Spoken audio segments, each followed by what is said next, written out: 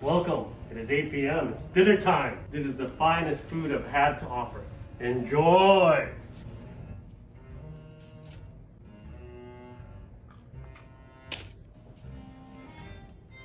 So, what do you guys think? How was the food? It's mediocre. It's good. Why is my rice brown?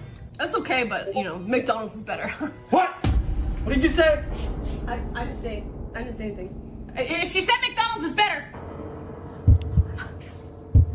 Rhonda, I'd like an apology. What's an apology? What's that? It's when you say you're sorry. Oh, I'm sorry. I don't think that was sincere enough. I think you should try it again.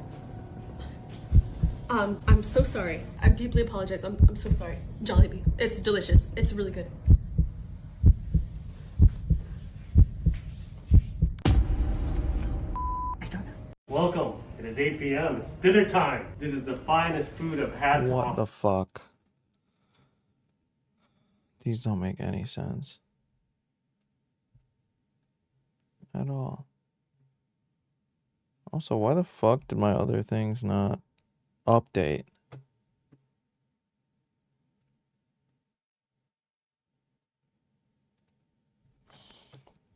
Weird.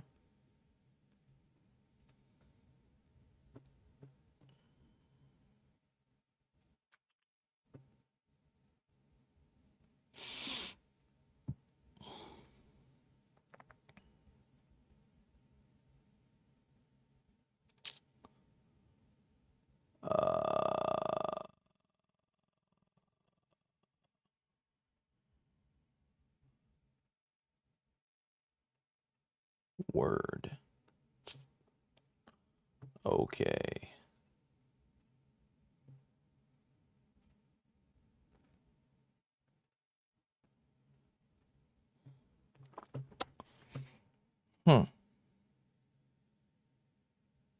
My fucking notify bot didn't notify of the other two streams.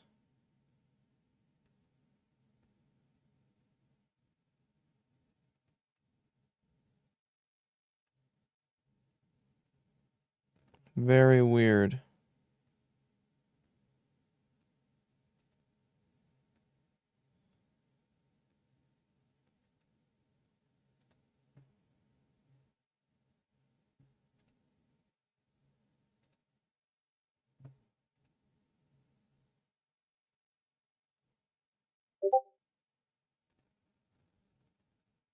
Oh.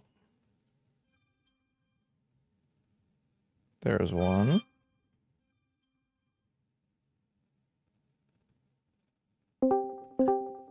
Someone's homeless. Hey, wait, where? What the fuck is wrong with that dude? This Where did is you post this? he got a Wait, hair looks transplant. Hair transplant. Oh no He went to shit! Turkey. I wouldn't Okay. care, but he shames women, but then he goes and does all this shit. Yeah, weird shit like that. Oh my god, Whoa! that's painful. That's so gross. Oh god, that looks Yeah, so yeah. gross. That's on Yeah, his you just channel? see that. I mean, his Instagram? No. This is from Hasfisto Bao. I don't know how to say Hair of Istanbul. Oh, Oh, I need that. Give me all those receipts. Dude, that's all you right there, my friend. I need that. Wow. He looks He like did one of look the mildly homeless, so I can understand. Oh nah, he looks like something on Skid Row. He's on meth. Yeah, that's He mad. gave him hair like a Good call, chia. Kanko. Oh, What's up? You just snuck right in there. I didn't even hear you. I'm still That's getting how, messages. that's how you like get the Asian women, right? You go, or it's Japanese women, right? Yeah, you know. You look like Gotta you're on have meth full head of hair. and get a hair transplant? Yeah. Being a submissive man, that's what it is. Being Yeah. a cuck? Oh, you got it. Okay. Cuck so You hard. didn't realize. I just Cuck need so the, hard, motherfucker's gonna find me, you know? Oh, Mhm. oh Neve, so now that your roommate's gone, are you getting a new roommate? No. Yeah, You can roommates afford living there by yourself? Yes. rich. Living is expensive nowadays, yo. Like honestly. Sounds like some I old people can. shit to say right there. I can't. I think I'm a good example I'm of getting that. a part-time job next month. Just Old? yeah. You guys That's didn't the all buy your plan. houses in 2010? What's wrong with you? If I knew it was gonna be this expensive, I would have bought a house in 1994. No, 2010 I think was better. That was the Oh. bottom of the housing market. Unless you're in New Interesting. York, because if you got a house back then in the early 1900s, man, that'd have been millions. Yeah, man. I guess You it all guys- depends on where you bought it. Yeah, Can you guys hear me okay? It was saying my mic was messed a little up. bit. You're a little bit low. Yeah, you're good. We can just turn you. We It's- can turn you up, Dame, on our They end. can. I don't know how to do I that. can shit. hear you. You right mouse click. You right mouse click I on got it. it. Okay, I got All it. right. Turn me up. There you go. I got you. You good? Yeah, you good. Yeah. I'm an old man. I can only hear out like one ear nowadays, so Jesus Christ. I gotta turn my good ear Yesterday- towards you. You get to ignore half the people you talk to. That's pretty great. Hey, Yeah, I just go, oh, that's crazy. Angela, did you see Ali in the chat like Shut giving you up. support? Oh, this is cringe. Oh, I can't do it. Yeah, me and him just got into it last night, though. Oh Real? my god. Yeah. On Fight Club? Fatty. Who hasn't gotten in with him? I just can't see. Like, Dame is so chiller. I just don't see you on Fatty's channel. It's so weird. Like, it's just Well, last weird. time he just hard to I hear. can't see Like you Damien there. said something, and everybody pretty much said the same fucking thing. Then he went back on Dame, and then it's like just start laughing. Like, so you just didn't hear the original point I was making, and then you just gonna just take that and I said this also. I was like, dude, you like Diddy. You like the remix. You remix everything somebody say. I was like, it was just like, yeah. And he just has a hard time with it. And it's always telling, like those spaces have so much insecurity just flowing through it like a river of shit. It's just like one of those things where it's just like, I was sitting up there and I was like, because like they were talking about how women can feel. So I was like, yeah, but I do have a one female friend. It's like, he went around the line. I was like, I do have one female friend. It's like, oh, but I'm sure if you were seeing her sleep. But I was like, no, I wouldn't. He was like, I don't believe it. Then he asked everybody, would you sleep with her? I'm like, you don't even know what she looked like. I was like, you know you were sleeping with my friend. Oh, that name looks They're familiar. all like, yeah, I would. That name looks Sight familiar. unseen. Oh my god. It's like, and even so, I think he's like, well, is she attractive? I'm like, yes. He's like, did you sleep with her? I'm like, dude, I'm not like you guys. I've been around it's not attractive the women. fucking same. Yeah, I'm not. It's not the fucking How's your same. day have to going? jump on it. It's just like, I was like, dude, me and you are That's never called being gonna a grown man, is being able to find someone sexually attractive and then not have to sleep with them. You're just saying the other day, it's like, my chicks won't hang out with you, dude, just because you get close enough, you start humping their fucking leg. Yeah, exactly. Wait, so did you guys like solve the beef, or is it still beefy? I mean, it's one of those frenemy things. I'm sure if I get on another stream that he's on, we'll have a little back and forth. But it'll that's be how they friendly. do. That's how they do. Yeah, it'll be friendly. I don't like it. I don't like that. He's like that with me. Like, we like squash it, but I just don't like it. So I'm like, I'm gonna See, acknowledge he it. never like I get what you're saying, like that disrespect. I'm the same with that, because like even when Fatty had an issue with you and LT, then like brought my name, but like try like a talking point. I'm like, all right, I'll keep a distance from you, and I'll leave it like that. But with them, it's like not all of them, but it's like I said, the doxing, the personal attacks. Then it's like you come right back on the panel, like, yo, Dan, we family. We family, Dan. I'm like this. I'm a counter puncher. If he don't say nothing, if he don't start now, won't be none. I can go along with it, but I'm not gonna sit up there and just say something and just take it and be like, I don't take shit on the chin. So that's the kind of way it is. It's like but the thing is, I'll get on it with no intention of even addressing him, but then I'll say something that shows I don't hate women, and then he'll jump all over it, and that's just the way it kind of goes. And he's the hardest person to talk to, because he'll take 2 minutes asking you a question and want you to answer in 8 seconds. Slow. I was like, wait, you can't sit there and get me ask the question for 2 minutes and give me 38 seconds to answer it. I'm like, come on, let's have a good faith conversation if we're gonna have it at all. Yeah, I really don't understand. Like, I don't know. I feel like like, if we publicly hash things out, but like I feel like it's all for the wrong reasons. Like, I don't want to interact with them. So to me, it's like I'm not gonna create a space where we have to tolerate each other. Whether I really do fuck with you or I don't. So I think like in other platforms, like they tolerate each other because it's like for the sake of like content. And, yeah. And I don't want to be like that. So like when they cross through and they're just like, yo, Angela, queen, giving you flowers. I'm like, you weren't saying that when you thought I was a derailing bitch. Where was that fucking energy? So I personally, because I know how ugly somebody can get, it's hard for me to like work with them knowing that they could take it there. off of the spite of how they thought you made them feel. I was like, yo, you didn't even have no evidence yet, and you already crucified me. Chill. Yeah. Yeah. But I yeah, don't it's want to because spend more time fighting. you got to take it. It's like he's coming from a place of somebody damaged him. Some woman Yes, shitted all yes, over him that in I the agree. past. Yes. And so he's just got all this thing, and I see that. I think but he speaks to all these other guys that either got shitted on or weren't good enough to get shitted on by a woman. That's who he speaks to, and they're just loving that shit. And I'm just like, sometimes, and I only jump on when it's like something I really have an opposite opinion on, and it's not never, and it's just like, dude. Like I said, it was Freddie's. I think it was his thing where we were talking about the whole body count thing, and he brought up the whole thing. What would your daughter? I'm just like, man, come on now. I'm sorry, I didn't mean to say that about your daughter. No, I no, but forgot. it's fine. It's fine. It's fine because I know you're not talking about my daughter. You're just saying it's someone who has a If daughter. you I get had it. one, I get it. Cool. I'm not that dense where I'm like, oh my god, she's talking about my poor baby. Well, but that's the difference between a good faith and a bad faith conversation. And a bad faith conversation, I'm gonna be like, you talking about my fucking daughter? Like, if you're already coming at me, none of them are confrontational, OnlyFans like girls. Well, OnlyFans girls need attention to sell their about, OnlyFans. I'm definitely and feeling losers like need you're doing attention to that. sell their But stream. if And none it's of a them good have any faith talent. conversation and None of them are somebody says something like that, you almost insightful. always are None of like, them oh, have they any don't really wisdom or talent, life experience. None of them have That's why anything it's to a say. better, more comfortable Birds of a place to have feather a good conversation. flock together. Yeah, So my answer I think is, that in this his attention economy, caliber of conversation just kind unfortunately, of suits for those on the type of race guys, to the and that's bottom, why while I everyone don't does more and more extend stupid my things offer to for him get to come up, views, even if he's I trying to don't think reform and grow. I am ever going to be I surprised by simply how just low they don't will have sink. like first. And if hanging around with an OnlyFans girl is going to get them some attention on the internet, they're going to do it. Same as they're going to do anything else to get some attention on the internet. Like degrade themselves endlessly, scream at a camera, be clowns, be morons, sip lean, whatever crap they do to get views. Okay, so that's what they're going to do.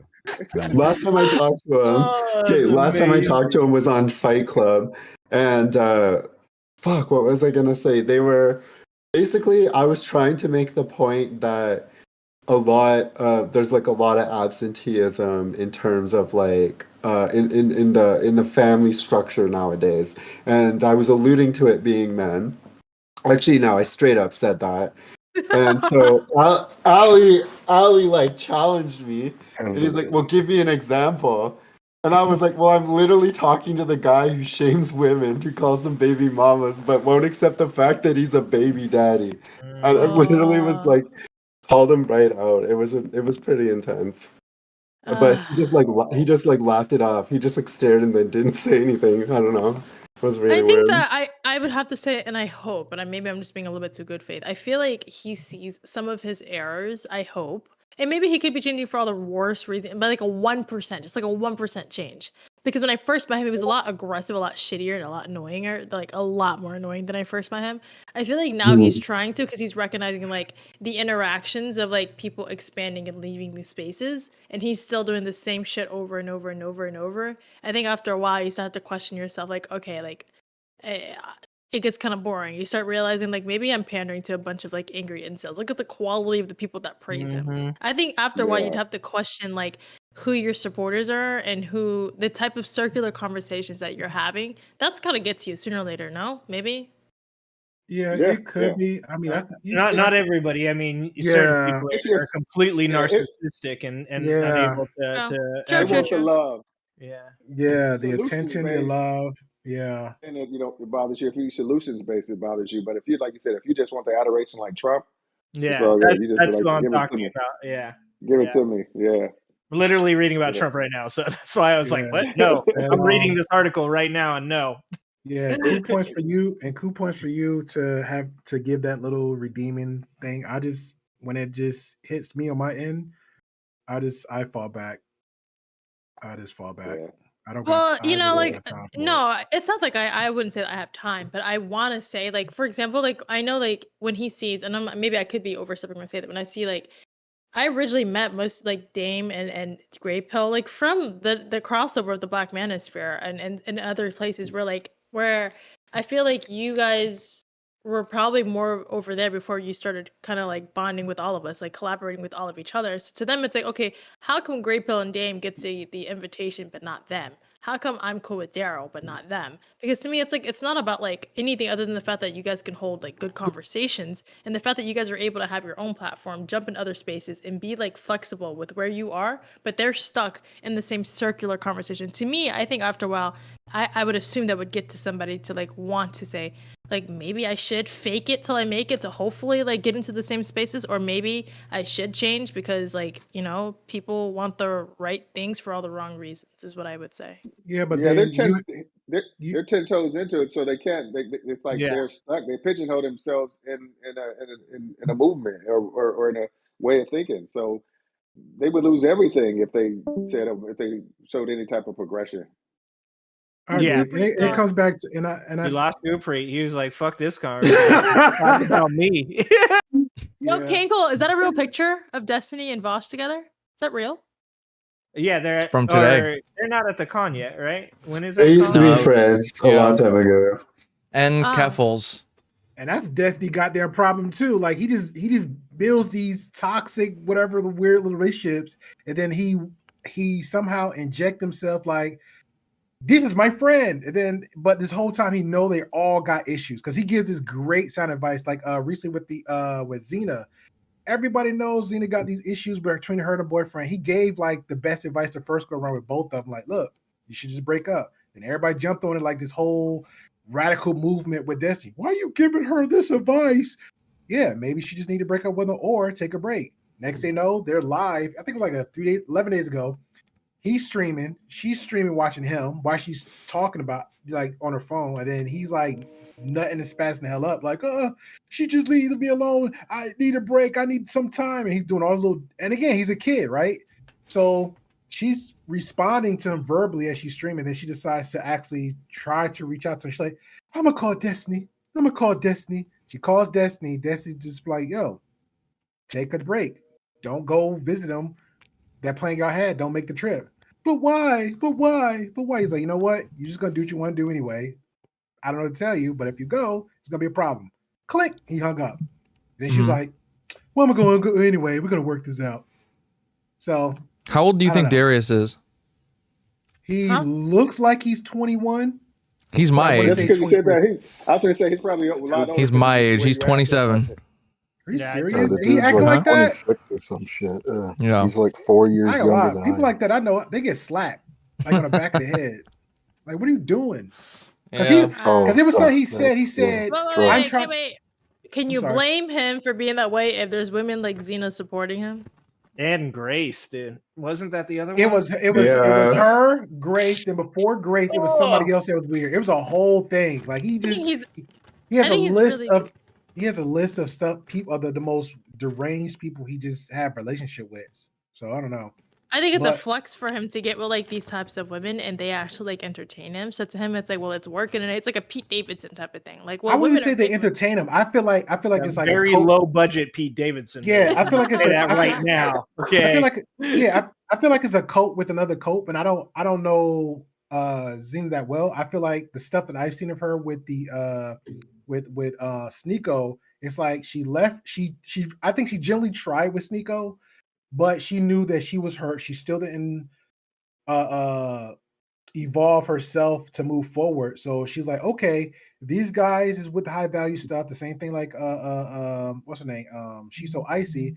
She found hers. Icy did. So she's like, okay, I'm gonna be by my man. I'm gonna do everything I can for my man. So she's on that until Sneeko, like other women, you do too fucking much. And women were like, you know what? I'm tired. Fuck you. Now I'm gonna spaz the fuck out. Twitter. Receipts.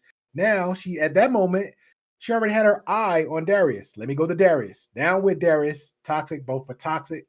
It was a seesaw toxic. That's all it was. But back to toxic. Toxic. But back to Kenko, the looks what he's saying, like his age. Bro, this dude was saying some crap, contradicting himself. He said, hey, to her, but not to her, hey, I need to elevate myself. I need to evolve. But at the same time, it's like, hey guys, I'm tired of wearing glasses. How do I get eye contacts? How do I get contacts from mom? Like, are you that stupid? You're talking about doing all that stuff's not just like part of like their like content. Yeah. I feel like partially. I feel like he's him. I feel like the part that I feel like he's him, but the fact that he's on the video just for the farming is to get that. So it's like, let me just still be me, but do that. You know what I'm saying? I think the Destiny half of their relationship is not content, but then when they like play up the fights on their streams, that is just content. Yeah. But they've talked about it before. All of it's real, but like if they're on their streams, they'll like play up the fights a little more than they would normally. Yeah. Imagine getting in an argument with your significant other on camera. Yeah, and then going, you know what? Let's fuck this argument up crazy.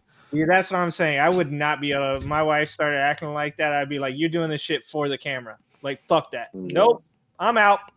Yeah. Well, there's an audience, which is even crazier if you think about it. I mean, people like reality TV, right? How many? Well, yeah, I know, but reality TV versus like actual streamers, like it's different, but it's the same fundamental. It's personalized reality TV. Yeah. Yeah, and isn't that like the Grace people are like that too, right? Like that's their whole shtick as well. Is like everything's like drama and crazy and trailer park shit, right? Yep. Same with like the Black Manosphere, like the whole Fatty Daryl beef, like all that stuff. It's just like never ending. It's literally crazy. Like I saw that look on your face as soon as you said that name.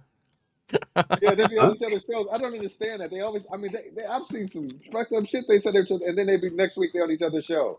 I'm like, yeah, I don't even get involved there anymore. And then same thing, yeah, but I don't get it. I took a big break because I was friends with Daryl and Venus, and then they got in a big fight, and I didn't want to take sides, so I took a step back, and then later on, it ended up becoming a thing because Venus was going at B. Taylor, who was also in the group that we were in. So I got dragged into it randomly, I will say. But just because of the group chat that we were in.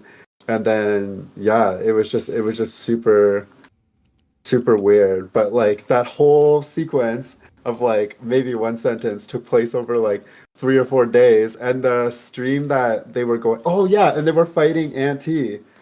Raw and Daryl were fighting Auntie on some shit. Now they're all friends. Everyone? Well, not everyone. Not actually. Raw like, hey, Raw got it out for you. Raw like, no, fuck you. No, Raw has a reason. Raw, I don't want to talk about her shit, but Raw has a reason to never talk to that guy again. Yeah, I think everyone does. But yeah, but from the Venus situation, they said she had apologized to Daryl on her stream, and then they're friends again. I think I saw, yeah.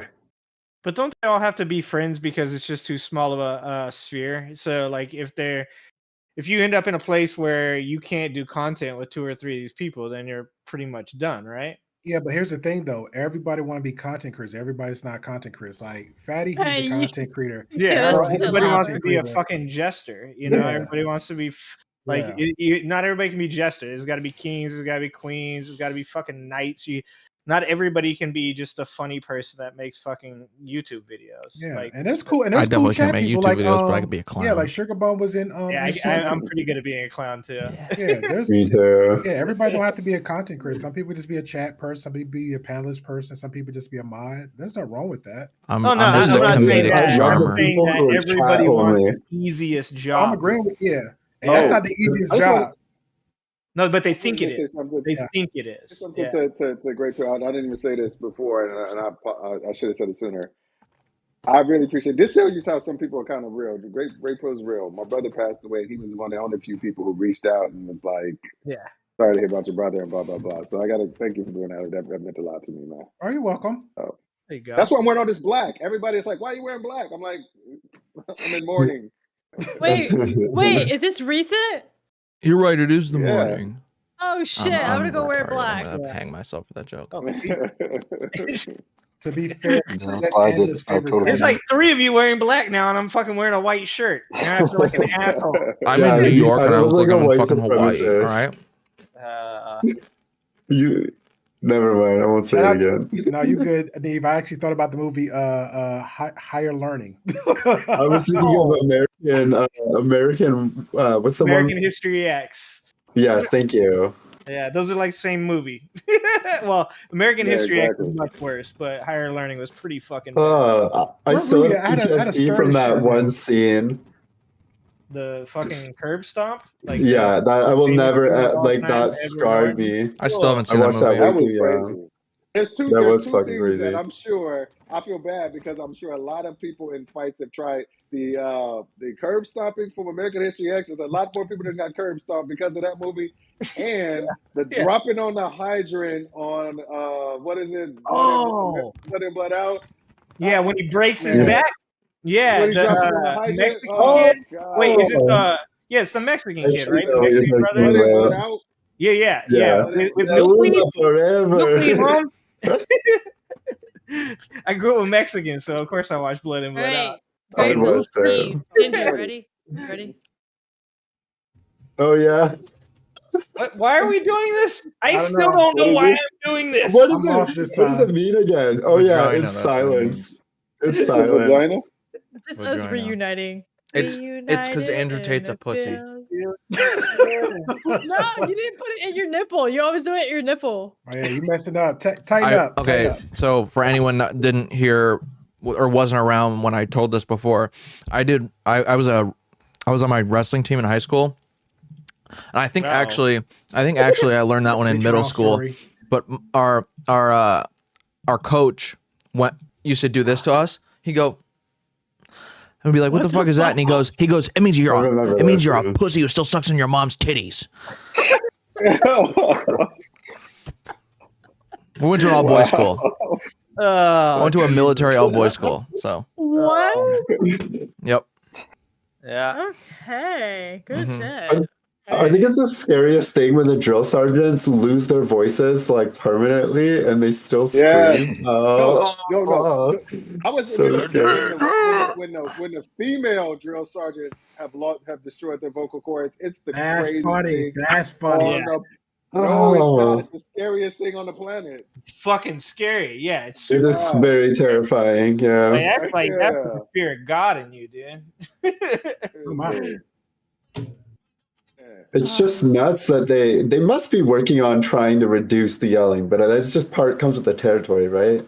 Yeah. I mean, my grandpa was 30 plus years in the military, and he said, when I couldn't put my hands on a man, I left the army. What? It's like, oh shit. Yeah, you can't touch anybody more. Yeah, no. Back in his day, you could. God. Back in his day, you could. Yeah, he was nasty. The most they can do now is they can poke you with their hat. Yeah, do the fucking, get up in your face and hit you with that shit. Yeah, it's probably worse though. I'd rather you put your hands on me than do that shit. Like, there's this really brutal video of drill sergeants doing the shark attack on a bunch of teens. And I remember there's this one, I don't know, I can't explain it. I just need to find the clip. But it's basically 3 grown men screaming at this kid who's trying to call his mom on the phone. And they leave him a message and everything. Have you guys seen that video or that video of that football kid where his mom hopped on him and crossed her legs around him? That was it's so fucking disgusting. Tell me that was weird. Was that's how they do it in the park. I mean, that's how we do it in the park. All right. No.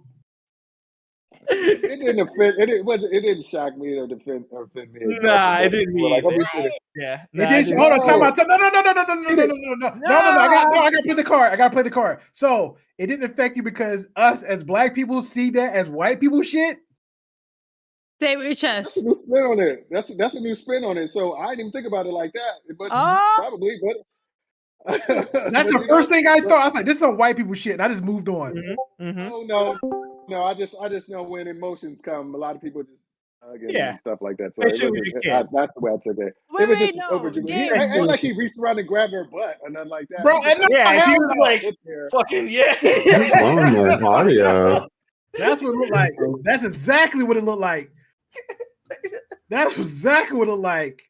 What the fuck did I zone out during? Holy shit. The truth's kicking in. What's up, Mantis?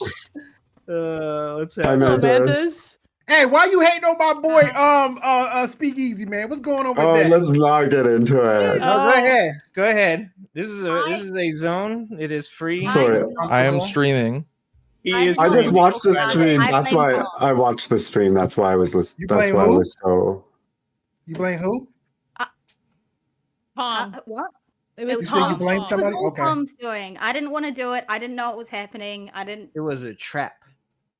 It was a trap. It was a trap to send your thoughts and feelings. It was a trap to put it on a fucking stream for that long and then to have it happen like that, for sure. Mm-hmm. It was fully content farming. Okay. All right. So you're being a caricature? Who? You. No, Tom. Oh, no. I was being me. Unfortunately, I was being being myself. You don't have to like me. It's all right. That's fine. I like everybody. Watch the share screen. Okay, go ahead. Go ahead, play it. No, don't. I need no, to know. not you. That. No, not you. Not that. This is, different thing. Is, watch the stream. Audio. Oh, thank God. All right. Everything's kind of thought out for them. Everything's planned out for them. A straight dude. Oh, what's up with that dude in the glasses? It's brutal. What the hell? Are these bad kids? I've Are been they there. bad kids? No, this is boot camp. It's just boot camp? Not even bad kids, huh? How old are they? This is wild. Like 12? Definitely not brainwashing. We have height, yeah. No, it gets so good. I'm getting flashbacks. Stop yelling at me! Dude, I only made it to the Air Force ROTC. I was bad. I was a bad kid. The last kid, they do him so dirty. I don't know. This is who are they calling? You think this is no? You think this is ROTC? They get like three. If I tell you to do something, They get like 3 minutes to call their loved ones. This not RTC. Are you gonna say something back Really? to She will fuck you up, okay? Like she does. I guarantee that lady don't mess around. I think this is just like. Oh no! It's got to be just like a boot camp, right? Like a. This is Do you intake. want to This is join the army intake. boot camp? No. They're there. They are not 18. Yeah.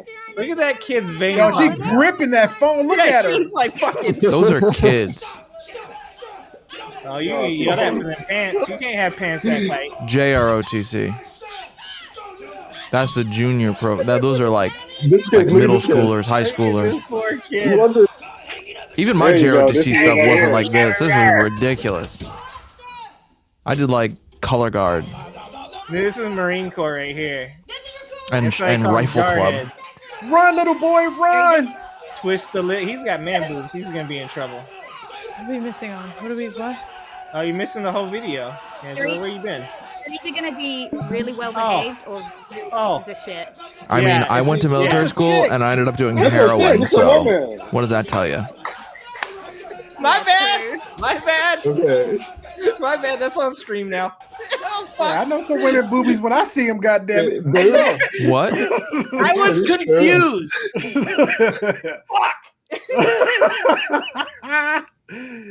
Yo, Oh, what did you I'm call pretty her a sure boy? they send a No, I did voicemail not. of them I just didn't know such screaming into the fucking phone thing to his came. parent. Thank you. Yeah, you did. Get him, Oh, Neve. yeah, you did. No, Yeah, you fuck. did. You called her a boy. No, I said Ew. nothing of the You sort. misgendered. Nope, I don't know what you're What talking are you about. guys talking Angry villain is your new name, okay?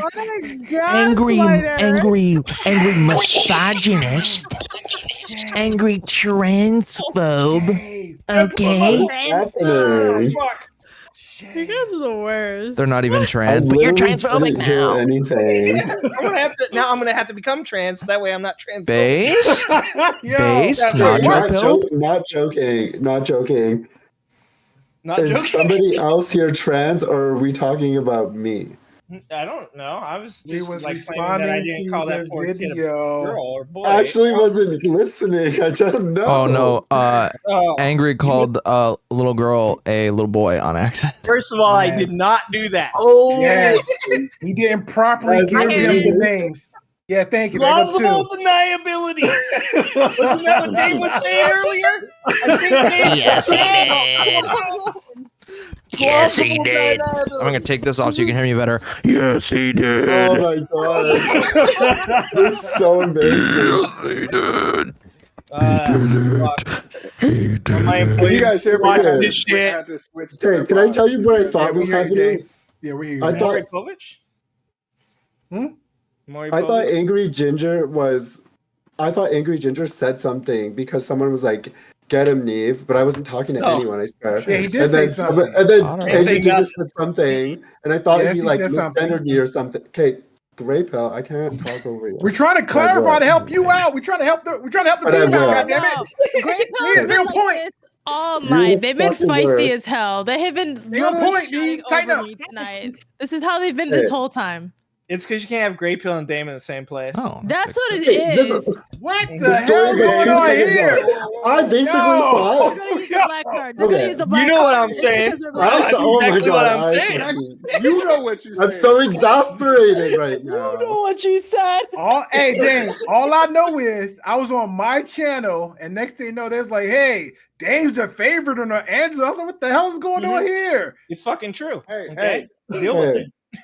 All I'm gonna say is I thought Angry Ginger misgendered me, and everyone else heard it except for me. And that Kankle was Misgendered Neve. I misgendered the kid. Kankle. I Okay? thought, and then when I heard Kankle start making that, oh, you're a transphobe joke, so then I thought that's what he was talking about. But if you were talking about the that's kid hilarious. in the clip. Yeah, And the okay, kid's that's hilarious. transgender. I'd like to point that out. Yet we don't know that that's confirmed. Oh, you know what? Look at him, he's doing it again. He don't know. Angry, your new YouTube fucking username Moniker can be Angry Trans Ginger. That's his out.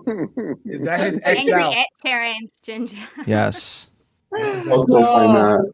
I think I'll I'm go gonna sign change that. my name to Trans Ginger for sure, though. Yes. I think I'm good with that. I like that. Yes. Yeah, you'd be extra rare then. That's in my future for sure. Based. I'm just Wait, hoping that okay. HR Transpilled? Serious. Transpilled. So, why is it called ginger when gingers aren't like the They don't color have of, souls. Yeah, I they don't don't have get it. souls. First They don't have of souls. all, So why is it called ginger? My husband. why asked does me it that. have to be about color, Angela? Yeah, what's wrong with you? Why does it have to be Ginger's a about color? food, not a Thank color. you, Angry. Okay. First the Filipino community, Yeah. now the black community. It's a food. You can't decipher me and Dame from Dame. Like, come on now. Yeah. First of all, let's just forget Great that Pill, I you're the only one misgendered that made that child. Let's racist talk comment, about okay? Angela thinks it's about color. You're the only one that made that racist comment. What are you? Are you blackphobic?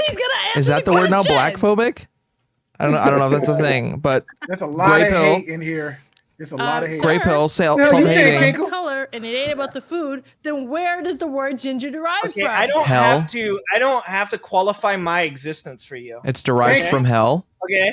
No, you need to. I have Hey. Google is a thing. Google it.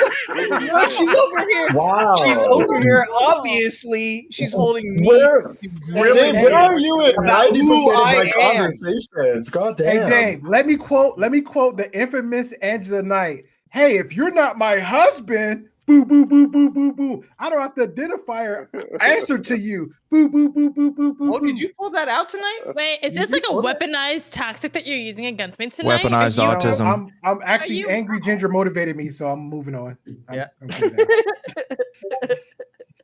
This is what I'm here for. But if I Google it and it gives me the wrong definition, and I go and write and tell the entire Asian community, it is going to be your fault because I have a ginger right here that can just tell me. But no, you don't want to tell me. It just feels wrong what you're doing right now. Okay, I feel shamed. Your existence feels wrong, I feel Ginger. shamed. Would you like to ask me if I have a soul next, Angela? Yes, I would. Would you like to talk about whether or not I have a soul? Raise Do your you? hand if you think this generation is very sensitive. Hold on, let me find the hand thing. I'll hold one underneath. Does this count? There's the fist. Does that count? Oh my god. Wait. I can't. Color, Angela. It's the color. Come on. I can't see you. Is your camera on? It's the red. You can't see me because I am. How is red ginger? John Cena. It's like an orange. It's like Neve Cena. So why don't you guys call orange? Yeah. Why do you guys call ginger? Because it'd be really weird. Why is Game's video loading for me, but everyone else is fine? His does that sometimes. And I think it's actually Angela's fault, but That's been happening to me all Everybody week. see me okay? Yeah, you're good on my end. You're good on my end. Oh, whoa! She's gone. And she came back with the cam down. Like, yo. Just had enough of my shit. Hey, Neve, Neve, we got all the collections of the meme screenshots we have at Angela. Like, make a collaboration that, The rest of my god. Oh, new intro. Or started... Did she have an outro? Did you make an outro for her yet? Oh my gosh! You need guys. like a feels outro. Like We're all not paying Neve for this, guys. First of all, One question at a time. One question at a time. This isn't about you. Neve. Neve, we need a feel-good outro of all the heartwarming moments on Angela's show. All the time. Okay. So, I mean, it's going to be really short. I'll make a video talking to her charities, like her overwhelming work with the gingers in the online community. Yeah, exactly. Put together all the clips of her rage quitting. Donate to Ginger. No, Donate to Gingers now. Get the clip of me going off on Simon when he used his dead mom to make me feel like shit, and I was too heated to give a shit. And then afterwards, everyone's like, "Yo, like his mom is dead," and I was like, "Why would you bring your dead mom into a moment of us going back and forth? Like, what was that supposed? Was I supposed to be like, well, I have a dead brother? Like, were we supposed to like share about? That is what you're supposed to do. It kind of feels like you're using your dead. Like you're bringing them into the situation. They're using them as a shield. That's how I feel. Because someone did the same thing to me, but mine was debatably. I was on the same level, but it was that Kevin guy where he was promoting a straight pride parade, and I was like, "Well, aren't you gay?" Because he probably was, and he's like, "No, I'm not gay at all." And I was like, "Well, there's a photo of you." Like he had this photo of him and a guy. And I was like, well, isn't that a photo of you with your boyfriend right there? And he's like, actually, this is my friend. He died of brain cancer yesterday. And I was like, oh my God. Wow. Like literally. And I doubled down because he was such a piece of shit. No, I'm not believing that story. Fuck that. He was, okay, there's... Not using it on me. No, but he was such a piece of shit that I doubled down in the moment because I honestly thought he was lying to me. And then later on, I figured it out, and I was like, okay, I'm a piece of shit. Hey, Mantis, are those custom the cups of frames? Because it look like a top of the orangey or a little shady. Is those custom? Oh, not custom. They're like green and blue. Okay. Weird. They're just Ted Baker's. I don't know, just normal. Okay, that's pretty cool. Oh wait, but you're talking about her lens? Her lens is what you're talking about? Show like a little. Yeah. The lens is for like I have astigmatism, so like the light refracts, and I see like things shining, so it stops that. Yeah. Yeah, and it's like a blue screen protector thing, so I can look at screens. Oh, I need one of those. Oh my god, needs it. She had Raw B searching it up on Amazon for her. Obviously, my eyeballs were too They're really good. Like it helps so much. Honestly, when you take them off and look at a screen, you're like, "Fuck, this is what." Yeah, my work mom has the ones where like she could wear them like so she go outside, it'll turn like little shades for her, so it like. So the transition. Yeah, it's pretty cool. Yeah. Don't talk about transgenders like that, Dave. Yeah. Keep them out your mouth. Or you're gonna end up in an alligator fight before you know it. It's been a very contentious night. You guys know what that means? Do you guys just so I'm not crazy, do you guys know what that is? No. What? Okay, it's like when you get into a push-up position, okay, and then you're like on only arms, and you have to like slap someone's arm from underneath them so they fall on their shoulders and dislocate them. That's an alligator fight? Wow. Is this something you did growing up? It sounds rude. Well, okay, so... Explain yourself. Wait, don't you guys all live in Florida? I thought you guys all comfortable No, I with don't live alligators. in Florida. And what do Florida have to do with Wasn't just like wild alligators everywhere in America? They have leprosy in Florida. That's like worse than wild alligators. Okay, I'll tell you. And malaria. I played rugby growing up, so we played games like that. So literally, you go into a push-up position, and then you're like this. Pretend you guys are the ground. Yes. And then someone has to like slap your arm from underneath you, and if they do, then basically you'll fall if you're not well balanced and or. Okay. Based. Question. You guys sounded bored, man. Question. Okay. Also, no then we life also and no did the life. one with a square, which was like there was like a bunch of cubes, and we literally just had to like push each other out. But it was pretty physical because it's like a rugby team, and I fucking won by leveraging the biggest guy's weight against him. I literally did the whoop. Yeah, got us like ketoed him. No, because he ran at me and I'm small, so I sidestepped him and then pushed him using his own momentum, and I fucking won. All right, I got questions. I got questions. So you're bringing up Florida and alligators. What do they have to do with the story now? Have you explained? Alligator fight. Alligators don't do that. Wait, why? Yeah, why would alligators slap your hand out from underneath you while you're? Yeah, alligators. Isn't that how an alligator goes? Like when they lie down, they like their arms. No, they just go up. You know how you come down push up? They just go in. They do. Yeah, true. Alligator fights were always inspired by a true story. Do you think that I was talking about Australia? Thank you, Angry. No. Somebody who actually taken Dame's suggestion using Google. Thank you. Somebody using Google.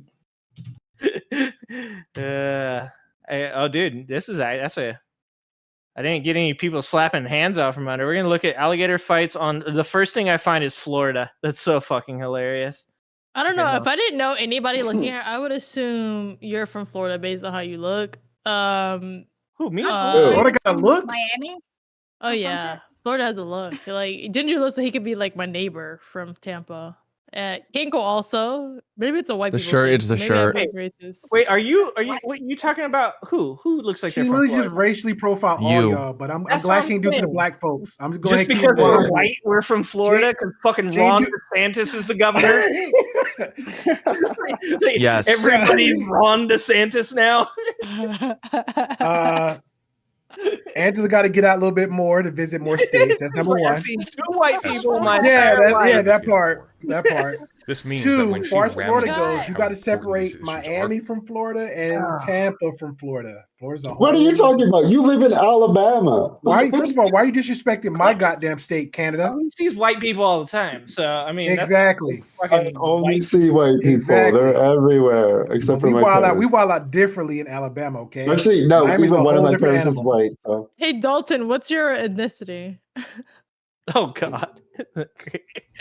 No, it's white, Indian, and then a little German and Irish. I think it was mostly Irish and Indian because my last name is Irish, I'm pretty sure. Oh, cool. Yeah, I have no comeback for that. Are you American? She's like, Yeah, you better not. I'll go full well German. explained. Start at the camps again. It's gonna blitzkrieg, yeah.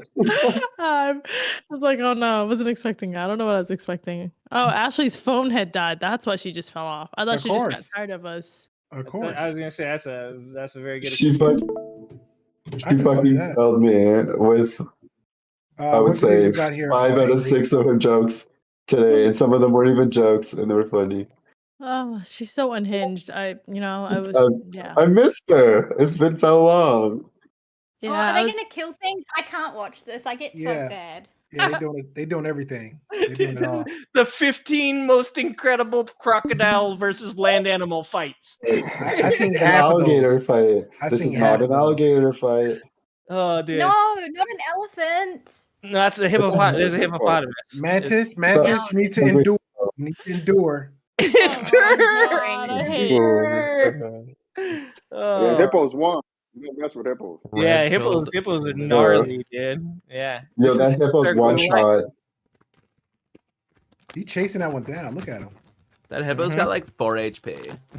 He's gonna get one shot at. Look, the hippo's got a hit on him. See, He just this is hit what a I'm hit. saying. This looks nothing like the game that was described to me by Neve. Like I don't see the. Wow, it's almost like you found a video with fucking hippos. Ew, dude, that hippo's literally getting And not poisoned. He's losing alligators. HP like every Yeah, but every Neve- second, like 2 HP every second. Oh my Neve, but goodness. why isn't that alligator isn't It's like using the Minecraft. weight transfer to take out? Stop! No stakes. Oh. Oh man. Oh my god. Yep. There was I think there was a guy in St. Pete. Well, like they found him like in the gator's body like recently. It was a woman. There was a woman. It was a woman. Yeah, it was a woman who was found in a 14-foot gator's mouth. Her torso. They shot the gator. They had to kill it. Holy fuck! The gator. And it's funny because like out of nowhere, like Neve was asking me like, "Aren't you scared of gators because they go kayaking a lot?" And I was like, "No, but I don't give a fuck about gators." But then all these gator stories are coming up now. Like maybe I should be a little bit more cautious. Because I knew that you lived in Florida and you were just carelessly on water, so I asked you if you were worried about them. But like I don't kayak on like lakes and stuff. Like I go like where somebody's echoing. Angry. No, it's angry. Mute this and angry, or just mute the video. I mean, mute the audio on the video. No, it's muted on my side. Oh, do I have to mute it on the stream too? No, it's fine now. It's fine now. Wait, no, it's not fine. All right. Here, it's coming from angry. I'll kill it. Okay. All right. Is that better? Yeah. Is that better? I think so. Yeah. Yeah. Wait, I don't know. It's muted on Oh, my it's side. Angela. Is it me? Maybe other problem. You mean I You turned off are, my Angela. crocodile video for nothing? It's the headphones again. No headphones. Headphones. This is weird. No, everybody doesn't have headphones. You're all are degenerates. Wow. I have headphones on. Oh, I'm wearing buds. I like you I'm already. not wearing Mantis. my earbuds I like right you now. already. I like you already. You're good. It's too much work. Too much work. Plug and play. You know, it's us ginger people. We're really lazy. I ain't gonna lie, yo. When True. I seen It's the lack of a soul. South Park put y'all gingers on the spotlight. I swear to God. Oh, that was so funny. Gingers were like, "Oh fuck, they got us." What? No soul ginger. Cartman was like, "Gingers got no soul." They got Oh no yeah. No, soul." that was. But I mean, to be honest, it needed to be out anyways. We were okay with it. We were like, yeah, people should know that shit. It's pretty important. I know. Wait, is South Park still making new episodes? Yes. Yep. Yes. All right, you fine folks. I'm Never gonna leave you guys ends. to your own devices. I can't believe they're still going. Actually. All right, Dane. Hey, Dane. Later. Next Tuesday, bro. 8 p.m. Central. The Queen Maker. I don't know if she's gonna come through, but get any notes and then some from whatever you see, because they're gonna be a conversation for next Tuesday. Oh God. You know her. She might pull up. All right, man. With that being said, I am making a proper list for Are you next checking Tuesday. it twice? Yes, I am. So, Very nice. Angry Santa Ginger, pill. I would love for you to be on for next Tuesday, sir, because the way I got it set up, I know everybody got some brain power, and I want to lure Queen Maker on for a conversation. Okay. So, I don't want to be too much sausage fest, so I got to reach out to some females. And Angela, you said you got family time that Tuesday, so you're out. Wait, you're leaving? Who's leaving? Why are we doing this? No reason. Jane left. No, that's when you shut up. Isn't that the sign to shut up? Oh, Look sorry. at Mantis. Yeah, that was the shut up sign. Dude, you're living just like the rest of us. We do this Just when do we it. all have to be quiet so we can stop talking. So One it's like of us. Totally One good, of yeah. us. Why did it turn into that? One That's I what don't we're called. Lemmings. Oh, I've got pindy thumbs. It looks really weird when I do that. I don't give a goddamn what's your thumbs about. You just one of us. I got red ass hands. One of us. We This just is all Susan right doing off it. the that's together. wild. Oh my god. What was I Yeah. saying? No, I was just brainstorming a little bit, so that's pretty much what it's gonna be. Wait, what is the show about? I'm gonna send you the channel or whatever. You can just deep dive if you want to. She actually has 2 books, but she goes by the name of Priscilla. Wait, Wait. Is that who Rudy was talking about? Oh, not Rudy. Ruby, where she said I read her book and she always brings up the book. Oh, okay. Yeah. Well, Yeah. Are you dragging Ginger into Black Manosphere stuff? What are you doing? It's not Black Man. She be everywhere. Queen Man can be everywhere, but she. Yeah. I like that Angela's concerned for me though. Thank you, Angela. She's like, next thing you know, he's smoking crack. Jesus Christ. I did that. That's I did it before. Oh Lord. Oh, I officially have my concerns on somebody. Oh, I can't name this person right now. We're streaming live though. I can't say it. Oh, my god. It is in the chat. It is in the Just gonna chat. drop it like that and not fucking say the name. Yeah, now we're Demon. I saw. Okay. All right, I'm muting my stream.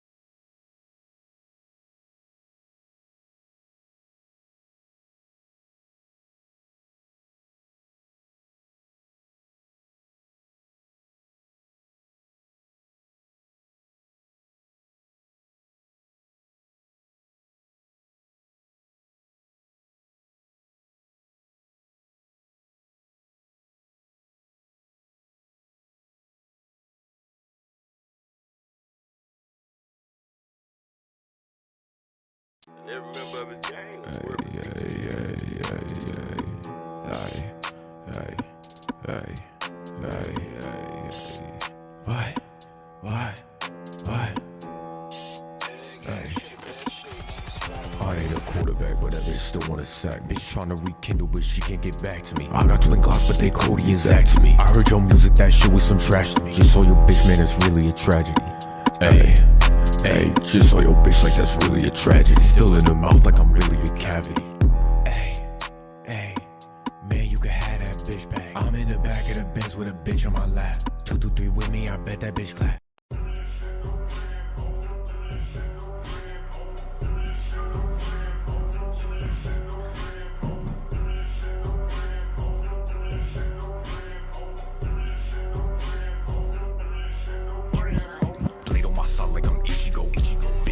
She a freaky hoe. She tryna play my games like L. She fucking with it, shit and got me, don't know. My spirit bomb like I'm Yusuke. Leveling up like a Susanoo. I cannot fuck with a groupie hoe. Don't try, my game really loopy though. Spinning this block like a Beyblade. Shooters, yeah, they gon' spray. I'm in the trap with an AK and face. She sucking dick for a P to a Molly. Haters talk slick, but won't back it up. That boy popping pills, but never gon' pop me. Give this girl a perk, she probably tied me. Body seen naughty, I know she can sloppy.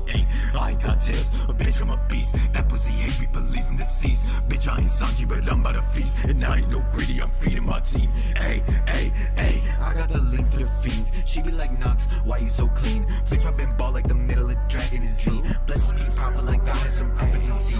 It ain't no party unless you got chop. I'm stacking my chips, yeah, I'm bringing the nachos. I'm trying to sell out this show overseas. Boy, you know me, I got the plug for the lead.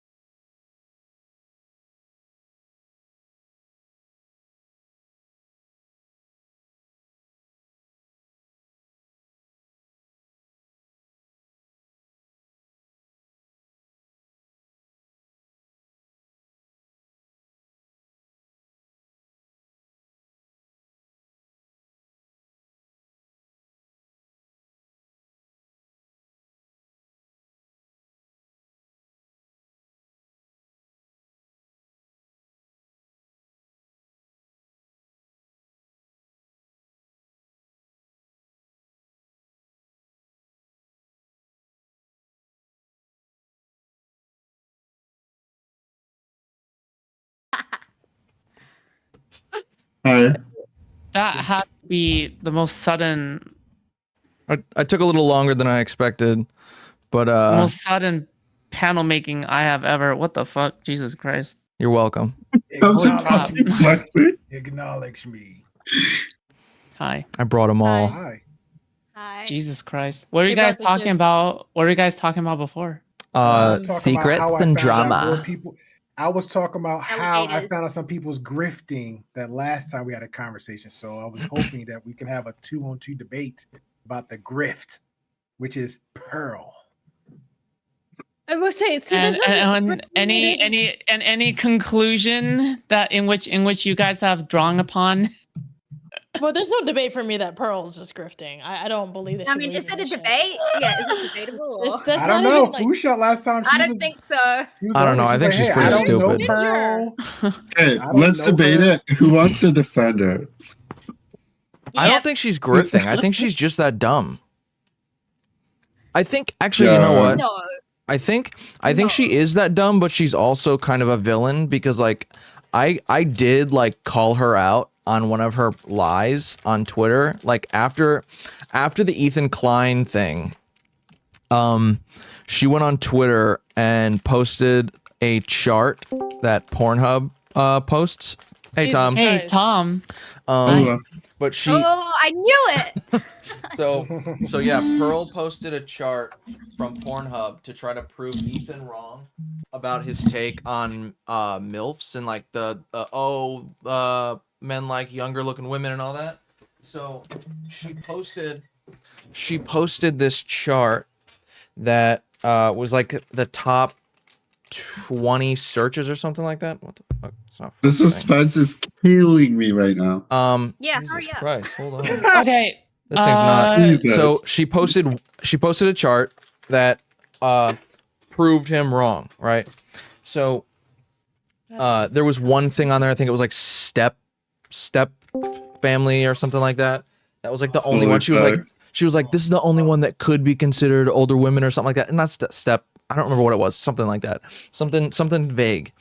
And I went to the website, the Pornhub statistics, and there were 4 other charts on that site that they did. Every single one of them proved him right and her wrong, except for that one.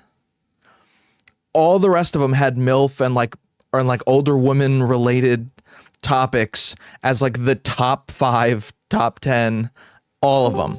So I went in the replies and I posted a photo from every single one of them.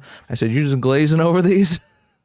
She just missed all of them. That was the only time I've seen her like do something actually deceptive. But other than that, I just think she's actually stupid. All right. I got tons of crap her being deceptive, but go ahead, sir. Okay. All right. So here's the deal. Oh, and then she blocked me.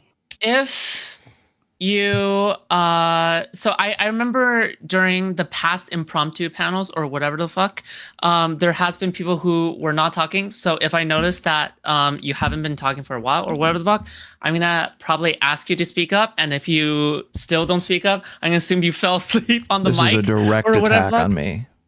No, because sometimes people do fall asleep on the mic. It's happened before where people have fallen asleep on the mic. Yesterday it did, I think. Yeah, and then if that happens, then yeah, I'm gonna boot you. All right. Also, another thing is I did message President Sunday, and he did respond. And yeah, I don't know. He might actually be hopping on. I have no idea. But He said, get fucked or. Yeah, there might actually be something happening. But Wick, the only reason Wick cannot be joining is because he said that it was too late. But that's the whole entire point of these. You know, this is like my hours. But the only reason this one is so late specifically is because RNC debate. All right, that's the only reason. Otherwise, any future ones is probably going to be way earlier. You know who would be perfect for this panel? Merc. Destiny. No. Dude, no. Wait, did you I'm guys? kidding. Bro, okay. Have you, dude? Merc joined my stream for like 5 seconds or 10 seconds, and then she was spazzing out, and then I was like, and then it was so loud, like she was like talking to her Overwatch voice chat, and then she left, just like that, and then she wasn't even talking to me. It was so rude. It was actually so rude. Yeah, I felt so disrespected. Anyway, that's it. Yeah. That was a weird one. Yeah, that was a weird one. She's a bit weird. Okay. All right. So here's the deal. All right. This is food for thought. All right. And at the end of the day, I love talking about topics in food for thought. Yes, and I love talking about. Typically, these kinds of panels that I do are very much impromptu, but this one was a lot more planned out. I actually did research, and typically when I look at Twitch poll, this is just sort of my opening right now. But typically when I look at Twitch poll, people only talk about issues in a very surface level, and I hate it. However, when I look at these more complicated issues, these issues are so complicated that the average Twitch poll person will not understand them. So what I have done instead is that I've took complicated issues and I've dumbed them down to the point where the average person can actually understand them. So that is exactly what I did for transmedicalism, especially the nuances of transmedicalism. So this is food for thought for September 27, 2023. Transmedicalism, Present Sunday, Wick TV, and Brianna Wu drama. So if we're going to get through transmedicalism, and if it gets too late and we don't get to, the drama, then we can save that for another day. So the first topic is transmedicalism. The Google definition of transmedicalism is this. Transmedicalism is the idea that being transgender is primarily a medical issue related to the incongruence between an individual's assigned sex at birth and their gender identity characterized by gender dysphoria. While transmedicalism as a topic has been contentious, and hello, Midnight, opening right now, contentious and word has been used and hacked to pieces online at this point, people to this day has been using the word to mean different things. Some people are only comfortable enough to separate people who are planning to medically transition eventually or is currently undergoing or has undergone medically transitioning as true transgender people, or in their words, transsexuals. To them, they might be a bit more hesitant to include non-binary people in that definition if they do not undergo any kind of medical transitioning. So they typically exclude non-binary people. So that is for transmedicalists who exclude non-binary people. Now, there are transmedicalists who include non-binary people. Some other people, transmedicalists, are more willing to include non-binary people who aren't medically transitioning as long as they are willing to put an effort into some level of ambiguous presentation or some level of semblance of plausible deniability and benefit of the doubt. AKA, if they say they are non-binary, then they will trust that they are non-binary, and therefore the transmedicalists will include them in.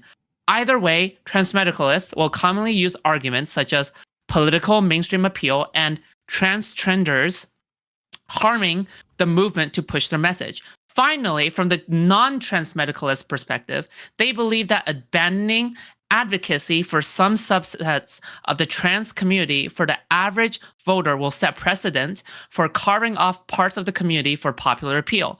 Another argument against transmedicalists that is made is that eventually, as more and more lines will be drawn, gatekeeping will become tighter and tighter until what is determined to be transgender is ultimately very exclusionary and toxic, ultimately harming the movement overall. So the first question is this.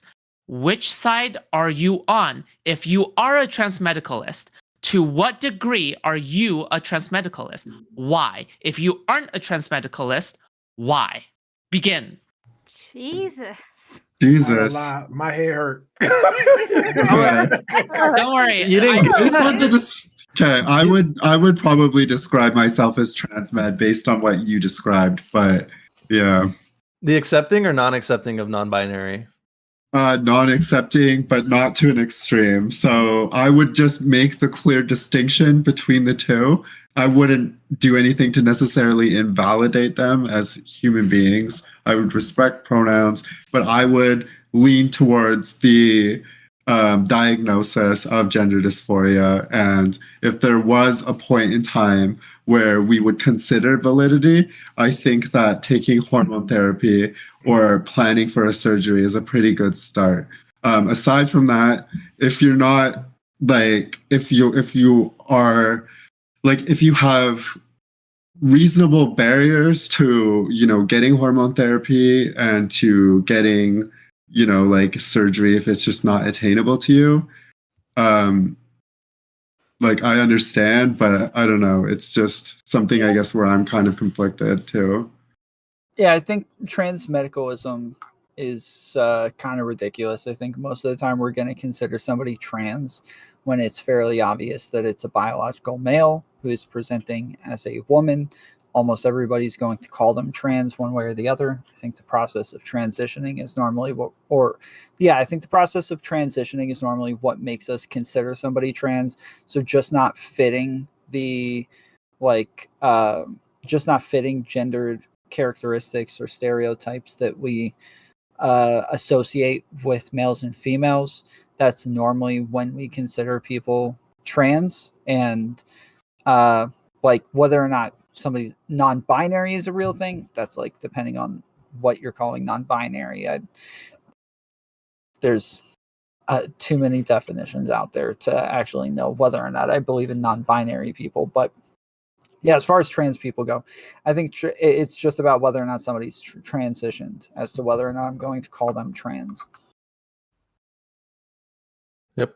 I think the battle lines are drawn. I think most people accept non-binary existence. Like if you're gonna say I don't align myself or I don't express myself with either gender identity, you're expressing outside the binary, so you're necessarily non-binary. I think the battle lines are really at, well, are people who are, say, born male and make no effort to present female, are not interested in living the female experience, should we still classify them as women simply because they say so? I think that's where the transmedicalism battle lines are at, because if they're not doing anything to socially transition or anything to hormonally transition or want to experience the life or experiences of women, then I think the transmedicalists say, well, they are not women and they are not binary trans. They might be non-binary, but they are not women. I think and I fall on that side as well. Like, I wouldn't say it's fair to categorize someone as a woman if they do nothing to express that or want to live that life. Anybody disagree? Well, the problem is who categorizes them. I don't think we're done laying out. Who's going to categorize them as females? Your line here is like, so what if you're like you say, born a man, and then they're putting on women's clothes and they're dressing like women? So is the line here just the actual medical treatment necessary to that people are arguing over? Like, you have to have the hormone treatment and surgery potentially to be considered trans, or is like, because then where's the line between just like a cross dresser, or I don't know, and vice versa, if a woman just dresses up, presents in that way like a male? I think the distinction is more like you need the diagnosis of gender dysphoria, right?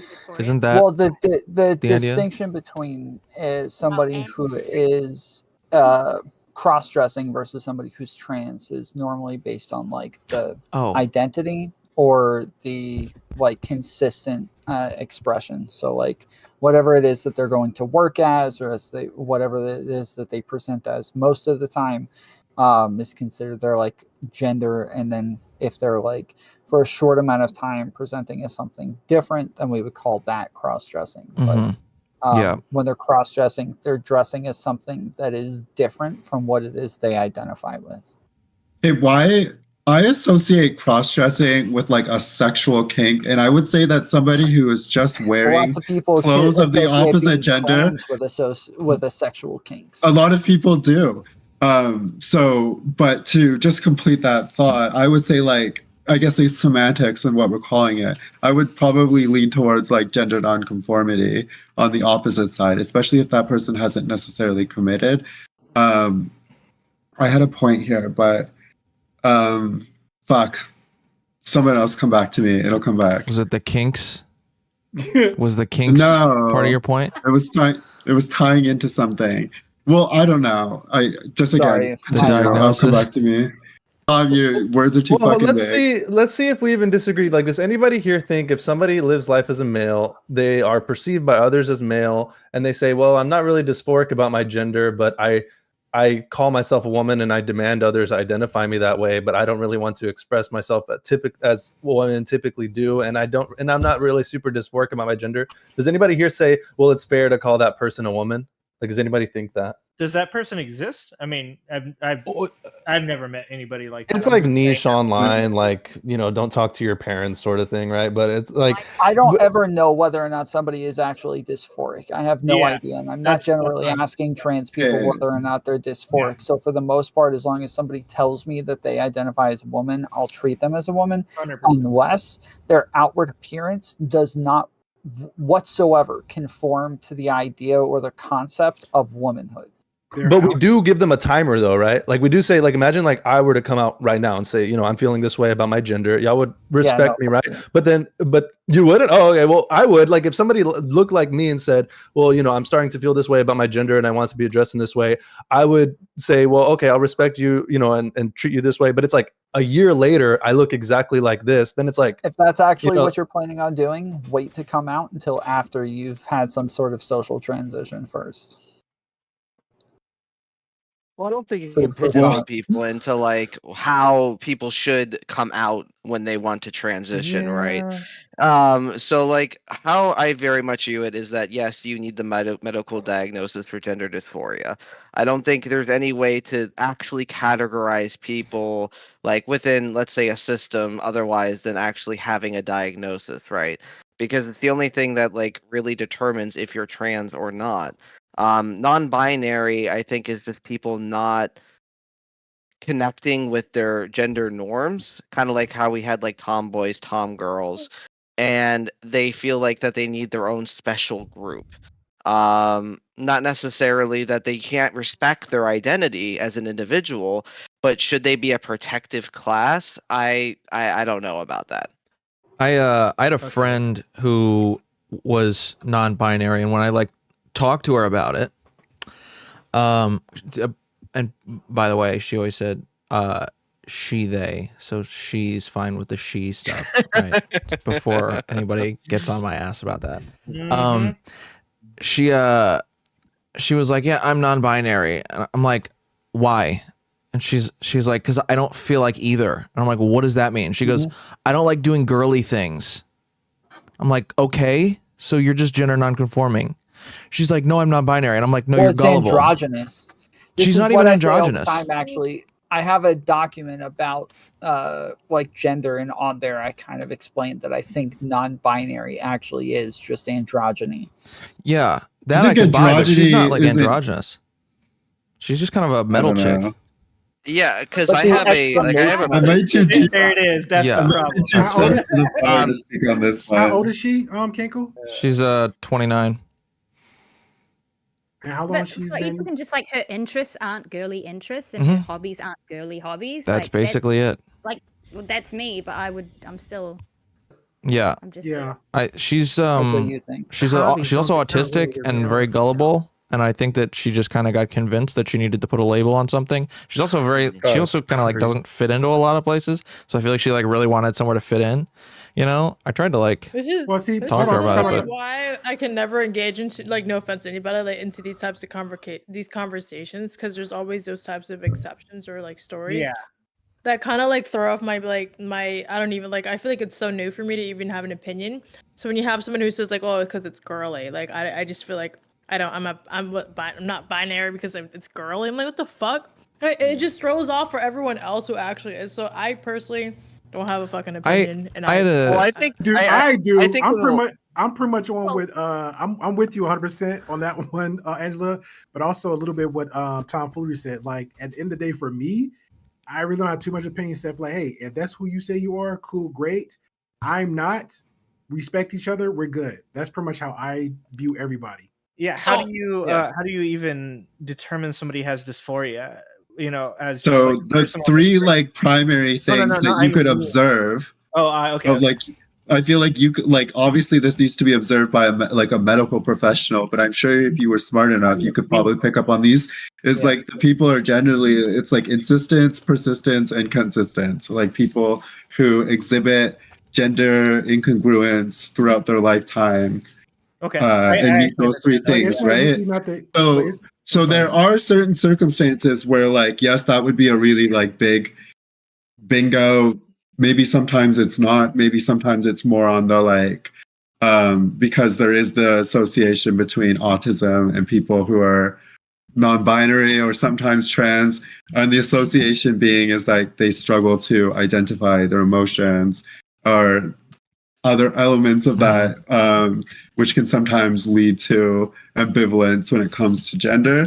But yeah, no, I lost my point in that point. What was my point? I was just asking you how pointing. to identify somebody as myself as having gender dysphoria, because that's where I would come to with that conversation. Is if somebody says to me that they feel like they're a female, they, like you said, insistence, consistence, and persistence, right?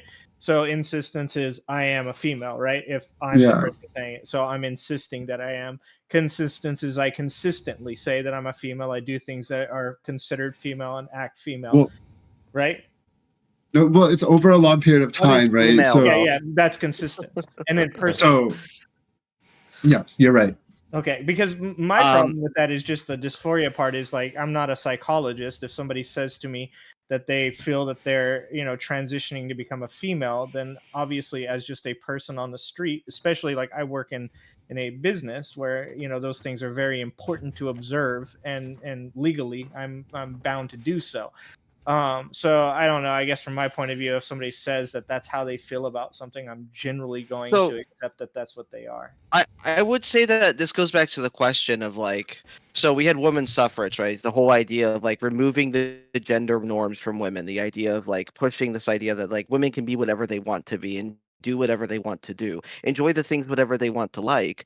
But then now we kind of have gone full circle where if you meet these gender criteria, this phenotype, this idea that you have to present these gender norms to then be female or be male, I think it's kind of just like we've kind of went back, right? We've regressed a little, because I when it comes to non-binary, I have personal friends who are non-binary. They go by she, they, but they present everything female. They're not even androgynous. They might have short hair or dye their hair, but everything else about them, they wear apple bottom jeans, they have their tank tops, like they dress female.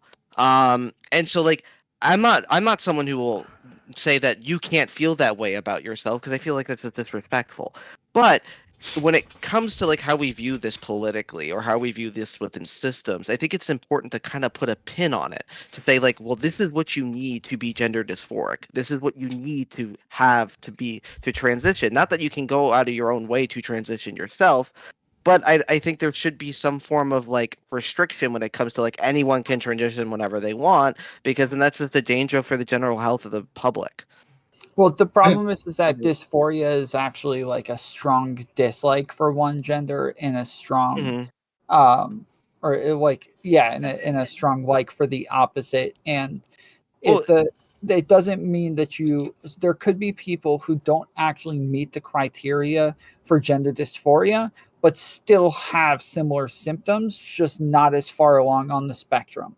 And so they have this like feeling, but with what you're describing, it doesn't sound like they actually have that feeling. And that's a lot of the problems that people have, is that you're still completely aligning with the gender that aligns with your sex. There's no reason for you to identify as anything other than woman or man, whatever aligns with your sex, and you just seem to do it because you have a lack of identity. You have a lack of something interesting about you, so you have to create it. You have to come up with something that society likes and that society thinks is super rad and edgy right now, so that you feel like you're interesting for a while. And that's obviously going to happen anytime new concepts come up like this, is that a lot of people are going to feel like, oh, I could do that too, and I could be interesting too.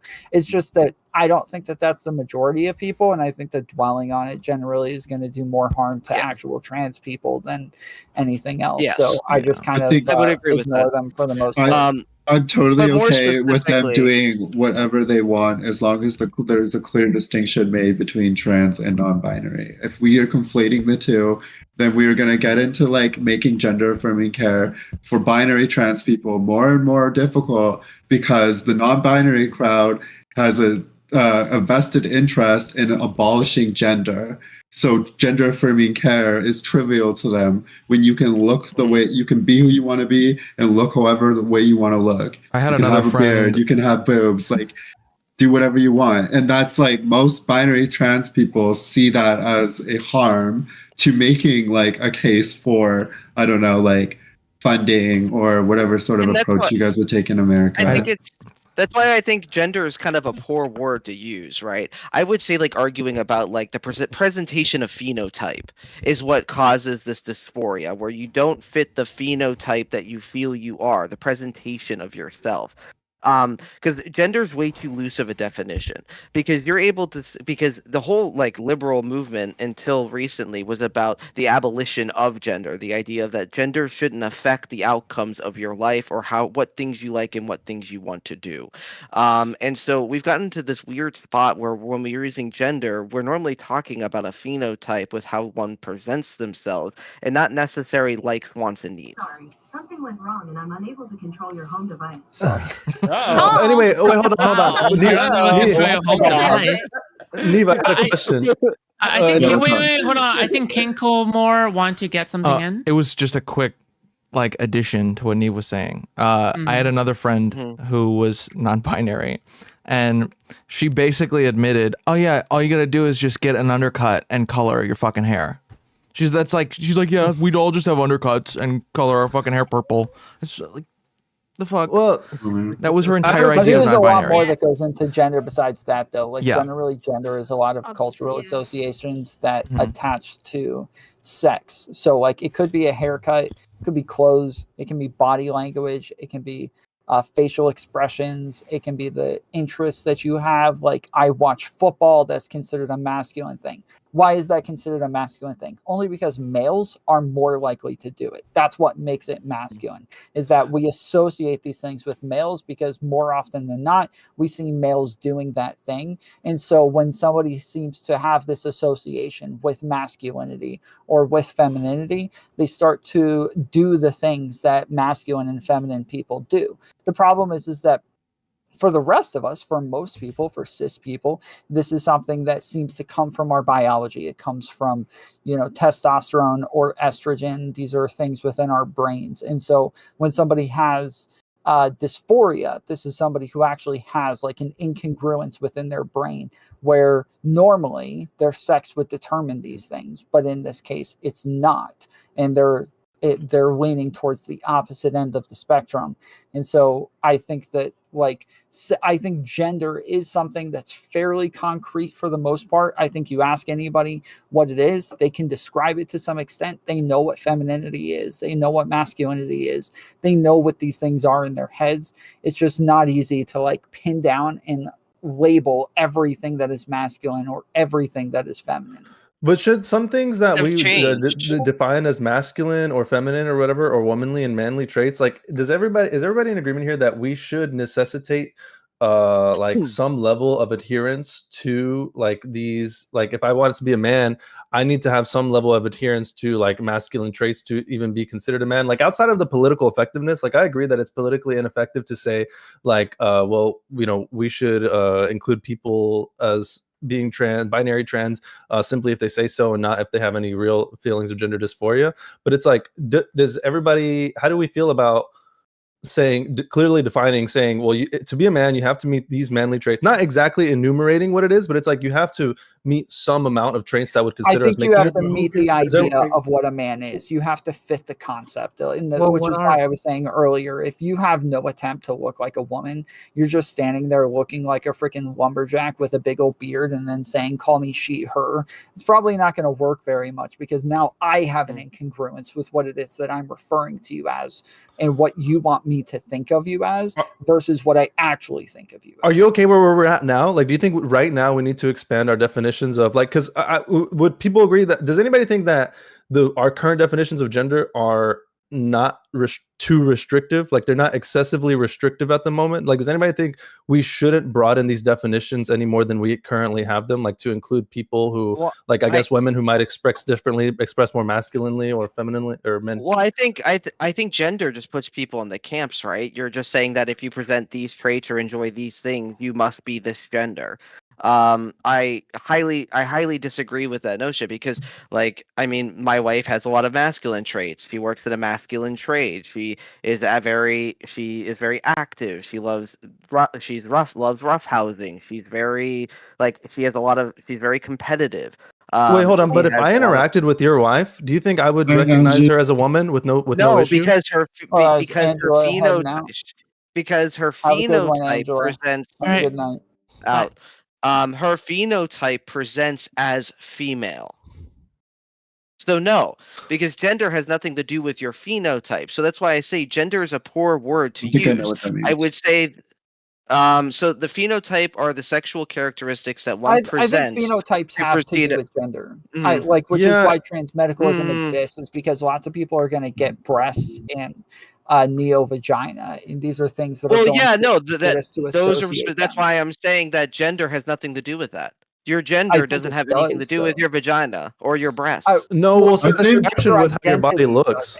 But whether or not other people associate you with that gender does.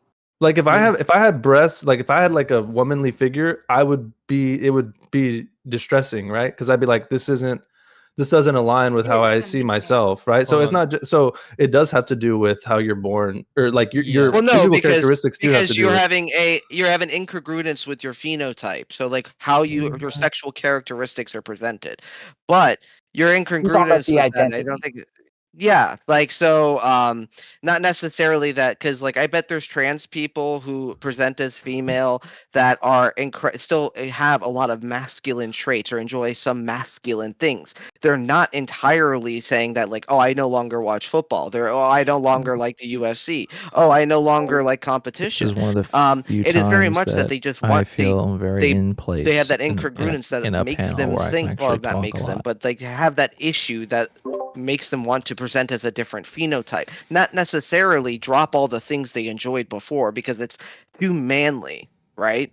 Yeah, so he's just talking about the identity, whereas the rest of us, when we're thinking of gender, a lot of times we're thinking of the presentation or the gender expression, where we see you and we gender you in our heads. We see you and we think, oh, that looks like a woman or that looks like a man, whereas you're just talking about the identity, right? And the attitude towards your own body is part of your identity and part of your expression, right?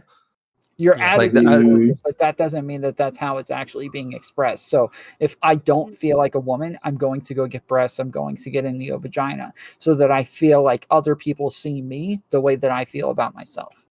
Yes. Because it is about being accepted in society, and unfortunately that means you have to, like, that's the parameter that you're working within. But not at all cost. Okay, like the insistence piece, I think like gets turned into this like blind like checklist for trans people to complete to reach a standard of trans that they believe the rest of the world will give them a pat on the back for. I know this is going to sound wild coming from me, but I talking about like the trans med stuff earlier, but I still think that there is like a rational approach to looking at the surgeries and their existing states right now. As a trans woman myself, there are definitely a couple of them where I feel like they're just not where they need to be for me to be able to like indulge those and like ensure a reasonable quality of life for myself.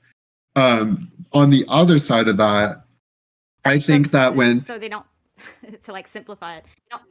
Sorry, you guys just go for it. No, go for it. Carry on. Okay, and then I wanted to say to Jay Chisel really quickly that I also believe to a reasonable adherence to like gender characteristics, and I'm willing to invoke myself here as an example because I feel like my presentation is one thing, but my voice is completely the other. And so in my interactions with people, I'm willing to put myself in your shoes to try and get like a sense from where your responses, you know, what sort of approach you've developed towards me is coming from. I can't just interact with people and act completely like with no spatial awareness and just like cry when people are like, dude, man, whatever, right? I think that with that in mind, yeah, sorry, go for it. I'm done. Every time I talk, I'm sorry, I don't mean to do that to you, but I'm just the problem is, it sounds like you're talking about the fact that like society does not have the idea of gender that would fit you in comfortably, or most, not even just you, but most, like not most, that lots of trans people would not fit into the like ideas or the concepts of gender that we already have. And I don't think that that trans people are a big enough population to where the majority of people are going to change the concepts of gender that they already have. Well, like you don't have to Jay, be. can I Go ahead. Okay, go on. So this is one of the problems I have with transmedicalism is it feels like it kind of reinforces, Jay, you're talking about like a standard of gender expression that people have to meet. It feels like at a certain point that standard starts making trans people feel like they're invalid because they don't pass enough. And that's one of the problems I have with transmedicalism is it feels like it's not validating people when it should. Would you consider a never standard? existed. Okay, would you consider a standard and a minimum the same thing? A standard and a minimum? No. Okay. I think that maybe what trans people have in their minds that they're considering as a standard could potentially be pretty far off from what the average person would consider a minimum. Sure, I could agree with that. Like, I think there has to be some kind of identifiable thing for people to latch onto because Tom, like you said earlier, if it's like a bearded man who like dresses and looks like a lumberjack and they just say, I am a woman, people aren't really going to be receptive to that. Like there's going to be like a 99% chance that the person listening to that is going to be confused, right? I think that there's a sorry, go ahead. No, I just wanted to say if we want gender identity to mean anything and gender expression to mean anything, it has to be referring to something that other people can acknowledge in reality, even outside of the group. Yeah, it's not that there's like this number of characteristics that you have to meet, but there are weighted characteristics. Some characteristics matter a lot more than others. So if I'm talking about a beard, but this person is like makeup, nails, a dress, nylons on, but still this big old bushy beard, that thing kind of like knocks me out of whatever it is that they're trying to present as. But like getting rid of the beard, having makeup, having the dress, having the nylons, like a lot of times those are enough weighted characteristics for other people to see to where they automatically associate you with womanhood. They automatically associate you back to what it is that you're trying to present as. But people who do that, where they have the beard still, those are people who are not trying to fit the current paradigm of gender, but are instead trying to break down gendered norms. They feel like gender is already too limiting, and so they want to make gender as confusing and as insane as possible. But most people don't. Most people don't have those. Fair, I would say it's fair to invalidate those people. It's fair to invalidate those people, and that doesn't mean that they are then not validating other trans people. I don't think like the point of the standards or the minimums or whatever is that some people are valid and some people aren't valid. Like saying I think it's a philosophical difference more than anything. Like gender abolitionists are probably not the same type of people as like I guess your average trans person who wants to fit in. I don't know if they're mostly yes. Thank you. A conforming trans person probably isn't a gender abolitionist because they want to fit into some conception of gender. So I would say gender has always been a vague term. What gender norms are changed drastically throughout time, history. Like there is no like set gender norm. There isn't a set like females always act this way, men always act this way, because I bet we could all find characteristics of the other gender within our personalities. No one is 100%. That's why we say it's on a spectrum. Like, and there are weighted. I think weighted characteristics. Rigid. Nobody thinks it's a rigid concept. It's on a spectrum. So that's why I think there needs to be more vocabulary when we specifically talk about like the trans issue, because when we're talking like anyone can like anything. So like if a woman has a bunch of characteristics about themselves that's highly masculine, they're not trans, they're not non-binary, they still believe themselves to be a woman. So what we're talking about is specifically how they present themselves in public or in general. And so like we're talking more about phenotype where it comes to sexual characteristics and how one presents themselves, and less about gender, which is like what people do in a group and B group. It's both. You're talking about gender expression, not gender identity. Though, the way you're separating it, I think one informs the other. Like you can't separate it to that degree. Yeah. I think it's both. It has to both matter. I don't make a distinction. Like anybody feel incongruent? Think about somebody who grew up in a no society, like wolf child situation.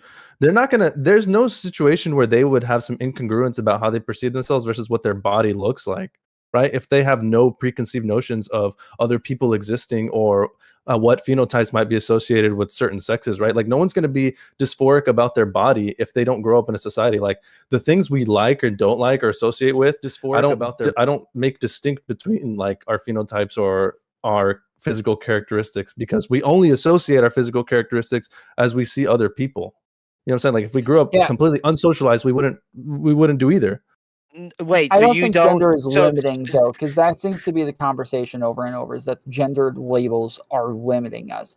And I don't think they are. Like if I call myself a Falcons fan, it doesn't mean that there aren't other teams or other players on other teams that I don't like. I can still have this identity as a Falcons fan without feeling like I'm limited to only ever being capable of liking players that are just playing for the Falcons. I can root for other teams, especially when the Falcons don't make the playoffs. Now I'm rooting for, other NFC South teams or something like that. It's like lots of times labels are just giving people a general idea of the concept, but concepts never have rigid lines, which is why we talk a lot about what is a chair, because a chair doesn't have rigid lines around what the concept means. And so it's the same for manhood or womanhood. There's not going to be rigid lines around these concepts to where we know exactly what that means, but we all look at the same things and identify them the same way. And that's how we know that we all know what we're talking about. So to be clear, no one here identifies as a gender abolitionist. Fuck no. I am. No. Oh, midnight. Way. Sorry, not to stigmatize it, but fuck no. So wait, who just left? Grey Pill just said goodbye. Okay. Wait, also, midnight's a gender abolitionist. I do. Wait, hold on. I just want to come in real quick. Seba, have you said anything for the past? Yeah, I said earlier regarding how can we identify masculinity versus wait. femininity. Oh, I gotcha. So I actually have a very contentious question that I have prepared for, this specific subject. In fact, it is so contentious that Twitch Poll has never, ever heard of this question before. It is so contentious that it will actually set people on fire, literally. Dude, and my political career. Go right ahead. Fire. Okay. I have a guess. I'm not a political streamer. Wait, what? We all know it. What do you mean we all know it? I'm just kidding. No, we don't, Jace. No, nothing comes to mind. Okay, this is the question, okay? Is there personal responsibility when it comes to transitioning and presenting one way or another in public when you are transgender? Some members of any minority group might argue that it is important for any member to present themselves better in public just to appeal more to the mainstream for the sake of the broad minority. Do you believe this is the case? How about when it comes to transgender women, when it comes to passing for the mainstream, and also for transgender men? No. Yeah, I already stated that. You should search. Okay. Concept, for sure. I think you need to fit the concept. If you have an expectation of other people to see you in a certain light, you have to present yourself in the same light so that there's not that incongruence with the other people. Okay, there should be an honest attempt. An honest attempt, at least. If it's obvious that that's not the case, at least you can like draw on some features of that person and be like, okay, this is what they're going for. Fine. But like that's an olive branch to the fact that the bearded lady doesn't really fit into that. And then you were also talking about there being a sex component to this, or like, am I wrong? Is my head just in the gutter? Are you talking about me? No, sorry. I food chops in the original question. A sex component? Sorry? No. He was like trans. Okay, I thought you were asking No, there's no sexual aspect to it. No. Okay, my bad. I thought you were asking if the trans women would need to disclose that they are trans or whatever. No. My bad. I don't know why we went there. No. Only the passing part. Like, as in, only passing. Can I? I mean, just before we continue, because I think this is important. I thought we were talking about the Brianna Wu stuff. Just to be clear, Brianna Wu did not seem like she was actually trans medicalist. She was not talking about trans medicalism whatsoever. President Sunny made it out to be about that.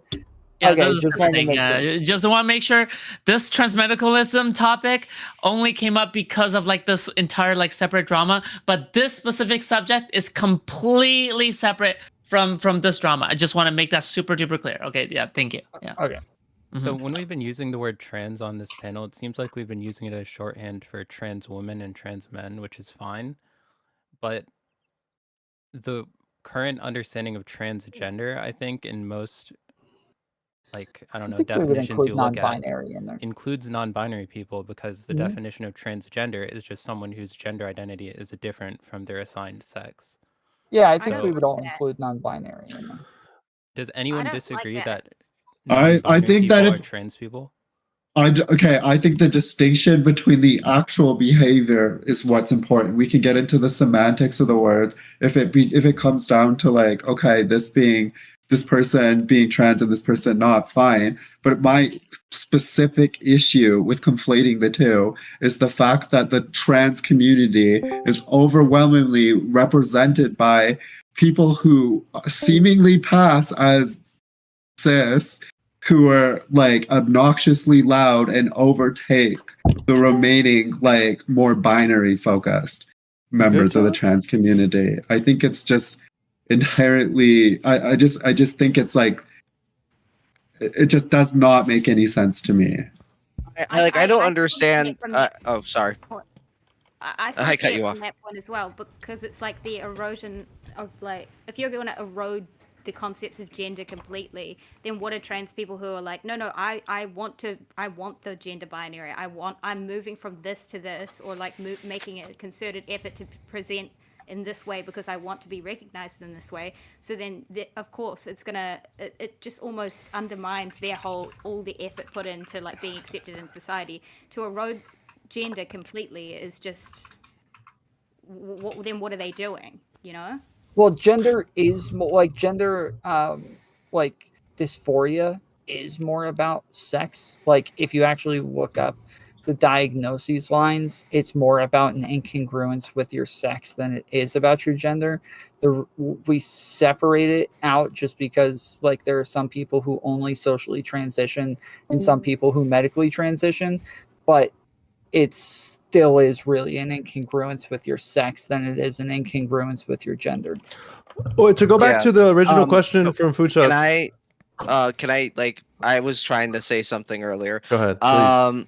So this goes back to that whole idea of like, well, I want to know who in the room says in their head, I do this because I am X gender. Do any of you do that? That was gonna be my point. No, that was gonna be my never point. do it. Okay, so then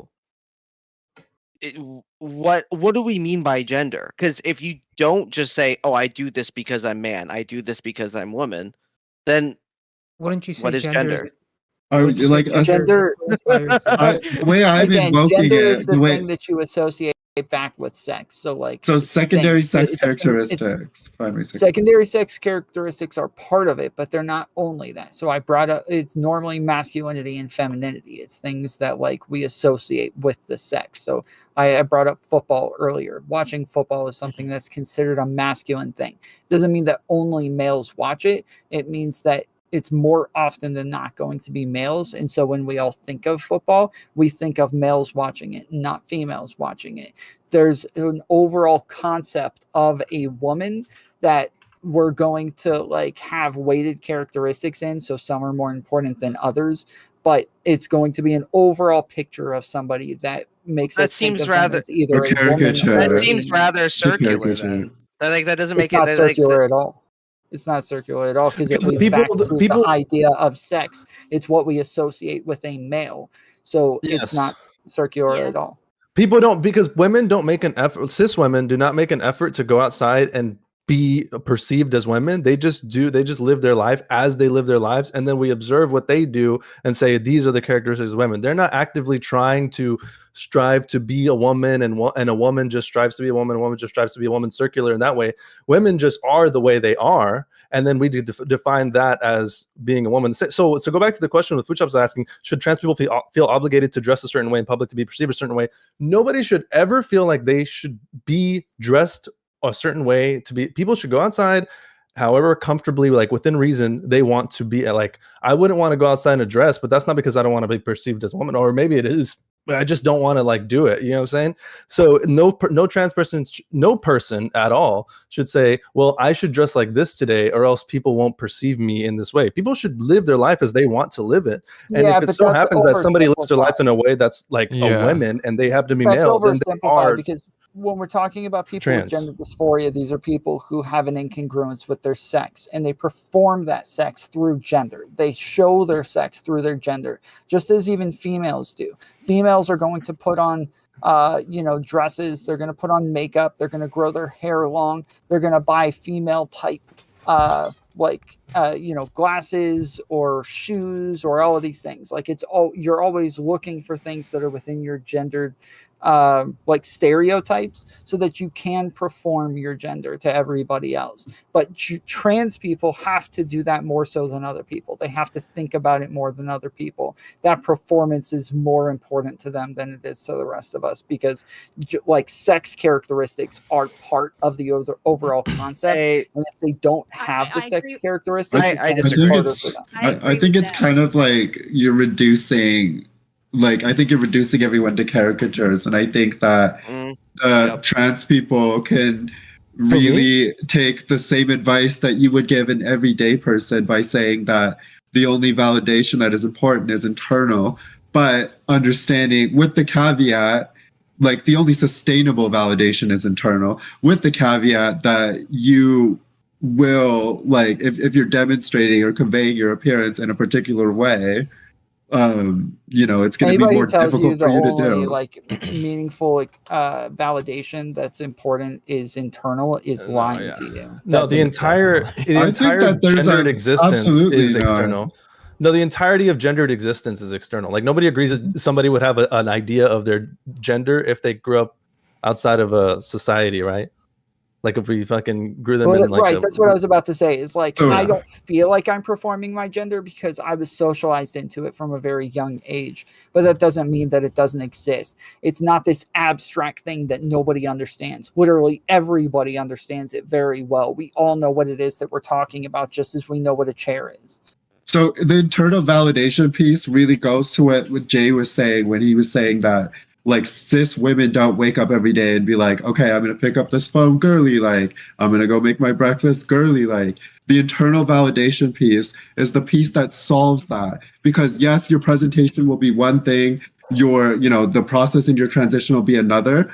But when you work towards internal validation, then you come away from associating every single action and interaction in life with a gender. That's my point in saying that.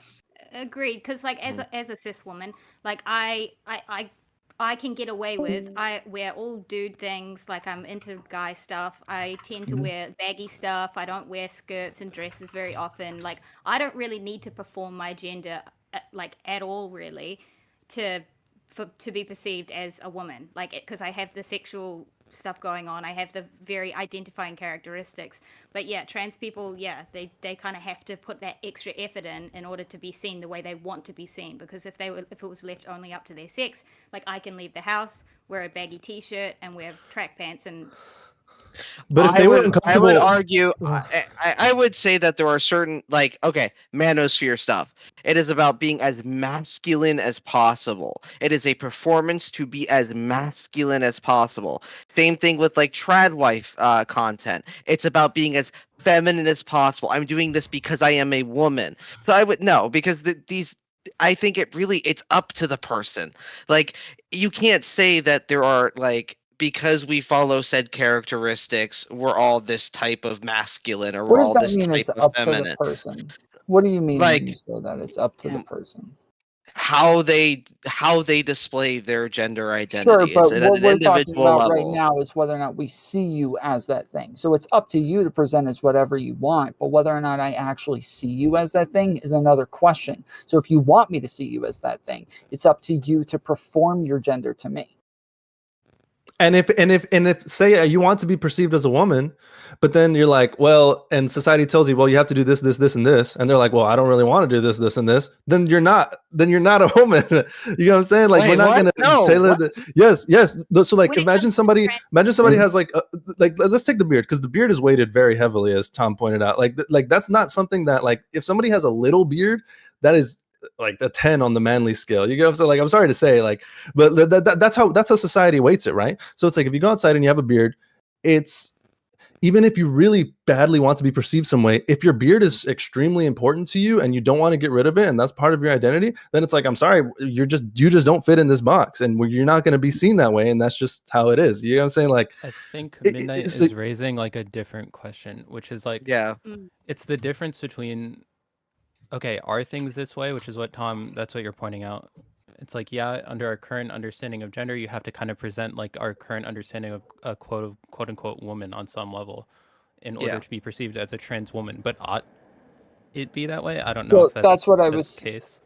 That's what I was saying earlier, is I think that most people agree that there is some sort of, like, not only biological thing that drives you towards specific types of interests, but also a tribal thing that makes you want to align with your sex. It makes you want to signal your sex, say, I'm part of this group, I'm with them, you want to fit in with them. There are like different types of female bonds versus male bonds. There's different types of male interests versus female interests. There's different types of male communication versus female communication. We all have tons of ways of signaling our sex and our gender to other people through tons of other things, because we want to fit into those boxes. And so now there's these other people from the outside who say, well, I don't want to fit into these boxes, but I want you to perceive me as though I do. And the rest of us are like, no, wait, that's insane. Fit into the box, don't fit into the box. That's up to you. But if you want us to see you as though you fit into the box, fit into the box. Should be a self-imposed obligation to fulfill the unsaid social obligation. And no one should do that. Cis or trans, no one should feel obligated to. Well, they should. Look a certain be way imposing the obligation on themselves. Changes that you don't have the option to choose whether or not you want to fit into that box, though, right? You feel the obligation, and that's sort of the problem. Well, it's not an obligation. It's just like, I am this way. If we're talking about specifically gender dysphoria, I would agree, because you're having an incongruence with your biological sex and what's going on upstairs. But then when it comes to people who just don't fit into any of the boxes, because I'm not a super masculine man. I'm 5'2". Most women are taller than me. I weigh 140 pounds. I'm not a big guy. I'm loud and obnoxious, but like that's pretty much as masculine as I really get, other than like the clothes I wear and some of the things I like. If you classify video gaming as inherently masculine or public speaking, but I think you're going to see it as a lot less effort because you're socialized into those efforts. If you didn't see it as effort, you would be wearing dresses sometimes. You would be wearing skirts sometimes. You would have on very female or woman, feminine types of things. My ass would look good. Well, I mean, maybe it would, but if you didn't actually signal these things in any way as you're trying to make it sound, you would often be doing all of these other things as though you just don't actually have an attachment to your gender. Like, I would say I don't, because like if you say I have an attachment to my gender, that means I'm constantly reinforcing my own gender, which I'm not. Whether you know it or not. Yeah. You're socialized. You don't have to know you're doing it. So you're saying that I don't know what I'm thinking? Yes, 100%. When it comes to gender, you are socialized into doing the things. Just like wearing dresses, we could all wear dresses. There was a long time ago where men were wearing, heels, nylons, tights. Tights, dresses, like all of these other things, but we don't do that today. There's a very good reason for that, because we are socialized into not doing those things. And once we're not doing those things, we are signaling our gender just like everybody else. But if all of a sudden you felt comfortable growing your hair out really long, putting on makeup, putting on dresses and walking around like that, then I might actually believe you. But until you're doing that on a consistent basis, there's no shot. But why does it matter? It doesn't matter. The point is that you're telling me that it doesn't, that you don't have this attachment to it. I'm telling you, you do, and it's obvious that you do, and that everybody does, whether they know it or not.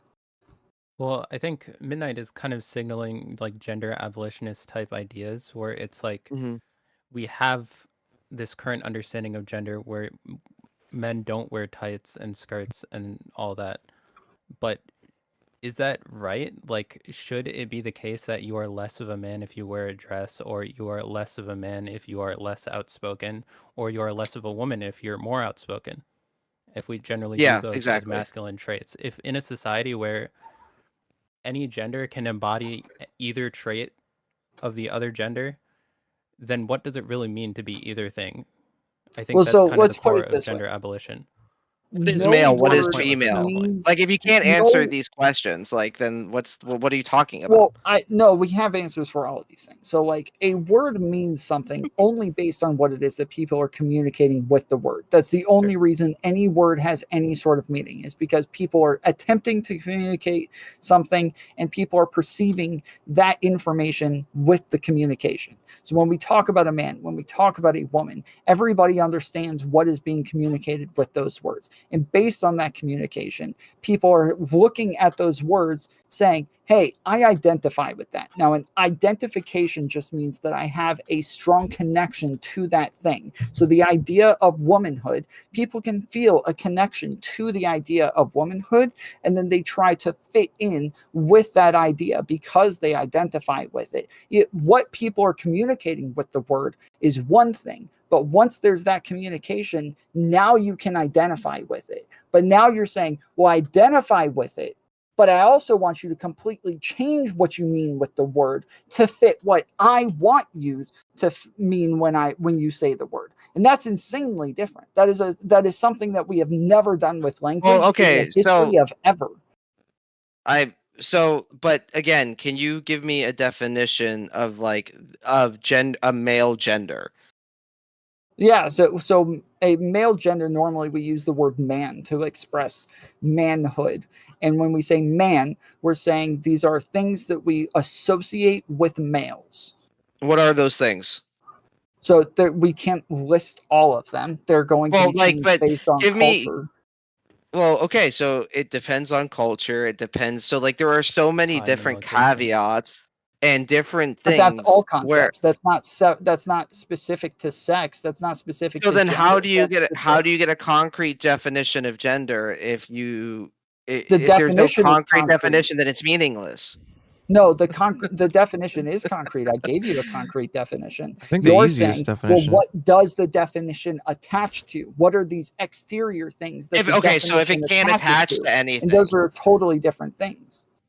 Well, if it can't directly attach to anything and maintain attached to that thing, then does it actually have meaning? Well, sexual characteristics. Yeah, it has the meaning in that time sexual and characteristics. So no, sexual it has meaning to us like in present time because we all have some understanding. Because when you're talking about primary sexual characteristics or secondary sexual characteristics like beard, facial hair, body hair, those are all things that both genders have. So well, yeah, again, but we would characterize, like, if somebody had a you're kind of just going back to phenotype, right? If somebody had somebody was female and they had characteristics that we would associate with male, like whatever that might be, we would say you have like this sort of more male characteristic in you, right? We wouldn't then say, well, because like if the minority of women, wow, I'm having really hard time picking a specific example for this.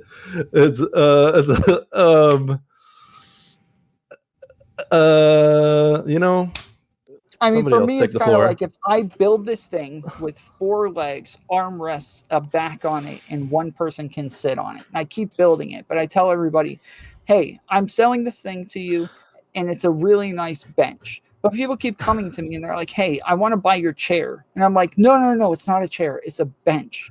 And they're like, well, only one person can sit on it. So to me, it's a chair. I'm like, there's well, a lot no, more to me, characteristics. it's a bench. I'm telling you that it's a bench, even though this is a social construct and this is a concept that can change based on if I extend it just like a couple more inches, maybe now they'll call it a bench. Who knows? It's not rigid. It's not exact when it goes from being a chair to a bench or a love seat or a couch or a stool. These are all different things that are very similar to one another that we don't have rigid definitions for, but we all understand them through some sort of conceptual social conscious that we all have with one another. Sorry, wait, can I go back? Okay, beards is a good one. Beards is a good one. Sorry, I had trouble picking one. Anyway, beards is a good one. So it's like, can cis women have beards? Like I've seen it, right? I've seen cis women with facial hair, right? But we would say that's atypical, and we would still associate that like as a manly characteristic because most men are the people who most often grow beards. So even though it doesn't always fit, we can say, well, typically it fits with this sexual characteristic, and so therefore we can assign it there. Like even like nothing is going to work 100% of the time, like Tom was saying. Well, I would say that the whole thing. Oh, so specifically when it comes to facial hair or body hair, this is a whole new concept that happened in like the late 1940s. So like when it comes to like how women have to shave their legs or be like clean shaven at all points of time is a relatively new concept and not necessarily connected to a gender, especially when it comes to like European nations. Most women have body hair. Hold on, but nobody thinks women can't grow leg hair. Nobody thinks we all admit that these are socially dependent. Like it's different societies, different cultures are going to have different ideas of femininity and masculinity. That doesn't mean that the concepts stop existing because different people understand them differently in different places. Because as long as I'm here in America talking about the idea of womanhood, I know that I'm communicating something that everybody else can understand. So, do you think a trans woman has to follow the American cultural norm of woman? They should want to. Yes. They should want to. And if they have no desire to do that, then they're not women. They should want to. Real quick, hold on. They should want to, unless their perception of the American woman is misogynistic and gross. Hold on. No, the problem is that like you can have a trans person even who is very passing in America. They will be passing in all Western countries. It's not this thing that like they cross the border and all of a sudden people are going to see them as a man. They're still going to be passing to everybody else wherever they go.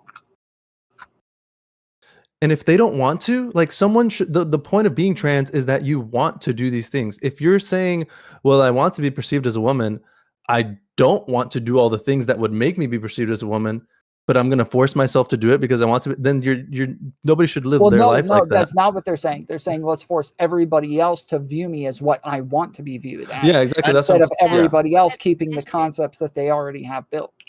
Well, I'm not saying that that's what they try to do. Yes, normative, a statement. Oh, so go on. I just think that like you're bringing it down to what if an individual does it this way and an individual does it that way, but like gender itself is a socially ascribed like normative thing. It's socially ascribed as a whole. It's like an overarching category, and there are elements to it that you'd probably say majority would fit into. But it's like we said at the beginning, it's all just a spectrum. But at the end of the day, it comes from the social world. I feel like the simplest way to like think about it is just man is someone who is generally identified as man and subconsciously you think he, and then the other way for woman, generally identified as female, subconsciously think of she. Well, I think the conservative definition of gender, like each gender, would just map on exactly onto biological sex, right? So someone who looks like a woman would look like the thing we picture in our head when we picture a woman, which is what they have all the sex characteristics and all the like gender traditional like role expression, right? Like, so they'd be typically more submissive or whatever.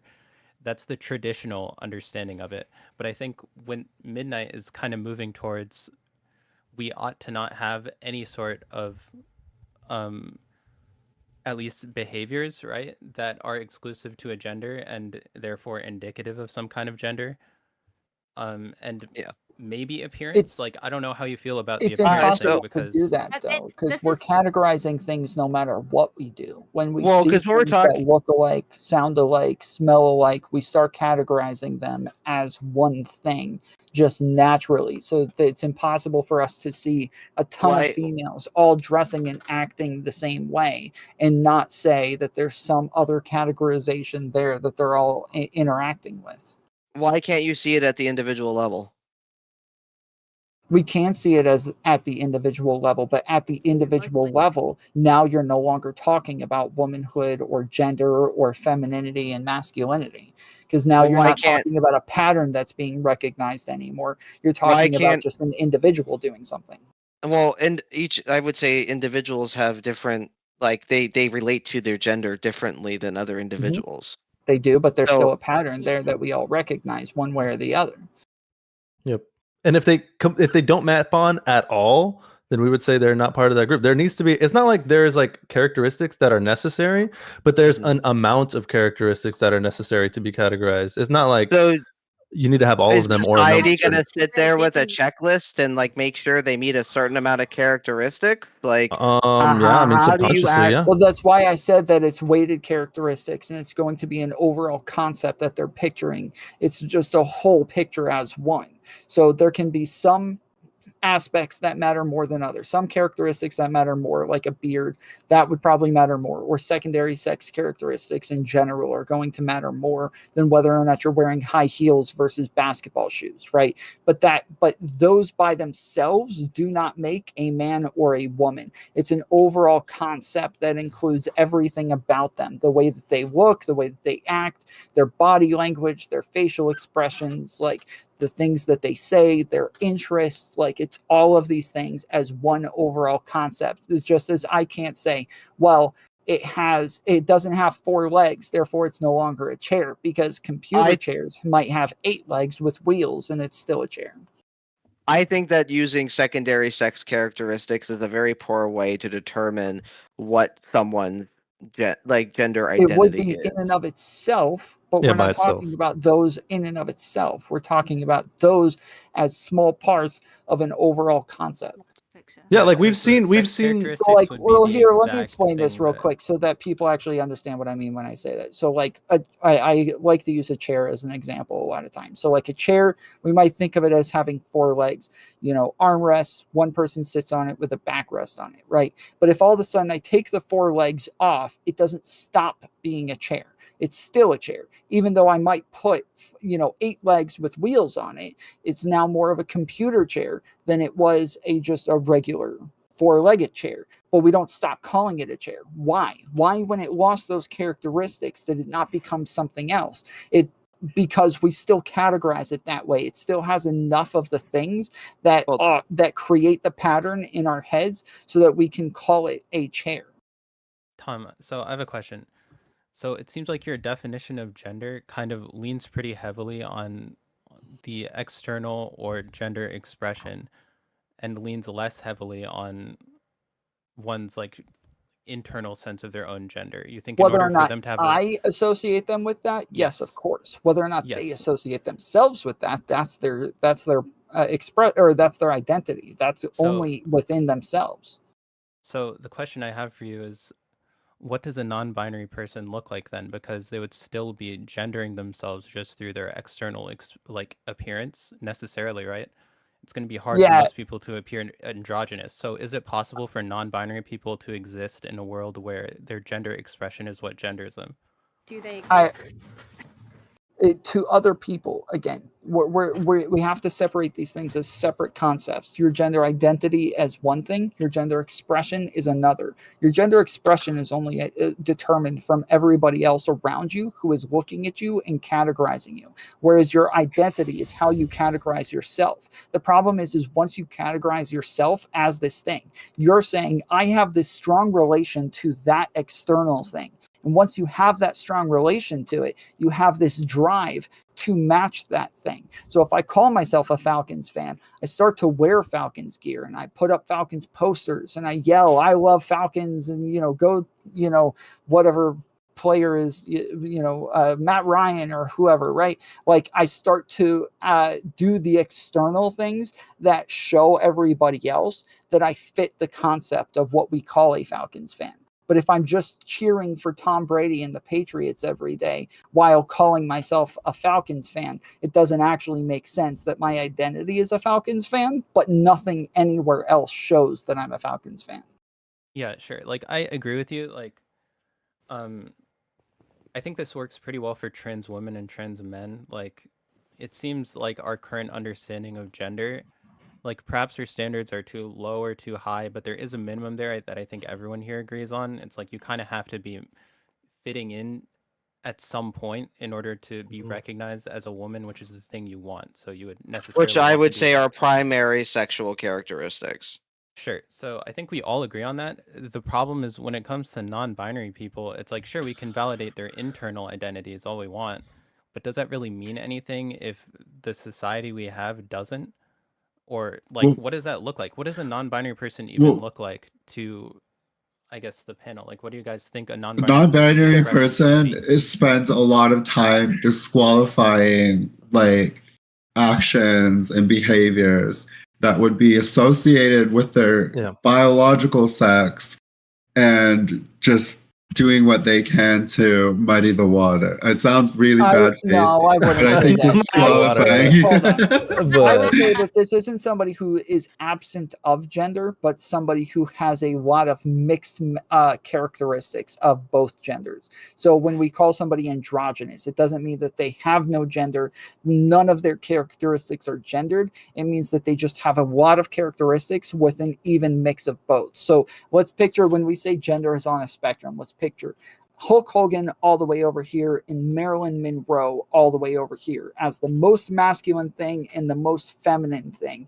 And then as you get less and less weighted characteristics or overall characteristics, you're going to move closer and closer into the middle. And when you're in the middle, this is somebody that we cannot easily identify as one or the other. So it doesn't mean that anybody who's masculine is trying to look like Hulk Hogan. I don't try to look like Hulk Hogan. I'm pretty far away from Hulk Hogan, but I'm still a fairly masculine person. I'm closer to Hulk Hogan than I am non-binary. Whereas a non-binary person is going to have an even mix of both characteristics from both sides, and they are not easily identified as one or the other. That's what makes them non-binary. Well, yeah, You so can't we're exist. We're back You can't to exist on one primary side of it sexual and say, characteristics, right? well, you can't exist on one side of it and say claim non-binary, pretty much.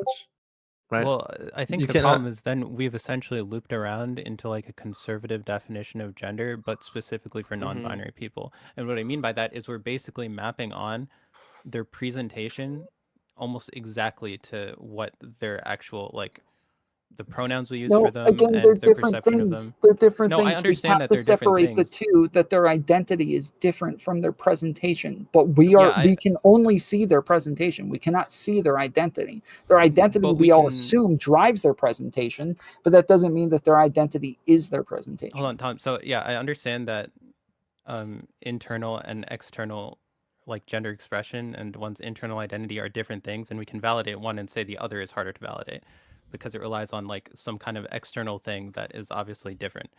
Like I understand that. The question I'm raising is whether the one we have currently is satisfactory to the standard that we want it to be, meaning Right, are we you're saying validating like I'm yes. describing how it is. You're saying, well, is that how it ought Should we to be moving there? Yes. So yeah, I think that that's like even if we said that we should move there, it would be hard to expect people to do the thing that isn't an actual social norm for everybody else, right? That would be really hard to hold people to that standard. So while progressives and like what do they call it, trans ideology might want to move in that direction, it seems like most people don't and disagree that that's a good direction to head in, and most people are pretty happy with the gendered norms that we currently have. I think I that's think where we're the the- instinct to I would transmedicalism highly kinda- disagree with that statement because I would say that we're actively fighting against most of the gender norms we do have. So like women in the workplace, women being more in a more authoritative roles. More women go to college. More women I can keep going. Men are becoming more of the homemakers.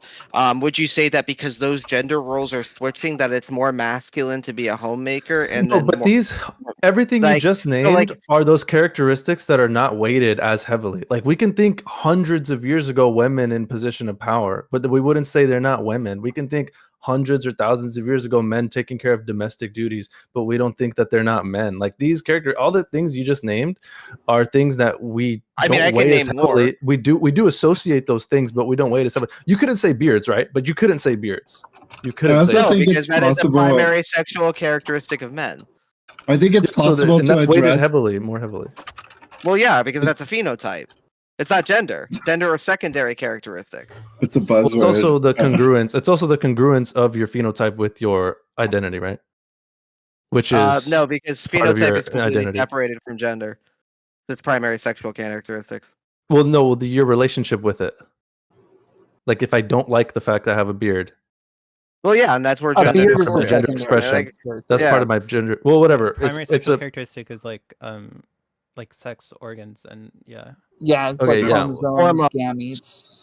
But my acceptance of my sexual characteristics is part of my expression. My acceptance or denial is what I'm saying. Going back to, I'm sorry, Midnight.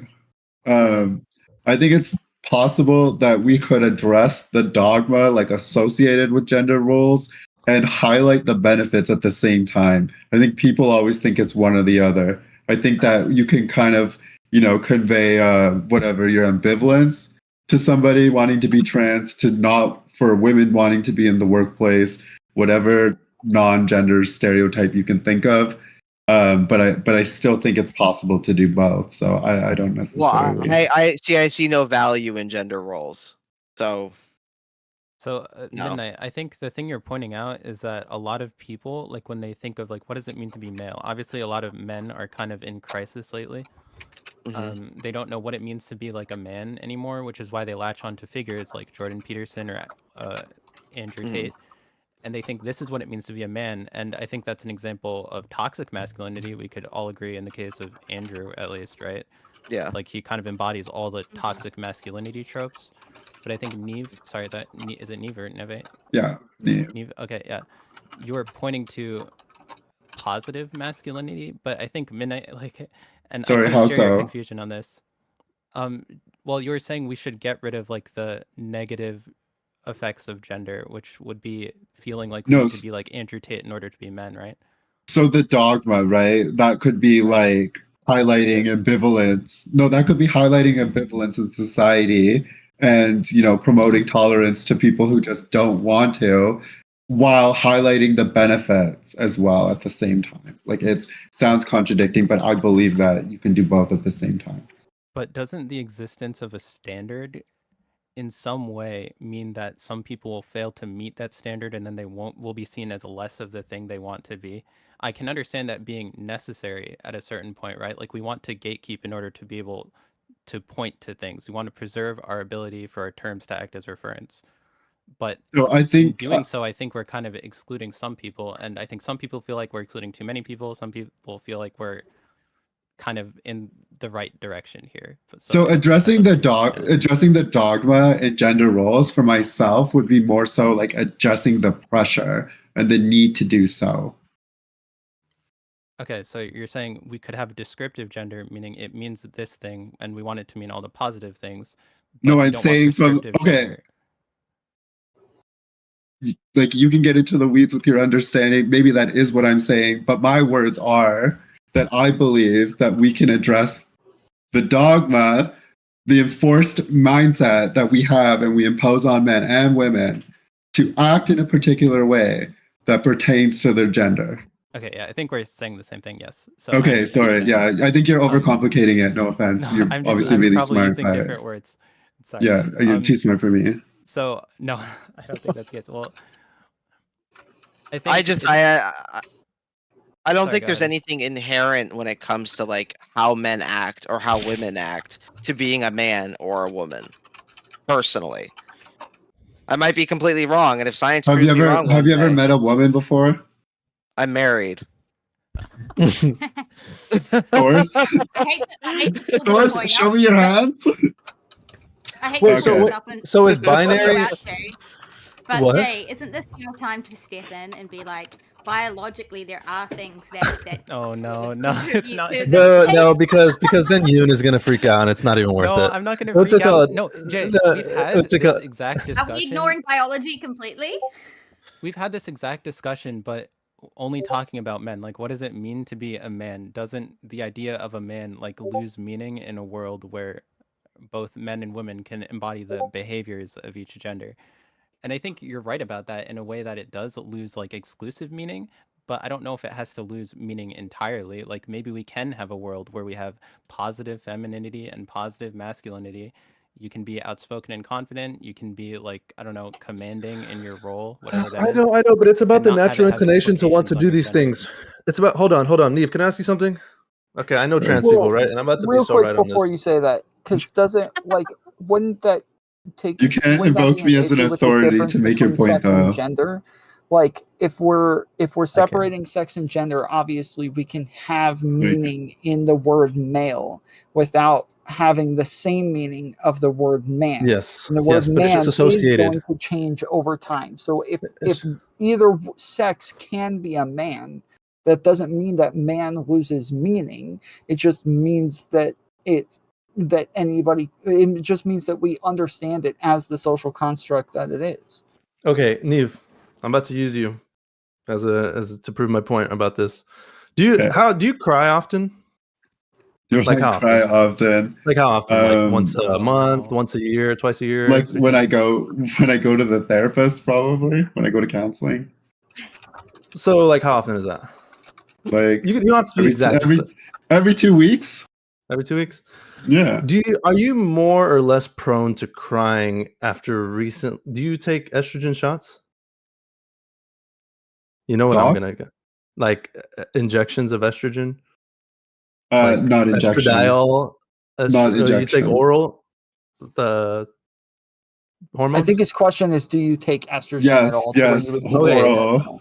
After are you more or less likely to cry recently taking it, or at the end of like your cycle? I guess of like you're about to take it the next day.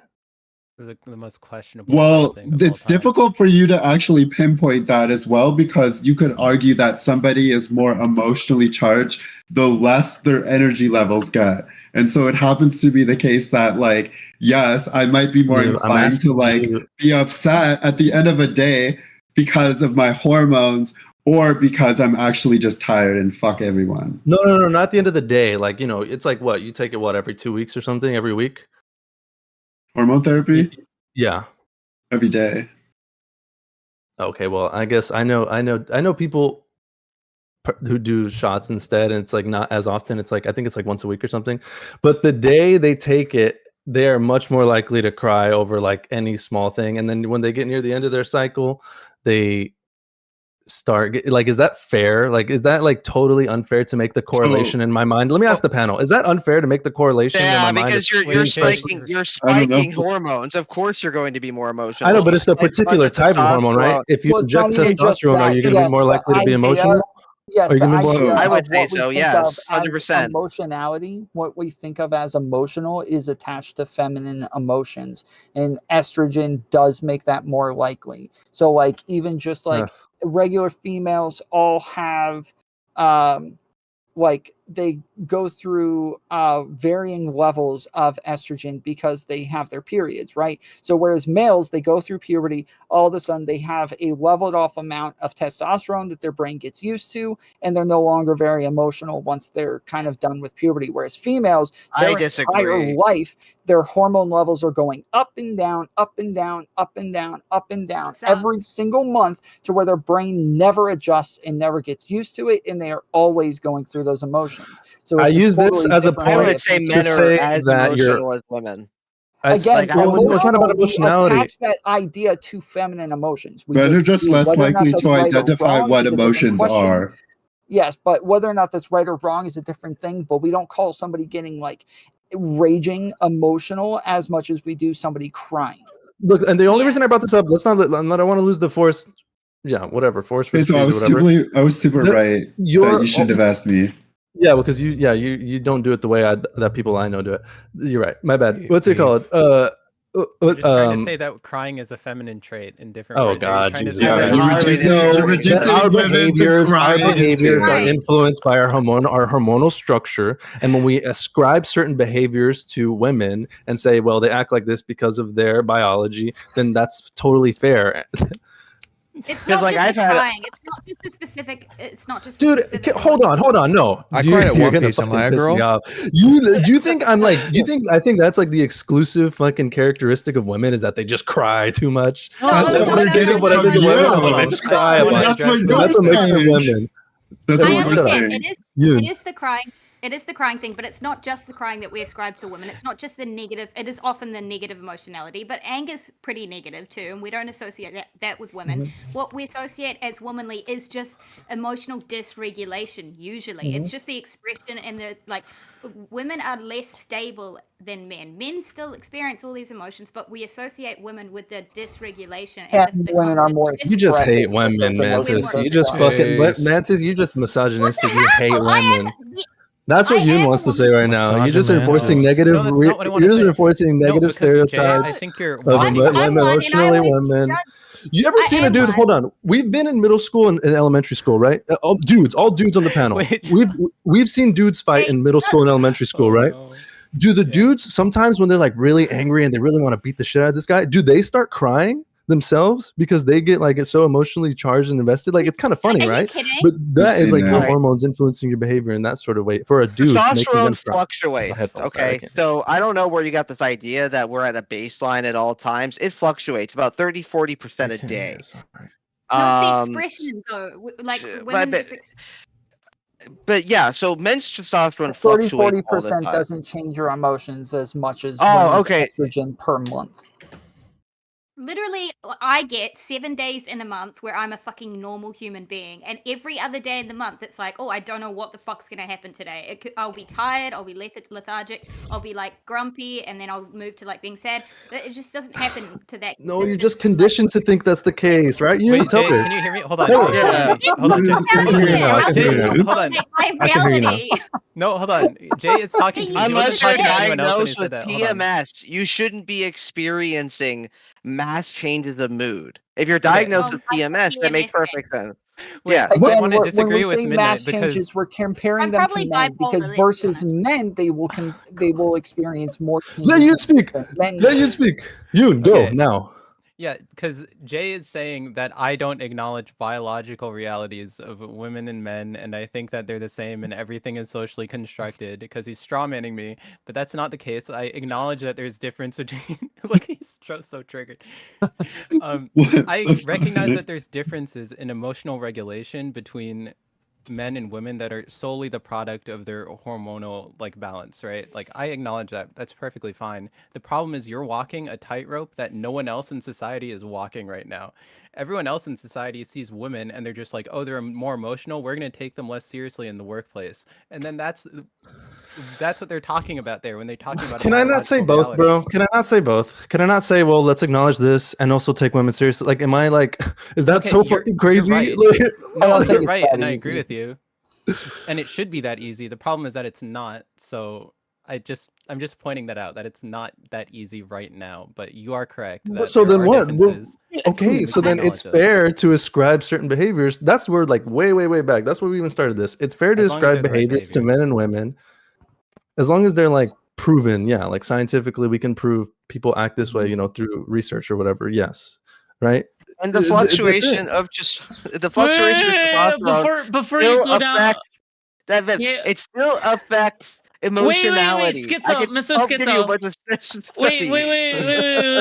Wait, Dusk Dancer. Oh, hold on. Hold on. Before you go down this route, you guys are going right down red pill territory. Okay, all right. Oh fuck me, dude. Why do we have to do this? Stop. Why can't we have the responsible conversation without saying, guys, this could turn irresponsible really fast? Like, let's just have the fucking responsible have a conversation. I'll bring it back. I don't know why you can't. I do. What do people on this panel feel about neopronouns? I'm a man. I don't have feelings. They're a joke. Based, Tom. True. Okay, so actually true. On neopronouns, we might go have ahead and numbed get them yourself though. canceled. Yeah, neopronouns. Hold on, weren't you just saying this conversation could quickly become problematic because we're talking about behaviors of men and women, and now you want people to talk about fucking neo-pronouns and we're all just gonna shit on That's because you reduced women to estrogen. I never said the word problematic. I don't think anyone here would agree that you can identify as a deer or a rabbit or anything like that. Was there any particular reason you brought up deer? I'd be killing fools if they identified as because deer. it's the first thing that comes to mind. Why is that the first thing that came to mind? Because of what's their face. What's their face? What's their face? What's their face? Hold on. Let's We not. all know what they're talking about. Let's not. All right. So I don't. Oh, good transition. So, is it dough? So I have a question. Oh, I think I do. Yes. So I have a question. So this is one of the questions I wrote down. Okay. Let's say that one day in the future, strong research comes out that Tom isn't back. Why am I asking this? Fuck it. He probably can hear you. He can probably hear you. Can he? Tom. No, hold on. When you said, okay, let's wait. While we wait for Tom. When you said this is going down red pill territory, is that fair for me to say that's analogous to you saying the conversation is becoming problematic? Is that like fair to analogize No, it's not. No, you're overthinking it. Okay, hey, my bad. I was just asking. Can I defend Jay? Yeah, I think he's right because we're talking about standards like for gender, right? And if one of those things is behaviors, then we're gonna have to look at the biological differences that are informed by. So unfortunately, we are talking about the thing that he always talks about, but it is relevant. fine.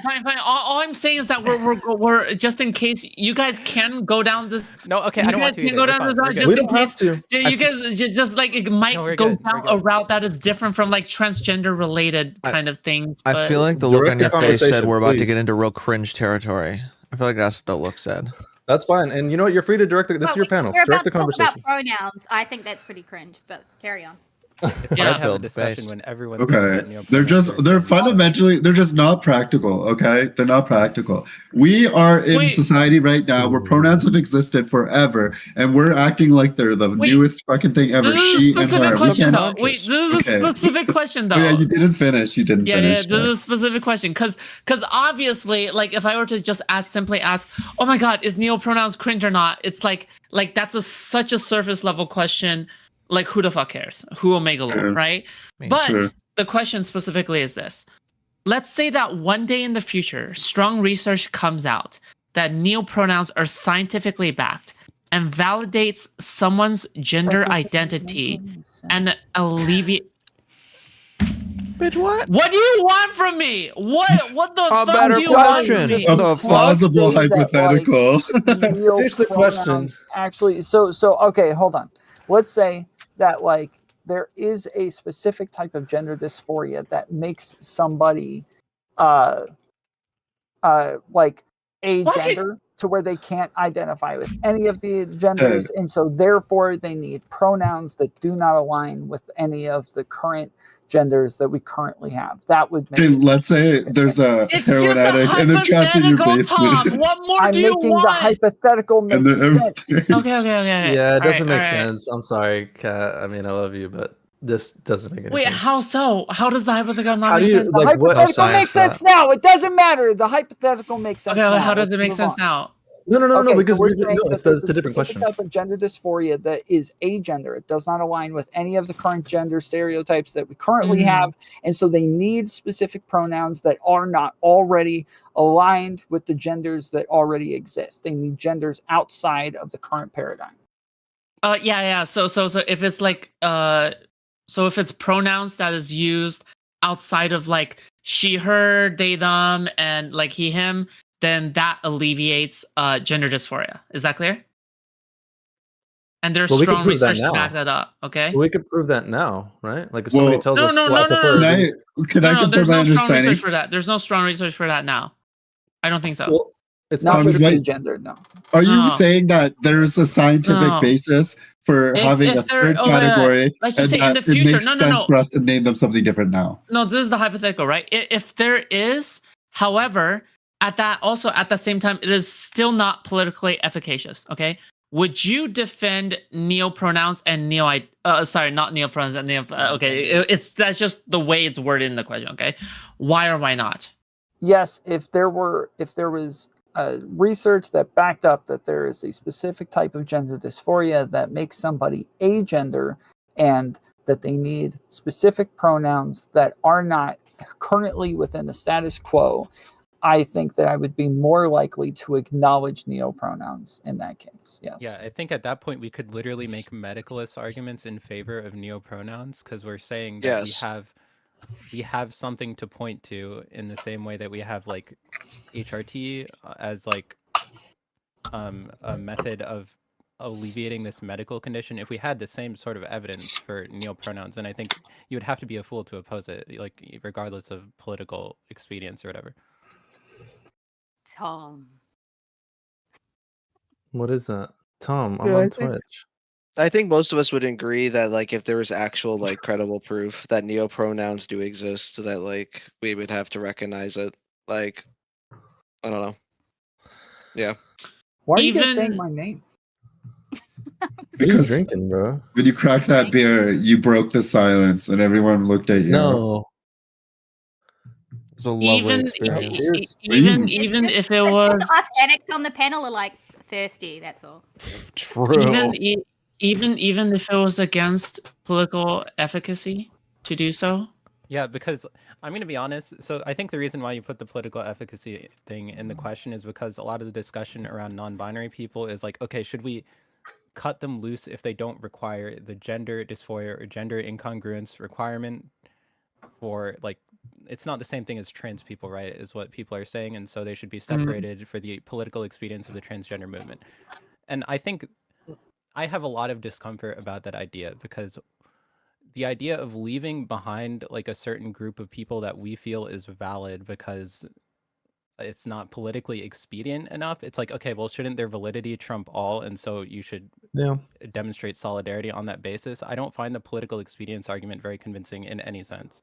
Well, in that observation, you're still carrying the association that we would be working to separate, right? Because then why not pick any other minority or any other category and say the same thing? Like, the distinction is clear, so that the political expediency makes sense, because if all of a sudden it looks like the Democratic Party is losing their minds and that they're advocating for things that just seem so insane, while the Republican Party's over here like, hey guys, we're the only ones who still like things the way that they are, come vote for us, that would be bad for the Democratic Party.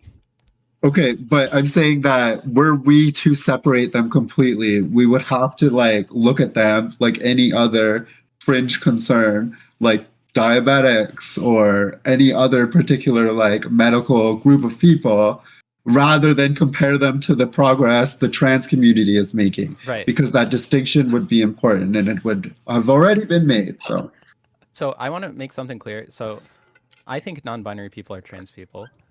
But I don't think that's really important to the conversation. I think what you're saying is, okay, how similar are they to trans men and women? To what degree should they be like, I guess their struggles should be lumped together for the sake of, I guess, moving the movement forward.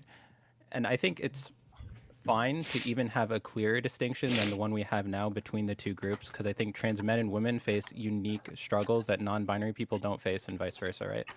So I think there should be a distinction made there, and maybe it should be a clear distinction, like within the movement and outside of it, that these aren't the same group. But I guess my discomfort comes from the idea that they're entirely separate, because a lot of non-binary people do experience the same things that trans men and women rather face. Like, take HRT, they, I guess, experience like social rejection or othering, that is like common among trans people. So well, are they othering themselves by definition? Well, in the same way that trans people are, and that they don't fit in. I don't think so. I would say an other would be a non-binary person, and trans people would be making themselves almost like subcategories. I don't think that's really an other. Like, not less than, but their original identity, right? They're A similar. subcategory is always an other. Of course it is. Well, I think Neve, I see your point, right? Because you're saying like trans women are trying to fit into the woman category, non-binary people are trying to opt out. So it's different in that regard, but they're similar in that they're alienating themselves from their original gender, correct? They're alienating themselves from their original gender. So They're if they're alienating assigned male themselves at from birth. gender at all. They're not. Yeah, I think I it's don't know. different I have to because think about that. I have to They're think about not that more. I'll be switching honest. groups. They're just leaving. Yeah. Well, they're yeah. So leaving. I'm saying it's Ignored different, it which is inside. why I'm using different words to describe the two. I'm not just saying, oh, they're trans. Non-binary people are trans, and leaving it there, right? I'm saying there's a difference in how these two groups are presenting, and so there's a difference So in how hang on. they're. Yes. How are non-binary people trans? Like, if trans as a word, like, is a transition from something to something else. Non-binary people are just trying to like eliminate it completely. They're not moving from one group to another unless. Well, you no, they are. They're moving out of one Non-binary group. is different from the gender that aligns with your sex. Even if they became androgynous, that would still be different from what aligns with your sex.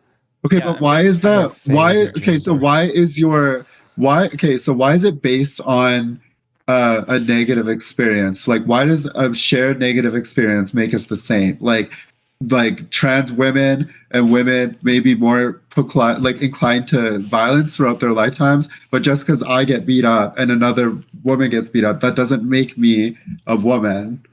Like, I just don't see why the no, same. I want to make something clear. They're not the same experience. They're not Okay. Full stop. They're not the same. They have different. They have differences. I'm just trying to point out. That's what I'm saying too. That's what I'm saying too. Like, okay. So, I guess one of those similarities can be the negative treatment. Like we kind of say that, like when we talk about Black quote unquote struggles in the United States, we're kind of talking about a negative experience that is shared among Black people. So among trans people, using the loosest possible meaning of the term, meaning to include non-binary people, they would also have the shared experience of moving out of their assigned gender category, if not the shared experience of moving into a separate gender category. Like maybe they're just moving into or a separate like man-woman binary thing. They're moving outside of that, but yeah. So I'm just saying they're similar in that regard. So they belong under the same umbrella. So that's why I'm uncomfortable with the idea of discarding them completely.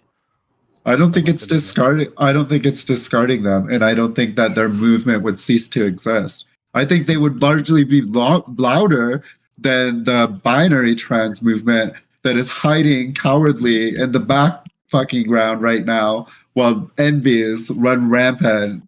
Like, I know that's like a stereotype. It's a bit of a caricature. I understand what you're saying though, because when you go on Twitter, you see a lot of people who are like she, her pronouns, and then you're like, are you even like the same type of trans that I am? I understand what you're saying when you're saying like they're overrunning the movement or hijacking it, right? It sounds funny. It sounds funny, but I feel like a lot of people could like I get that. Identify with that sentiment. And Kat, I hate to call you out here, but there's a lot of trans people who share this exact sentiment. They feel like the trans movement, or at least the online one, doesn't represent the experiences of trans women and trans men. It seems to represent just like, I guess, the most quote unquote radical elements of it.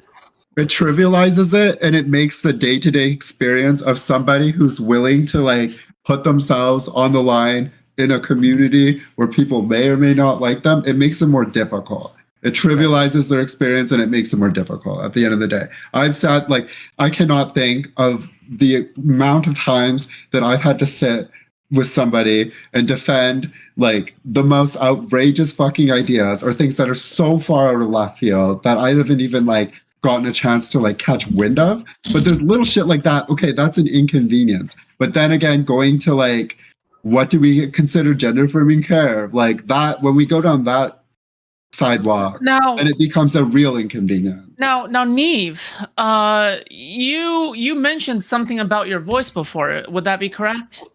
Yeah, absolutely. Yeah. So here's the deal. While you prattle on about non-binary people, some other, trans medicalists would also say the same about your voice as well. Wouldn't you say that? What would you say to these same trans medicalists I wouldn't have anything to say because my ability to be on a panel like this and share my ideas freely is again built on the idea of the internal validation that I have already alluded to earlier in this conversation that is important. I've also said that I accept the consequences of my presentation and I actually look for the way that I'm being received by the other person and I proceed accordingly. I don't impose myself on other people. I take accountability for who I am and I have a lot of self-responsibility in the way I go about it. Yoon has Glorilla beat, so I think she's good. Plus, I mean, just with this particular thing, I don't think people like we're talking about things that we weigh differently as associated with gender. I don't think I don't think voice pitch has as high of a weight as other things. Like I think we all know cis women with deep voices. Like I don't, and we don't think that makes them no. Like this is just one particular thing that. Why are you making that face, Kat? You know, I can show you cis women with voices just as deep as Neven. I don't like that's like.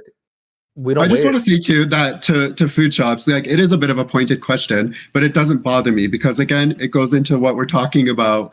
Like you are going to have the same thought process as a cis person I'm interacting with who is going to look at me, my presentation, and listen to my voice. Like you're not separate from that because you are also trans. So by you saying that, it's not bothersome to me, but I just think that my approach to the situation is a lot different from where you think it would be, I guess. I don't know. No, I think she was just straw manning. No. As like a fucking. No. The reason, the reason it was a pointed question was because, you were going hard. So, as like, host of the whatever the fuck, right? No, you push back. Yeah, that's what let me ask Neve. Let me ask Neve. We were about the conversation we were having just before this, but you're not saying leave those people behind for political expedience. You're saying these people just don't represent me and the thing I'm even advocating for at all. Not even just that. Well, I understand these people exist and they're valid. You're just like, no, they don't. They're not valid. They don't represent what I want. You're not leaving them behind for political expedience, right? Which is, I think, absolutely not. Because when it comes to like pronouns and somebody's particular presentation, you are what you tell me I am. So because for like, I don't give a fuck if you're somebody who's in my life for 10 minutes, 20 minutes, and I have a day or 2 days. Like it's not backbreakingly difficult for me to like validate that for someone else. But like. The experiences are different. So yeah, absolutely. Like I don't see it as like cutting a balloon off and watching the balloon float into the sky. I see it as like, okay, it's been great, but we're not the same. Bye. Yeah. So Neve, I agree again. Like I think we have to make the distinction clear between non-binary and trans people. They can be under the same umbrella, maybe, in my opinion, but we have to make clear that these are different in some ways so that I want a different umbrella. Okay, so there should be two umbrellas. Here's a problem with the different umbrella idea. I think the difference between trans people and non-binary people is smaller than the difference between gay people and trans people, and yet we have the term LGBT. And I think it's fine that they share that umbrella, and it's politically expedient because we have a wider... They could get our own acronym too, for all I fucking care. It's super contrived to this point. Nobody knows how many letters there are. It seems to be geographically relevant. Depending on the state, there's different letters and fucking symbols in there that you didn't even recognize in your own home place. Let's be honest. It's not doing anyone any good. Okay, you're right. I think when you see terms like 2S LGBTQIA+, it's highly confusing to everyone, even the most online of us. But I think there is a certain advantage, and there's something to be said for having like a wide net, like a coalition that's as broad as possible. It allows you the most people, and in a lot of cases allows you the most political capital. So when you say, okay, we're just going to drop the T in the 80s for the like gay movement, right? We're not being dropped. We're leaving. I know, but it's Trexit. Okay, they're not there anymore. They're being banished to the shadow realm. However, that's going to happen. No, it's Trexit. It's Trexit. Okay, whether or not we know if it's going to be good for the longevity of our existence, we're going to do it anyways because somebody who was arrogant enough to say it loudly was able to convince everyone. Wait, and some gay people genuinely don't support like the trans stuff. No, right? and Right, I don't. so I don't fuck it's with not. them. No, I don't. You're good. They're cool. And it's not for political expedience. They just genuinely do not subscribe to that ideology or whatever, or yeah. Then I think that's what Neva's saying. She's not saying like let's leave behind the freaking weird Twitter people because it's like better politically. She's just saying like they're weird and I don't like them. Here's the question that I have. No, here's the question that I have then. No. Do we think that it would be better for the trans movement if they were never like the T and LGBT just wasn't there and they just were the trans movement like on their own? Do we really think that they would have had more political capital than they have now and we would be even where we are today with the trans movement? I think that they were so tied in to one another from the beginning. They were both meddled into gender nonconforming, where the representation of gay could be perceived as somebody who looks trans right now. So they were the same thing from the beginning. And now the society has gotten more developed. We are making the key distinctions because it turns out that it isn't just men wanting to be men. A lot of the times there's the gender incongruence and we have the scientific basis for gender dysphoria. So I don't think so. Well, if the purpose of, I guess, even having these long terms and confusing acronyms at all is utility, we want all the rights of these people and we want all these people to have themselves like actualized, whatever that looks like. I think all of us want that for non-binary and we're just like talking about what's the best way to do that, right? Okay, what if I say no? Okay, now like hear me out. No? Hey, okay. I wish best for them in the way that I wish I'm optimistic about the world. Do you know what I mean? Like people are generally good. I like, oh, I hope that person has a really good day in that sense, but not as an additional like burden to being born into like a little advocate having been a trans person. It sucks. It's like you can't just chill. Okay. But I mean, yeah, that's my thought. Correct of me to say that I'm picking up on some kind of animus towards like the non-binary people who are like kind of hijacking. No, would it be correct of me to assume that? No, I have non-binary friends. I mean, sure, but they're not the ones that you're talking about. They're one of the good ones, of course. Yeah. But the ones that you're talking about are the I don't make that distinction. I don't make that distinction. I have actually severed a friendship by accident by conveying this in a lot less calculated way. And I know that's hard to believe because this has been pretty messy so far. Basically, we were talking about like their identity. And actually, this was like a femme presenting person with like a really deep voice, ironically. But no, they were cis. They were cis presenting. Cis passing. They were non-binary. Okay. Jesus Christ. Okay.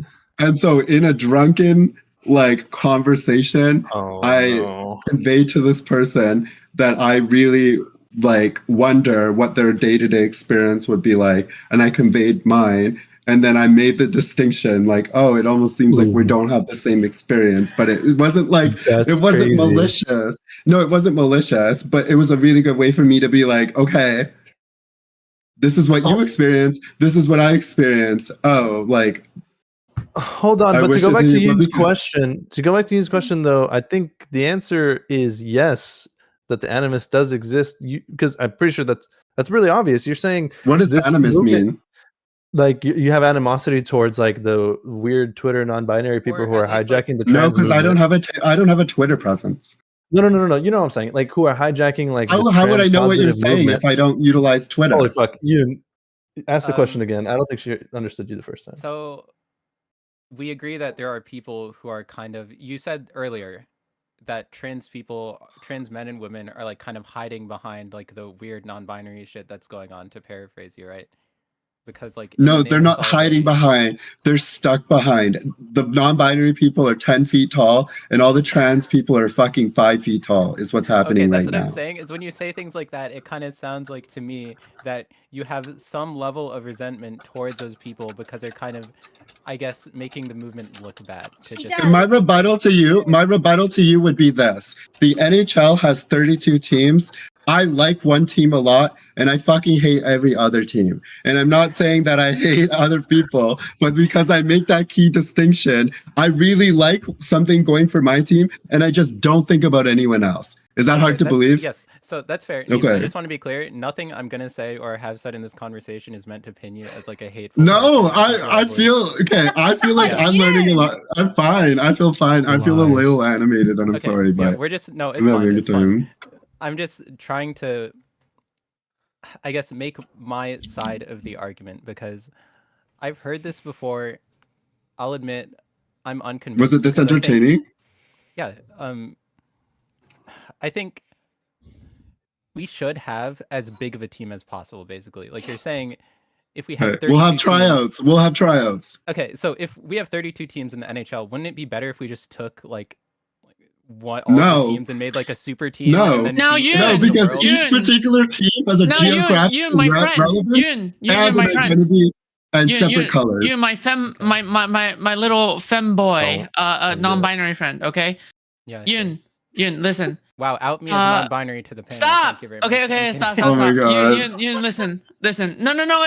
We should be very clear. All right, you are defending your own identity here. Okay. Yun, well, to be clear, I don't even. When did I become the defender of non-binary people? I don't feel that you're defending it. I feel like you've got a sticker and you're chasing me with that. That's it. I don't feel like you're defending yourself. Do you recognize that there is in fact a difference? That you are comparing sports teams. Is that correct? What? No, my sports metaphor was only to make it clear that I think about my own group. I don't think of like, and if I make that key distinction, it's because I don't think about non-binary people. So no, I was not comparing the two. Okay, good. Speaking of sports, okay, Yes. Wouldn't you say that comparing non-binary, transgender, whatever, to Neve, this is like comparing baseball with football. This is to Neve. This is exactly what it looks like. More complicated. Wouldn't you say? Sure. As in, because it pertains both to gender. Because it pertains both to gender. It's just like how both of them are sports, right? Because both of them are sports. It pertains both to gender. Are you saying that we have a similarity, presentation-wise? Like, what's your point? One is baseball, one is football. So obviously, even though together they can have awesome parties, it doesn't make sense for them to be playing together. Like, why? Right? Okay. Sounds like gender Nazism. What is your response to that, Yoon? Yeah, I think that they're all gender intersectionality Nazis. is cool. I feel like when we talk about, okay, we're so different and we focus on the differences between like a marginalized group instead of the similarities, we make the group a bit weaker because we're necessarily cutting ourselves and segmenting it into various smaller groups, which might feel more stable because everyone else is in their own community where they have like more shared experiences. But in the end, I feel like no one gets the rights they want because they don't get to actually like have the political capital to push their agenda, right? Because they just don't have enough people. I think. Hold on. This is a really compelling argument for non-binary people in their own movement. You're telling, right. Wait, but you're telling Neve what? To accept these people as part of the movement, even though she doesn't believe in the validity of their existence for political No, it's not validity. I believe in that. I believe in that. I literally I'm not even making this more difficult. It is the distinction between the two, valid or not. That's it. And where I decide to focus my energy. I'm saying that. Sorry, go ahead. I'm saying that Yes, I am making the American clear football isn't really a separation sport, between the though, two Astra. groups based on Fuck. experience and based on like, I don't know, actual goals in society, because that to me is important, regardless of the validity of each group. Yeah, so Jay, when she says, she does believe that non-binary people are valid, but I will use their pronouns and everything. I thought we were talking about gender non-conforming people. I thought we were talking about gender non-conforming people who want to be recognized as something that they don't make an effort to look like, not just non-binary. No, because Food Chops is trying to. What's the word? I don't know what the word is. I thought that's what when I said non-binary, I was thinking of like the gender non-conforming people who don't make an trying to AC 130 me. Well, yeah, I think. What is that supposed to mean? Drama. Well, Jay, I She's been think that waiting is to a say part that. of the discussion because those are like usually non-binary people that I mean, there's sometimes trans Yeah, people, but I think yeah. the idea of like whether non-binary people even belong in the same kind of discussion as trans people, it comes before even that idea. So we would have to have this discussion before we even have that one. I think I might be saying that. I think I might be saying that. Okay. You might be what? Sorry. I think that's like. I think that's the separation for me. I have an idea to Like, schizo out this like we don't panel. have to have that conversation because you could infer based on what I've said previously where I stand on that.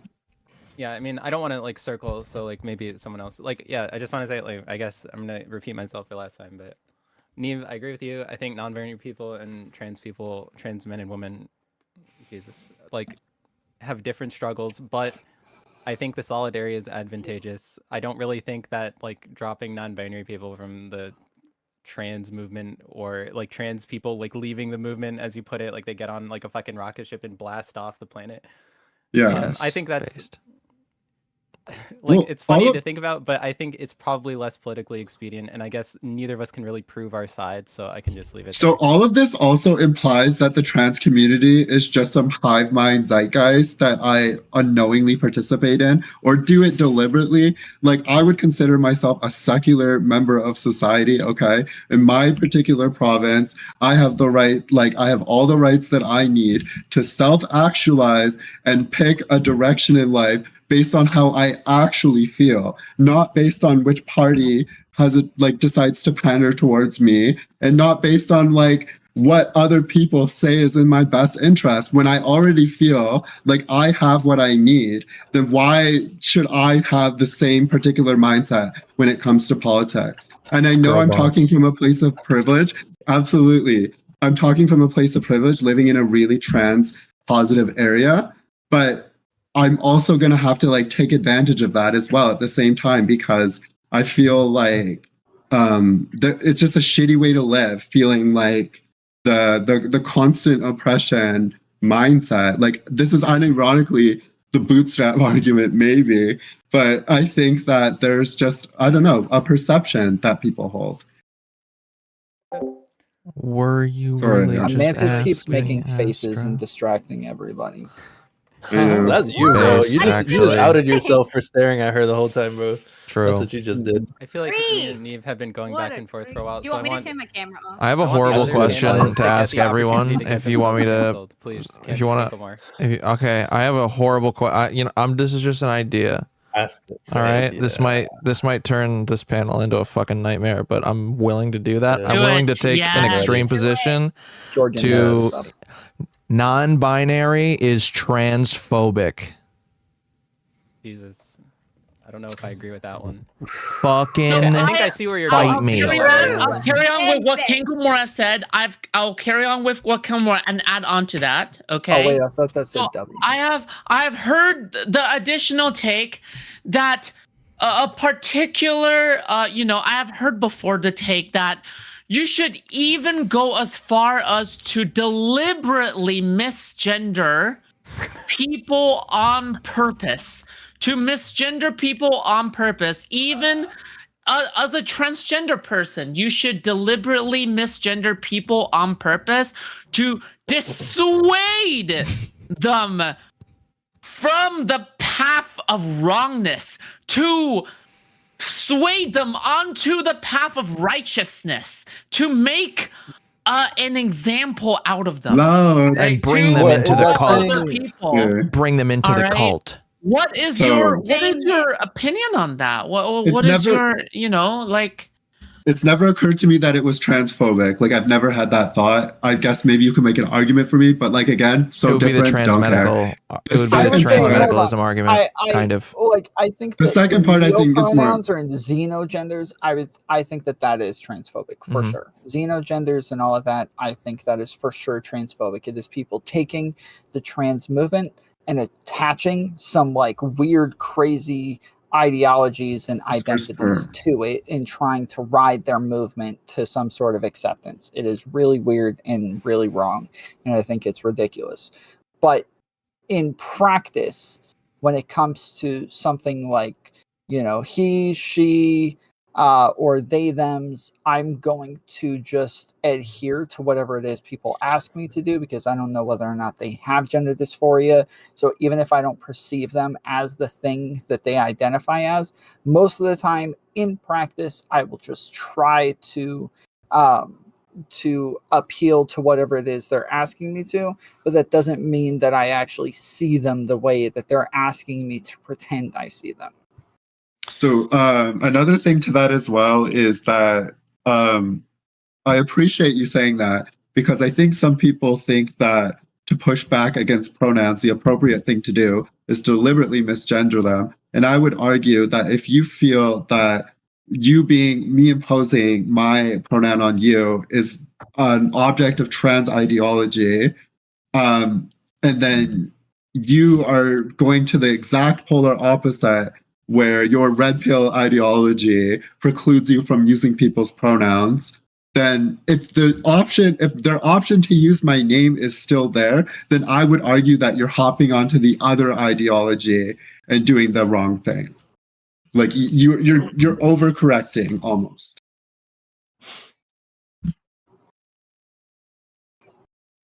No. Okay, personally, I don't get it, but I think I get you. Did anyone understand it or no? Because I'm I got a little big. You're describing a reaction. If you want to be neutral, if you want to be a neutral and compassionate person, just use their name. If you don't mind the trans shit, use their pronoun. But if you're like a red pill conservative asshole and you deliberately misgender that person, that you are imposing their ideology on you, like you think that they're doing it to you. You're describing a reactionary. Yeah. Yeah. You're just It's not the middle ground there. Yeah. It's not the non-antagonistic way to approach it. Yeah. I have a question for Tom. Now, Tom, you say, so if somebody came up to you and went, Tom, my pronouns are yoy. You would not refer to them as yoy. You would just instead go they them. How did you even say that twice? I'm dead inside. I don't even know that I would use they them. I might just go with whatever it is that they're closest to with he or she most of the time, unless they specifically say they them. Yeah, because if they say yoy, then I'm probably just gonna go with he or she. At that point, it's whatever it is that they're closest to. So you will. Yeah. So what if they will go, Tom? You are deliberately misgendering me when I told you to use yoyoim. Is there a question there? Yeah. Well, why? How would you respond to that when you are faced with allegations of misgendering a neo-pronounist? Are you from Hawaii? The yoy sounds very Hawaiian, like the. Tom, my question to you is this: if you're so comfortable misgendering a fellow neo-pronounist, okay? Fellow. How? Secret unveil?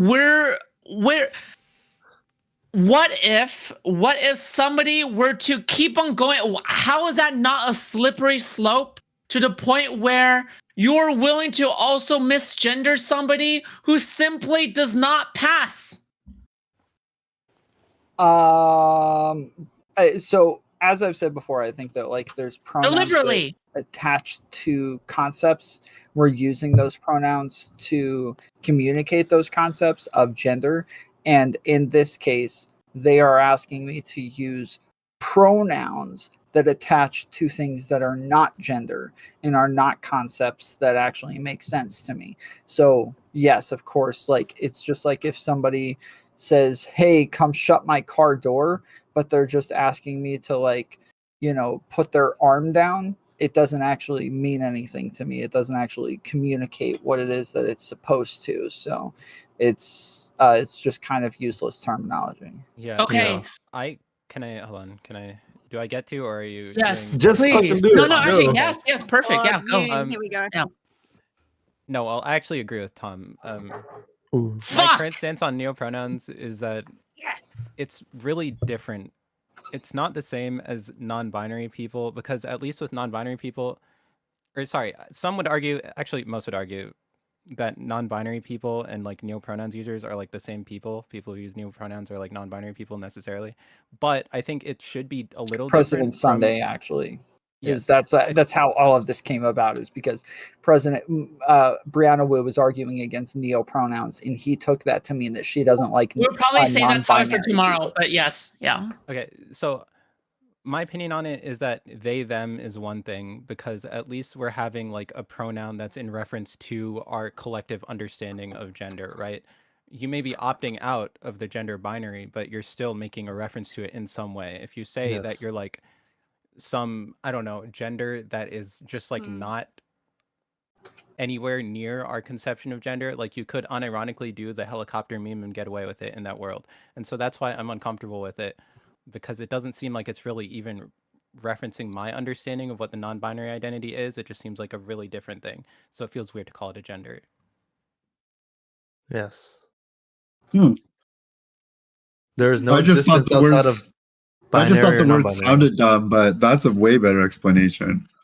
Yeah, it's just because we can't even conceptualize an existence outside of binary or non-binary. Like, what would be like you have like the two axes, and then what, you go into a third dimension. Like, there's just my binary, and then there's non-binary, and that's it. Right? And if you're non-binary doesn't Please even don't say the word dimension. exist outside of the binary. It just exists. No, that's what I'm within saying. The binary. So like if you have like masculine, feminine, right, and then you have like population, it's like you'd have to flip into a third axis of like a third dimension of being to say there's some other existence outside of this. You get what I'm saying? Never mind. I tried to make it like mathematical. No, I get what you're saying, but I can't create the one-to-one. I was gonna contest it by saying, wouldn't it just be on a plane with like a divider in the middle? And then I realized, oh, that is a fucking axis. I'm an idiot. Yeah. Okay, so I'm going to sort stay of. in the neopronoun side for a second. I think some people argue that because our understanding of gender, or I guess like the most progressive, like high-level philosophical understanding of gender one could conceptualize is one where the idea is so open that you could be anything. You could be a man who presents as a woman and vice versa. And so that opens up like new expressions and interpretations of gender identity that don't fit inside the gender binary at all. So that would be the case for neopronouns, is we need a word to refer to those specific identities if that's like a shared experience. If indeed there are people who all feel like deer, it's like, okay, and they want to use the deer self or pronoun or whatever, then that's like, are we really capable philosophically of saying that they're incorrect in doing so if we believe that gender is like an open thing? Yes, because deers are animals. Okay, well, case closed, right? Seriously. That's it. It's all you need. I think it's Because they somewhat of a exist. fair response, because I think it's sure gender is open to interpretation, but it can't be so open to interpretation that we're just talking about things that most people collectively understand to be separate concepts entirely. Like, I think it's pretty easy to understand non-binary to like the average fucking rando. Like, it's just they don't feel like either gender. They feel dysphoria towards both genders. And they'll be like, okay, fair enough, right? But if you tell them, okay, I feel like a fucking deer, then they're going to be like, what? That's not even making a I don't know reference to that there's gender at that actually point. evidence that exists currently. I think that it's possible that that's a thing, but currently, from what I've seen, there isn't actually any evidence that somebody has a strong rejection of both genders.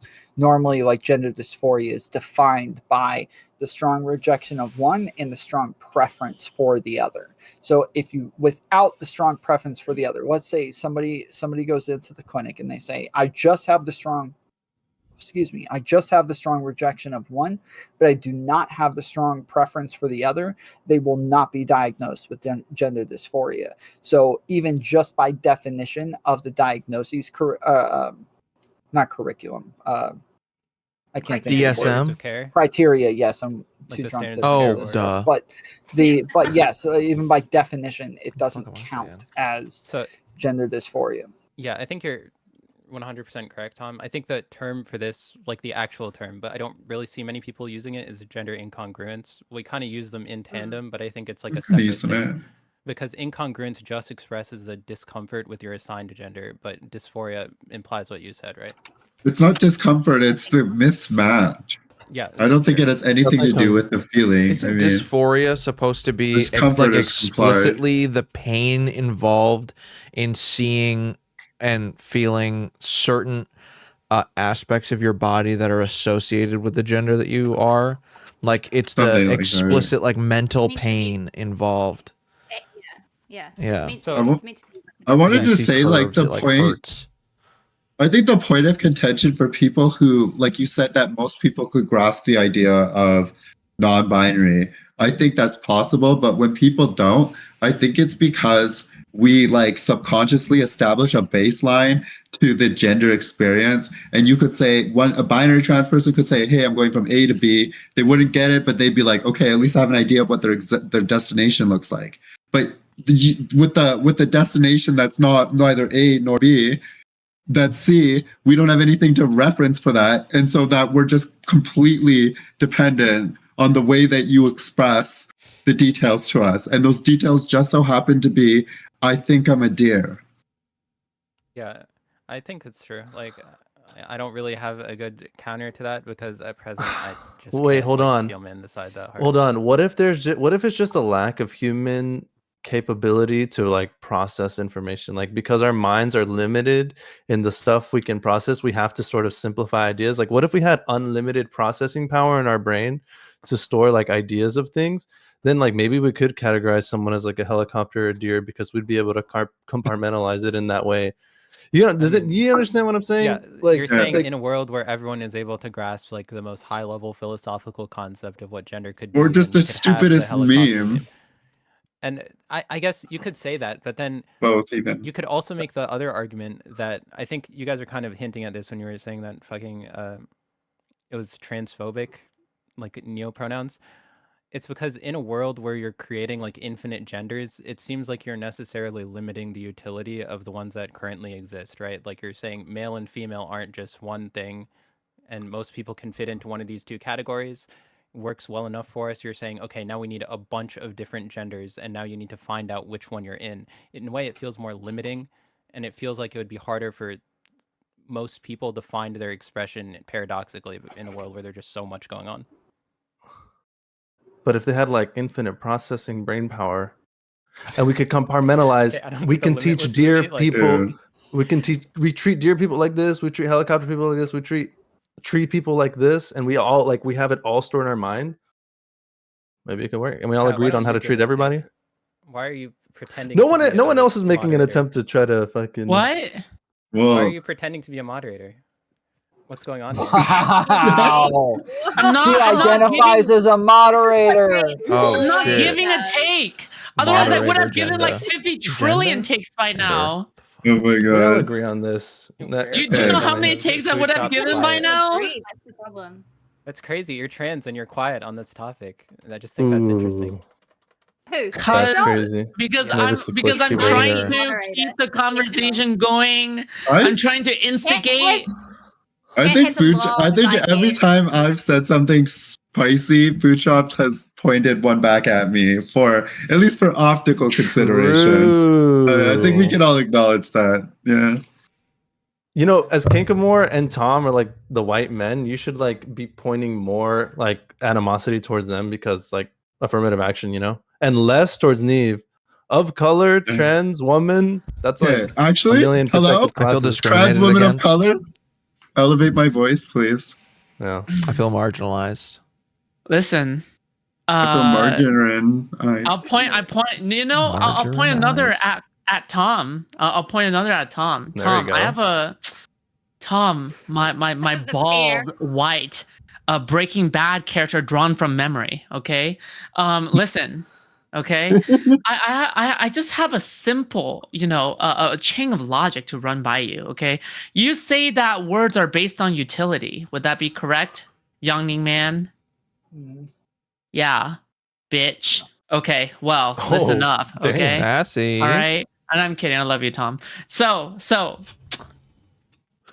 if words are based on utility and only based on bubbles and such, okay, wouldn't you say that there is, in fact, that if out of courtesy, okay, like disregarding courtesy, that there is, in fact, a duty for the sake of society to misgender,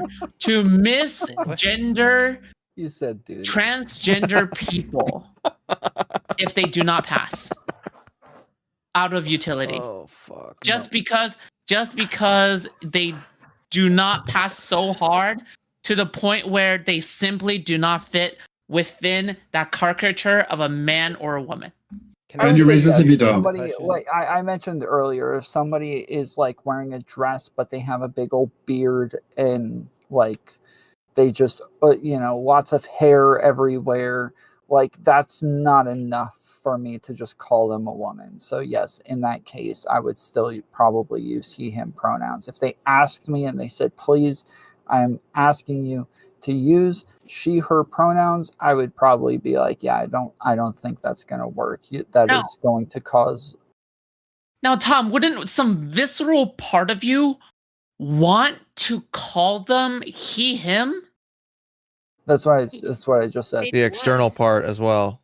All of it. Because they're not passing enough. You have to pass better than that. Sorry. So I said, like I feel like generally there has to be some sort of attempt, right? There has to be an attempt to pass, but when all they did is just put on a dress, but then they just everything else is like super like big dick energy. Yeah, I don't think so. I feel like pronouns are kind of subconscious anyway. It's not really something you like reach for on purpose to like refer to someone. It just happens as you're talking about somebody.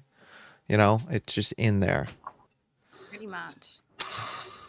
And it wouldn't be out of obligation to maintain utility for the word. Hold on, let me just finish this. It wouldn't be. It wouldn't be out of obligation to maintain. Talk over her. Yeah. I started talking first. All right, so stop. What's it good? It wouldn't be out of obligation to keep the utility of the words. It's just that the definitions already exist, and we're gonna try to serve the definitions in our lifetime, right? Not, I think the definition is correct, so therefore I'm gonna reinforce it, sort of thing. I think this. Yeah. Go ahead, Mantis. Now, please, you can speak now. The misogynist is done.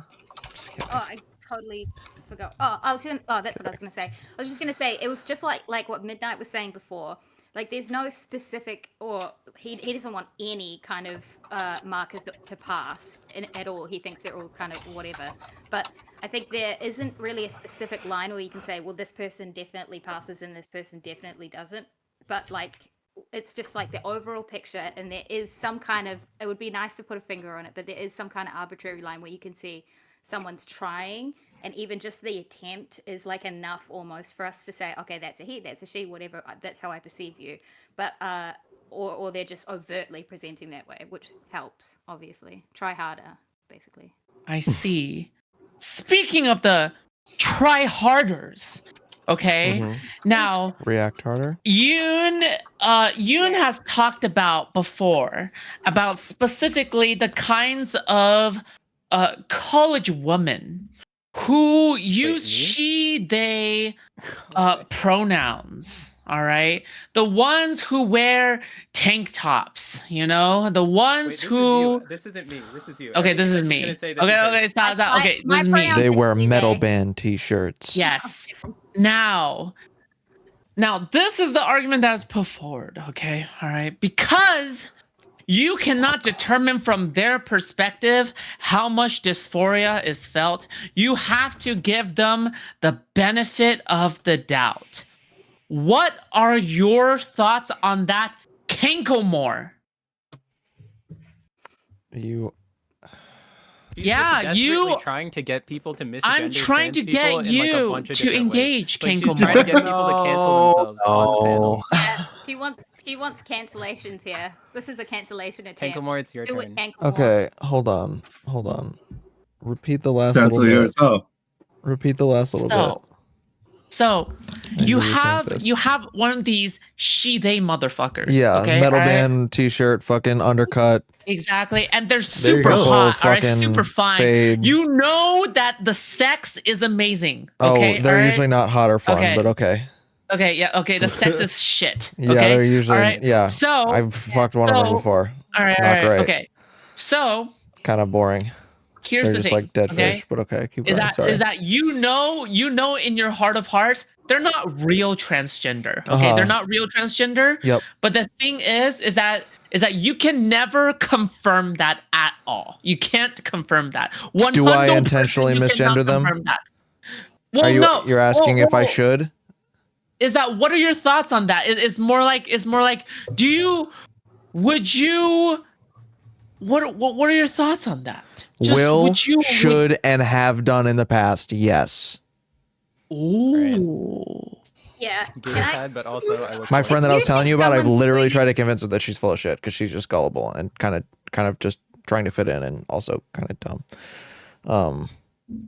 Yeah. Don't you think though that some people are doing it just to like they want to look different, unique, special somehow, or they And- want to just not yeah. be put in this box? They'd rather just pretend like they sit outside. And some people are reaching for sometimes oppression points. misgendering on purpose is, I think, arguably the right thing to do, to just remind them, hey, we see you, we see what you're doing, and this isn't actually helping like people who genuinely want to be use pronouns in this way. You're using the pronoun thing in an inappropriate way.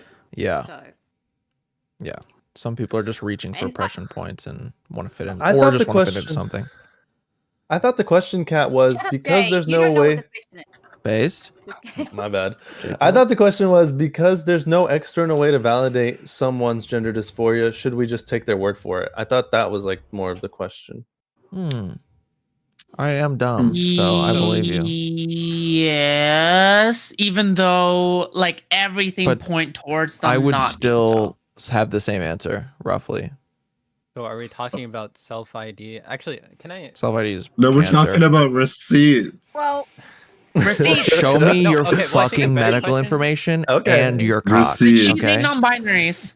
Can I shortcut the conversation? Because I think we're all probably gonna, except for Giga Chad Kankomore, we might just agree. Okay, well, sure, we'll just give them the benefit of the doubt because. Oh, I know, I know. Close enough, right? Kankomore. Okay, well, but I think for the purposes of government legislation, one of the things that like Keffel's brought up is that in order for trans people to be protected, I don't know if you have the exact what she said, like, but it was a tweet that Sunday posted. In order for trans people to have like some kind of legal protection, the best way to do that is to require some kind of like trans medicalist criteria, meaning like a diagnosis of gender dysphoria or something to that effect.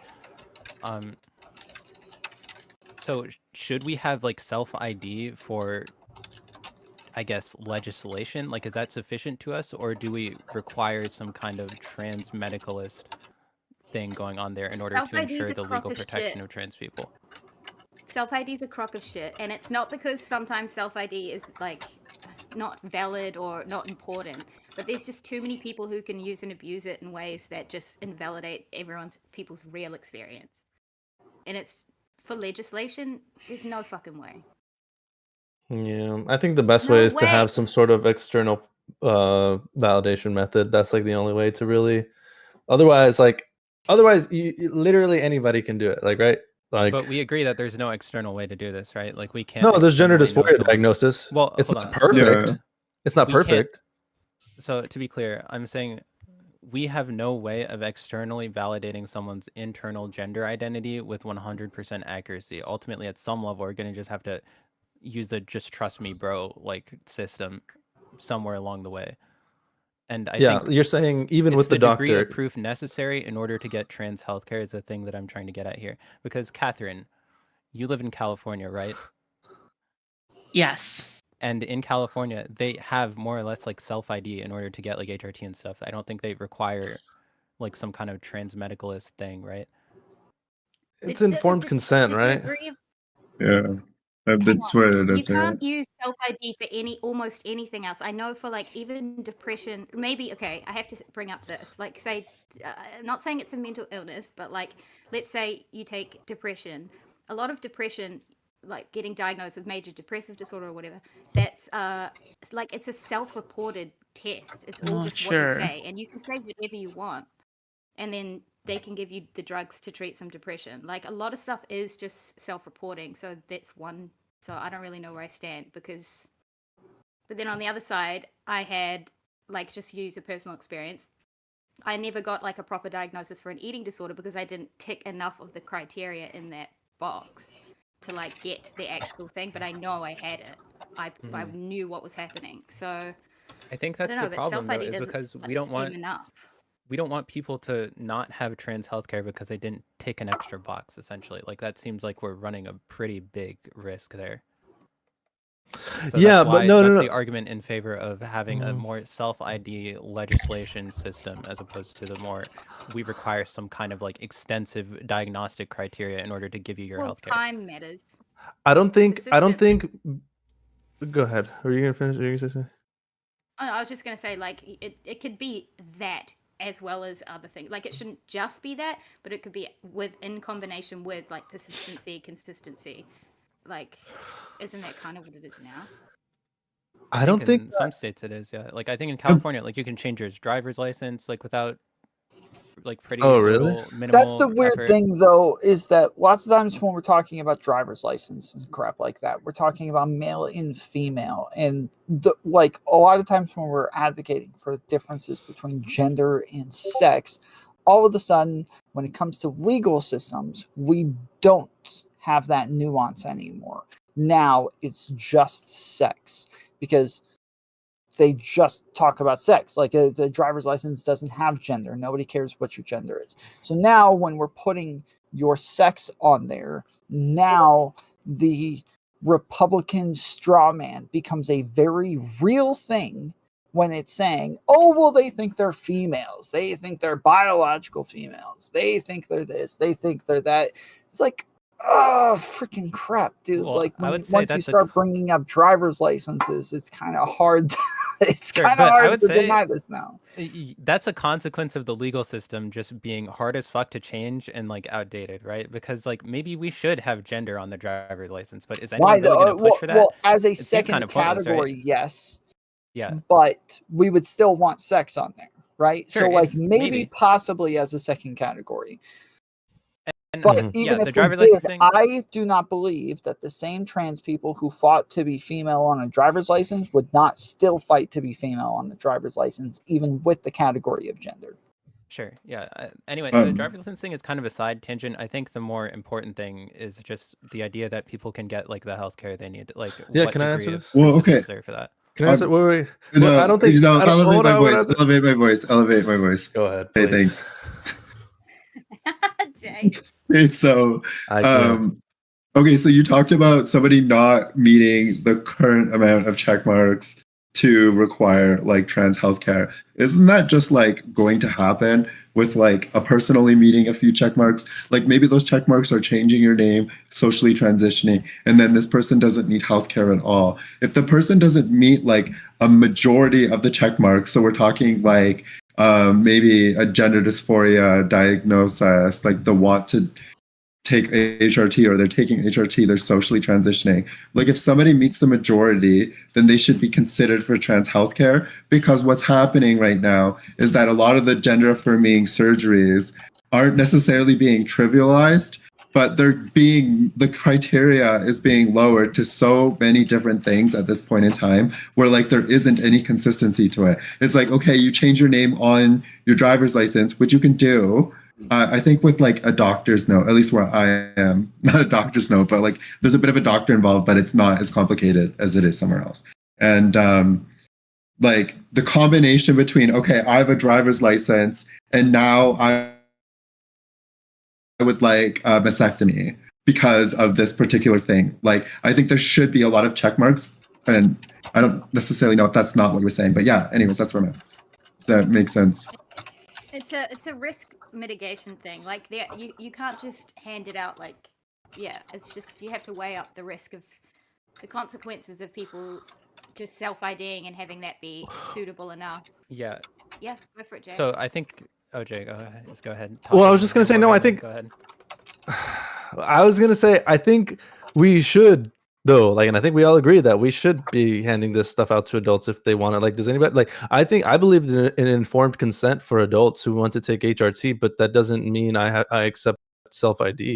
You know what I'm saying? Like, but I think we all agree here that if an adult with informed consent wants to fucking take some hormones or have even some like sex change surgery, like getting like a male getting breast or like whatever vaginoplasty, we don't think that that gender dysphoria is required, right? Like we think adults should be able to make that decision for themselves. And just because we accept that doesn't mean that we accept self ID. Well, to go back to what Tom said, in a way we are, because we are literally saying, like, if you want to be a woman, then you can just say it, and then that is the thing that, like, I guess to society or to the legal system or to insurance companies, that's valid enough, because the reason why you're doing it isn't cosmetic, it's a medical procedure. So that's where the difference is.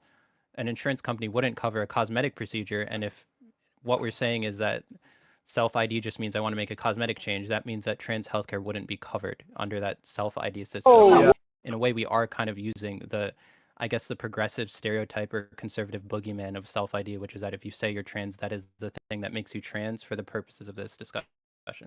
Well, for surgery covered by insurance, there is some medical necessity required, right? So for it to be covered by insurance in this case, you would need some sort of diagnosis of a disorder that would make the surgery necessary. But people, if they want to do it electively, absolutely, right? Like, yeah, but it's the elective thing wouldn't be covered by insurance, and yeah, no, it wouldn't, also because there's no people would make the medical argument. necessity.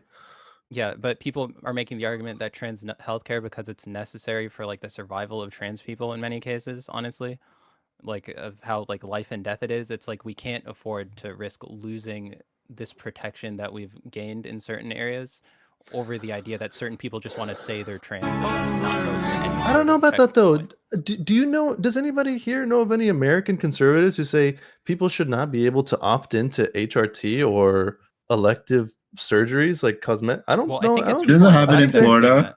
I think Isn't there's a that happening in state Florida that's right trying to now? ban it. Okay, so isn't hold there? on. So yeah, so lots of people like they'll say that being trans is a mental illness, but not gender dysphoria. They don't believe in gender dysphoria. They just believe that if you think that you're another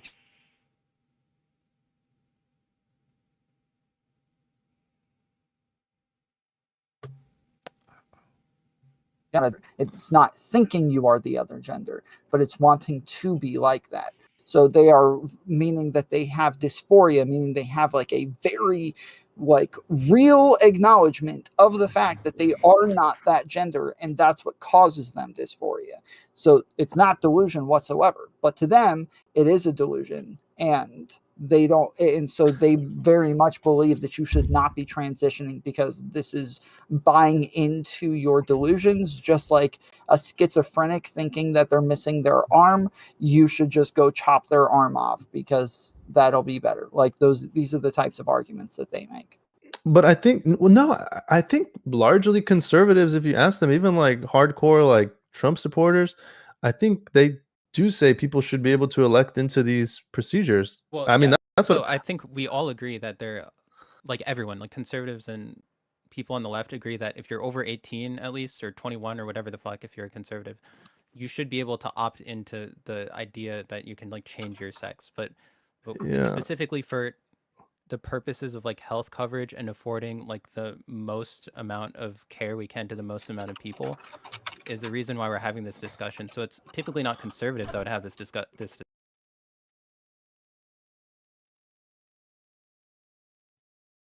because they don't want my fellow trans people to not have their legal or I guess like insurance protections threatened or privileged.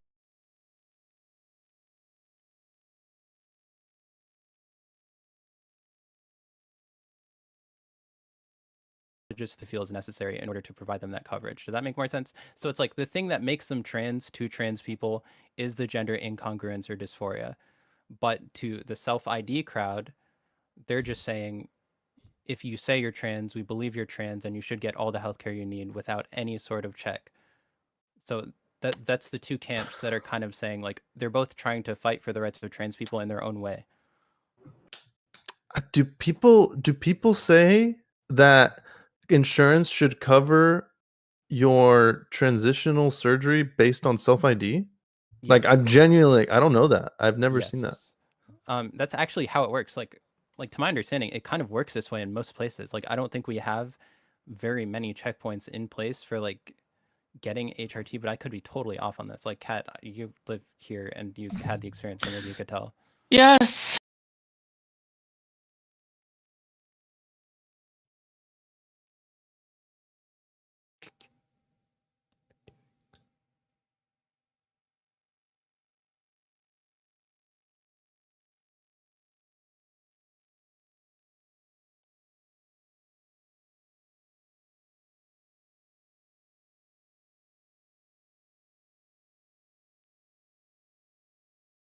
Probably.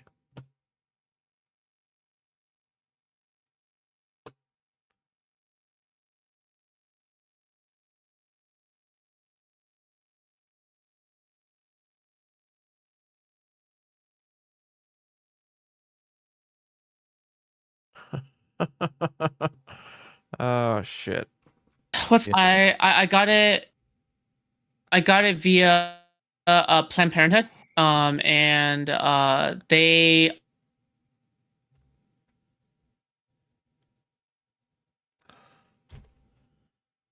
Oh my god.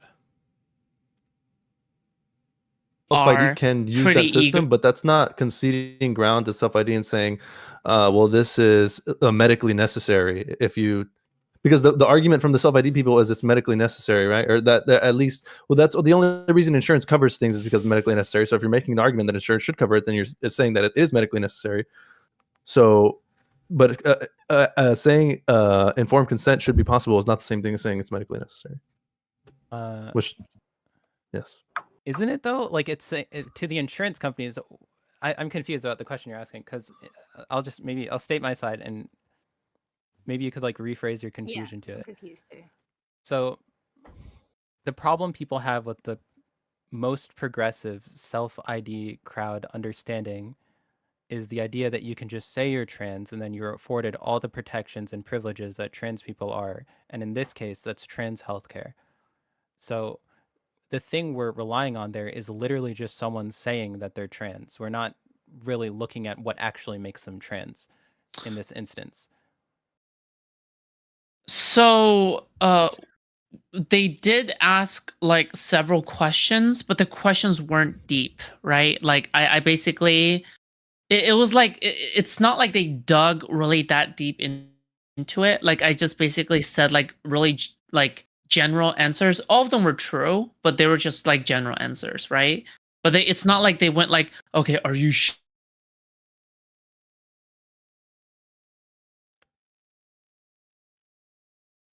Are you absolutely sure about this? Did your Like, insurance okay, cover let's it? dig a deep Did your call. That insurance was cover it. it? Yep. It did? Really?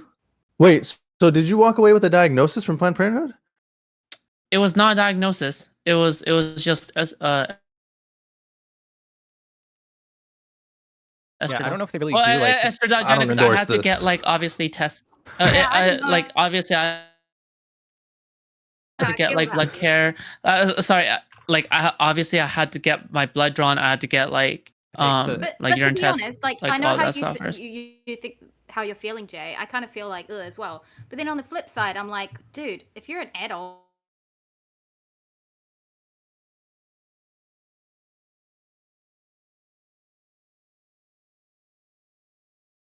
Yeah, that's their Does business. it affect? Maybe their immediate family might be upset about it, but like physically, if you're an adult and you make those decisions, then fuck, deal with it yourself. If you decide it was wrong and it backfires and you actually don't want it and it affects you, say it actually does the worst thing possible that everyone keeps talking about, and you lose the ability to have children or something, you become infertile, then I mean, man, we all as adults make decisions that have negative. I'm fucking sitting here vaping all night, like.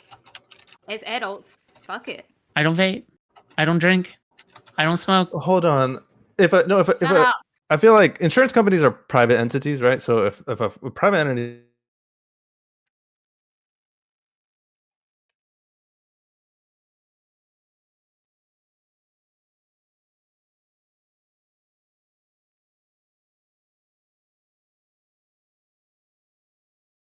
cover that, you're mentally fit to take estradiol, then your insurance ought to cover or should have to cover it. That's crazy. Now here's a deal. That's crazy. Right? Now here's the deal, right? Now that I got access to it so easily, do I now let's just say I'm a faker. All right. Let's just say I'm a faker, okay? Not a real transgender. I am a faker. Okay, but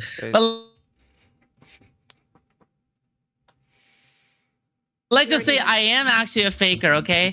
Criteria easier, okay? All right. Now somebody who actually goes and get, a diagnosis or whatever, do I become a protected class that easily? And then let's just say that I get a job and I get fired under like a discrimination under a discrimination lawsuit, and I go like, oh, my boss actually fired me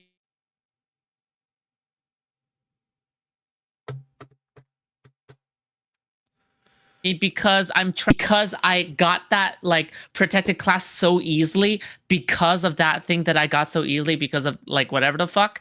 Now think about it. Okay. Think about how easily I got that protected class. Okay. Think about the repercussions of how easily I got that. Yeah. Uh-oh, what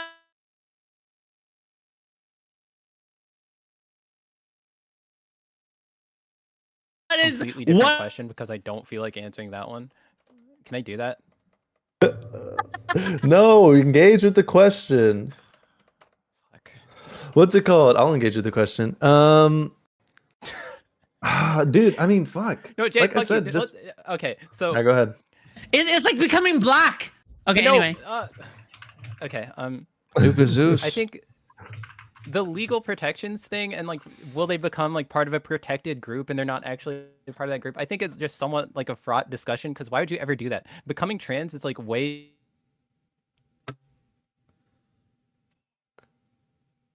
too much edge job. Like that's just way too much effort for most people. So I don't think it's a real problem. I think it's a real problem because as Jay said, like there are rights that insurance companies like have, I guess, to like provide care to people, and I guess we're compelling them in some way through some sort of legal or normative force to provide health care to trans people.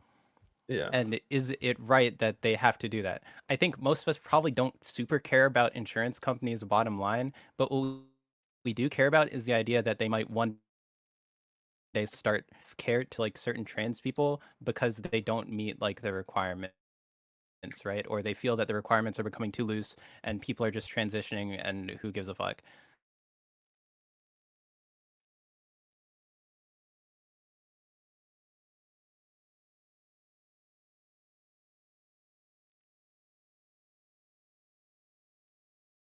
I think that's what we do in the law. It is, The law actually where like I think that is the risk. Some people will get through that, some people who have gender dysphoria won't get through.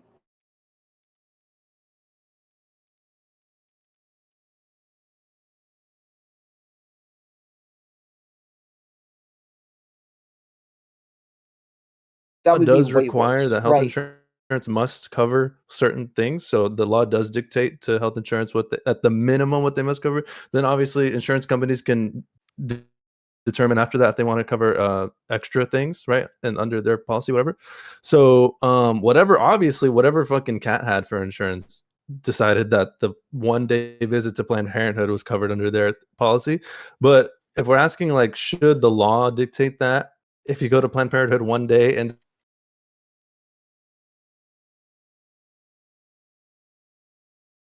decide to get it, it should be covered? Yes, it should. Yes, because it's already happening where I am. Yeah, But it's done by the government. That's what I'm trying to say is like, is it? Yeah, I think in most places where they offer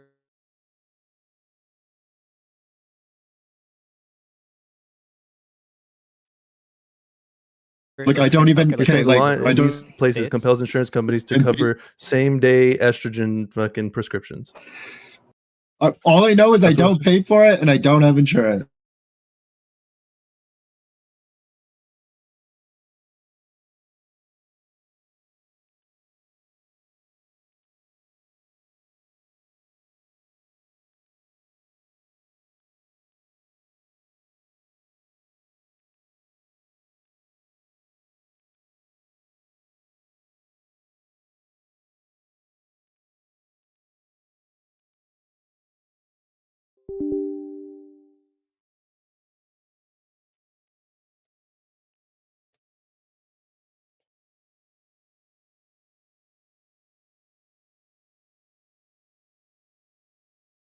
And you don't. So maybe but this how many isn't hoops did relevant. you have to go through to But get it? Like, yeah. By multiple medical professionals, one of which who has to be familiar with, this is in Canada, familiar with transgender patients, so they've assessed many before and have done through another doctor, which has already done that. This is Ontario. As well, you have to start on you have to start on T blockers. You have to be on that for about 6 months, and your testosterone has to go below a certain level before you can start estrogen. Plus, they start you on estrogen oral. You can't start things like intramuscular or patches right away. Your estrogen levels have to go up to a sufficient level before you can take other forms of estrogen. Good. And if you want it covered by insurance, if you want it paid for by the public, good. I say. So, like, let's say there were fewer barriers. Like, you couldn't just go on with your life. Well, it's just there's such a small percentage of the population. You would have to ask what the cost of providing even like 5 to 10% more in the United States. Maybe that's a lot because there isn't even a percent of people in the United States that are trans. Bye, Tom. See you later. Okay. All right. Thanks for coming by. See ya. See ya. Even if it was, Okay, right, so just take it my from the point is like military. that the trans community represents such a small portion of the United States economy that even if you were to like significantly double or triple that, what would be the actual cost that they're spending on providing insurance to people who may or may not be trans compared to like other issues and like ailments that people It's commonly not even like about suffer from? it's not even about the cost, bro. It's just on principle. You don't fucking pay publicly for things that are not necessary. Using public funds for things that are not determined to be medically necessary. Like let's say let's say do you guys one person a private year insurance? statistic. Huh? Is it all? Is that- Sorry, I don't know how it works there, but here we have public and private.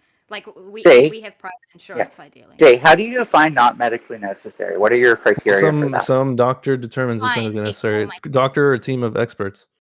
Whatever. Wait, so if a doctor and a team of experts would be able to determine if something's medically necessary, they're the only people who would know that. Yeah. Right. So why do you think that transgender people are being deemed that this is a medically Oh no. necessary I'm saying if it's procedure? well, if they get that determination, then they should get that through. That's the whole criteria that I just explained. Yeah. That's what I'm saying. Yeah. But we're talking about people advocating for just having it paid for by insurance purely based on self-ID and not through some external validation method like a diagnosis. That's what we're talking about. Like, this is what I'm asking you. How do you know that like people who self-ID aren't capable of themselves identifying, I need this treatment to not feel suicidal?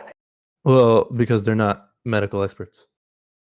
Sure, but like if there are fewer barriers, how would you know that wouldn't be sufficient? What's your criteria? Well, just that there's some medical body, whether that's one person or a panel of experts, that makes that determination. It can't be just like if there was one person a year and we calculated that it would only be one person a year who wanted to sever like their toes or whatever, and like what that would be almost negligible to the cost to the public. We wouldn't then say like, well, we should. We're dealing with. We wouldn't say that just because of cost. No, I'm not just saying it's the toes issue, right? I'm saying that we know that we have a suicide endemic. We know that this is partly to do with people being forced to conform with the opposite gender of how they feel. We're trying to help them be the gender that they feel like, because it turns out the gender normative model we've always used is a bit outdated, and not everybody works like that. Is it necessary to leverage the suicidality of the community in this like particular? The reason instance? I'm bringing it up is that if you want to risk higher suicide rates, then you put more barriers on treatment.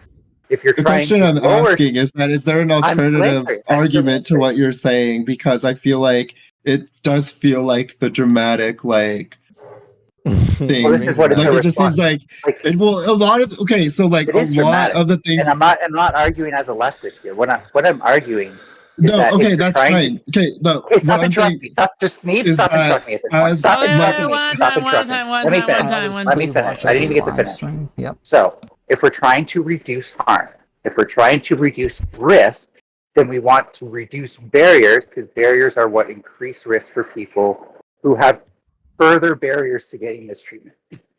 So, I have schizophrenia.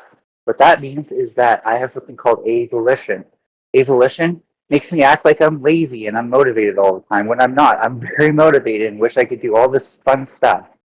That makes going out to get appointments very difficult, especially ones that can be very far between in my city. So I've been dropped from medical treatment because of that, even though I'm still very trans and very vulnerable to like wanting to die if I detransition. So all I'm saying is that the more barriers we have, the more people we put at risk of the system absolutely fucking them. Yeah, maybe, but I'm not saying eliminate. The solution is not to eliminate the barriers. The solution is not to eliminate the barriers. You're never going to create a system. No. You're never going to create a system where you can account for absolutely everybody. There's some people who fucking fall down on the way outside the door, and then they never make it to their fucking. But the inverse is true, right, Kay? You know what I'm saying? The inverse is true. Like you're never going to make a system that filters out any barriers at all. Even having to fucking leave your house, then yes, there's going to be some people who are incapable of leaving their house, and then they're never going to be able to get the help they need. But it's like how minute does the fucking circumstance have to be like for us to consider it? Well, I think how where we're big at right do the now. barriers have to be before we consider somebody worthy of reducing harm for that? I also want to say that I think there's a degree. I think Neve was the.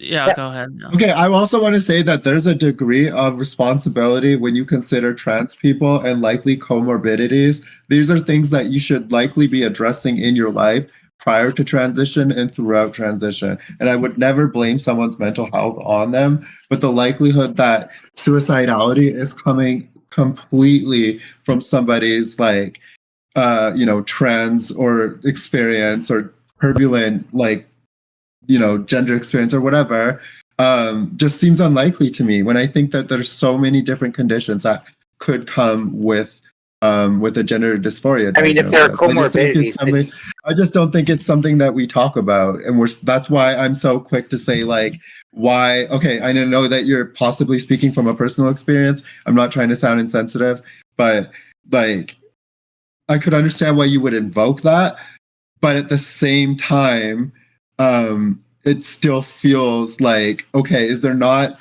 some I already said something I want to respond to, or is everything just all or nothing? Right. So comorbidities are something that you can't usually cure. Otherwise, they probably would have been cured sooner, especially during treatment. What we do when we have multiple comorbidities is we reduce risk and we reduce harm for that person. We don't just say, "Oh well, you have a bunch of comorbidities. I guess you're useless." Hey, wait. Comorbidities just means you have more than one illness. What are you saying?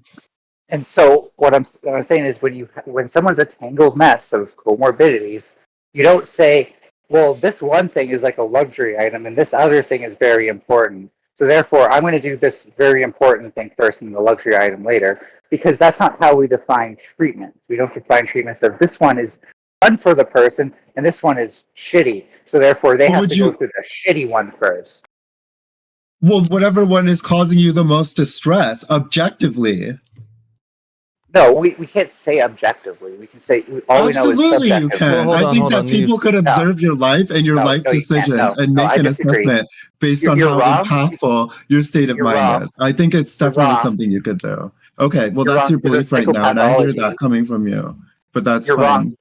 You're wrong because of psychopathology, we can only rely on self-report. Okay, but you identified schizophrenia as part of your diagnosis. Someone was able to make that distinction with you.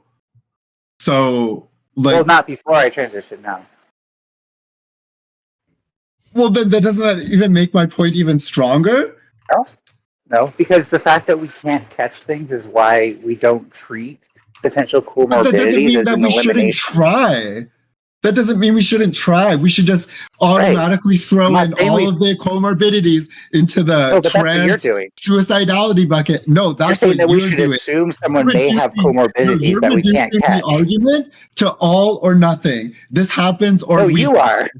No, you are absolutely not. So your argument, that was your response. argument relies Stop. on That discounting was your trans response. people. That was your response to Jay. No, because you're lying when about he talked about. No, that was your It wasn't my response to response. Jay. It's your lie. When he It's your talked lie. about. It's No, your lie. that's fine. It's your lie. You are more. I think you should replay this back. Neva's You should lying replay about this me. back another 2 minutes. Hold Just on. because you think something is a lie You just doesn't want to mean lie it about me. happened. I'm gonna mute You both just of wanna you. lie. I will mute both of you. Hold on, It's Mantis all wants to say something. fantasies are coming out. Wait, Mantis wants to say something. Mantis. All that Neva's saying is there can't be no like checklist, no bit of criteria. I'm not saying there's no checklist. See, like this is what I mean. Stop lying about my argument. No. Earlier you said eliminating barriers was the solution. That's what you said. Yes, because the more barriers that we can decrease, the more that we can risk harm. So we need to be You didn't super say decrease. critical. You said eliminate. You said eliminate. I said decrease. I said decrease. I said decrease. You just said wait. Okay, you just well, said you said eliminate. You just said you said eliminate. So if you want to freak out over a word, if you want to freak out over a word because It's more than that. don't say no. I'm It's responding more now. than that. I'm responding now. So if you want to freak out over a word because you can't think along a spectrum and can only think in binaries where it's all or nothing, that's your problem. I'm talking about how what you barriers- invoked in your My bad. response to Jay. That was what you invoked in your response to Jay. I called you out for going the all or nothing route in a conversation that had a lot more nuance. Can you understand that? I don't think you can understand that. One time. Goddamn ableist! I swear to God. Wait, who is next? Who is next? So just because you think in binaries doesn't mean that what I said. Make more doesn't assertions about my apply as position. You clearly don't understand it. No, you're telling me what my You were positions too- are because you you were- don't understand. Well, No, you that's told what us what your positions were because they're And you based suck on at your listening. personal So shut the fuck experience. up. And you suck at listening. Don't make personal attacks. Don't make personal You attacks. literally believe that everything should be handed and afforded to you because it's convenient to your personal Don't make personal experience. attacks. Stop. I'm literally just stating. Okay, can I just, Fuchs, can I just say that we were having an objective debate and she invoked her personal you were having a experience dumbass to debate 'cause none of you bolster knew what her the fuck you were opinion. talking about. So how is it that we can separate this topic from a personal attack when everything we talk about Ninetales is going to offend her now? I And don't she know. You used didn't her have to own lie about each experience. other's arguments. She used her own You didn't have experience to lie to about bolster arguments, her did you, opinion in an objective debate. So if you're offended now, we either have to kill the everything's topic objective or when accept Neve's here, that even though she was everything's fucking wrong and absolutely she had more offensive than to you. No, I'm right, 100%. You're brought super this, right. you did this all or nothing. You have a cool opinion. You can't treat anything else about you. What You have a cool opinion. Raise your hands in the air. Wait, okay, hold on. Reduce barriers because barriers are what increase risk for people who have further barriers to getting this treatment.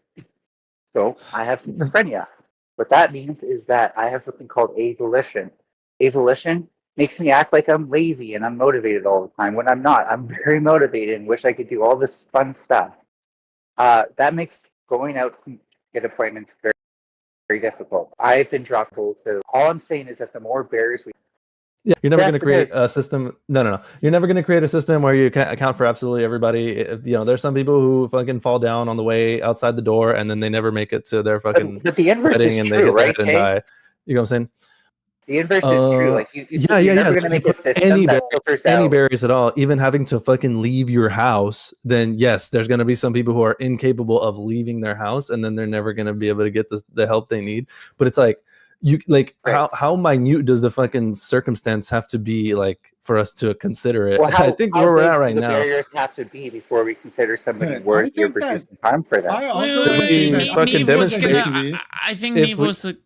Yeah, go ahead now. Okay, I also want to say that there's a degree of responsibility when you consider trans people and likely comorbidities. These are things that you should likely be addressing in your life prior to transition and throughout transition. And I would never blame someone's mental health on them, but the likelihood that suicidality is coming completely from somebody's trans or experience or turbulent gender experience or whatever just seems unlikely to me when I think that there's so many different conditions that could come with with a gender dysphoria I mean, if there are diagnosis. comorbidities, I just don't think it's something that we talk about, and that's why I'm so quick to say like, why? Okay, I know that you're possibly speaking from a personal experience. I'm not trying to sound insensitive, but like, I could understand why you would invoke that, but at the same time, it still feels like, okay, is there not some like? You've already said something I want to respond to. Or is everything just all or nothing?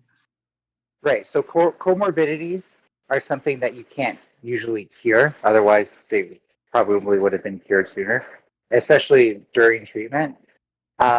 What we do when we have multiple comorbidities is we reduce risk and we reduce harm for that person. We don't just say, "Oh well, you have a bunch of comorbidities. I guess it's you. I guess you're useless."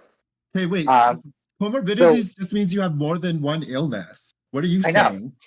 And so what I'm saying is when someone's a tangled mess of comorbidities, you don't say, well, this one thing is like a luxury item and this other thing is very important. So therefore, I'm going to do this very important thing first and the luxury item later, because that's not how we saying define we're just saying reduce the barriers, not eliminate completely. And so that's why we were arguing against her point of eliminating completely, but we misunderstood her, and that's why we were yelling.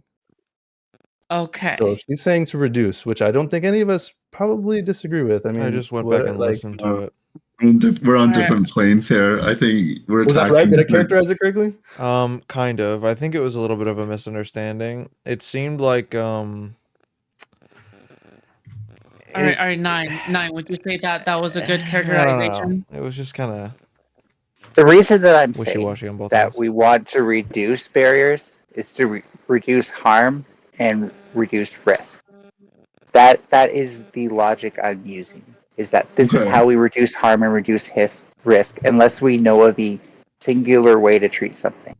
Which Did you reinforce your narrative regarding harm with your personal experience? Yes or no?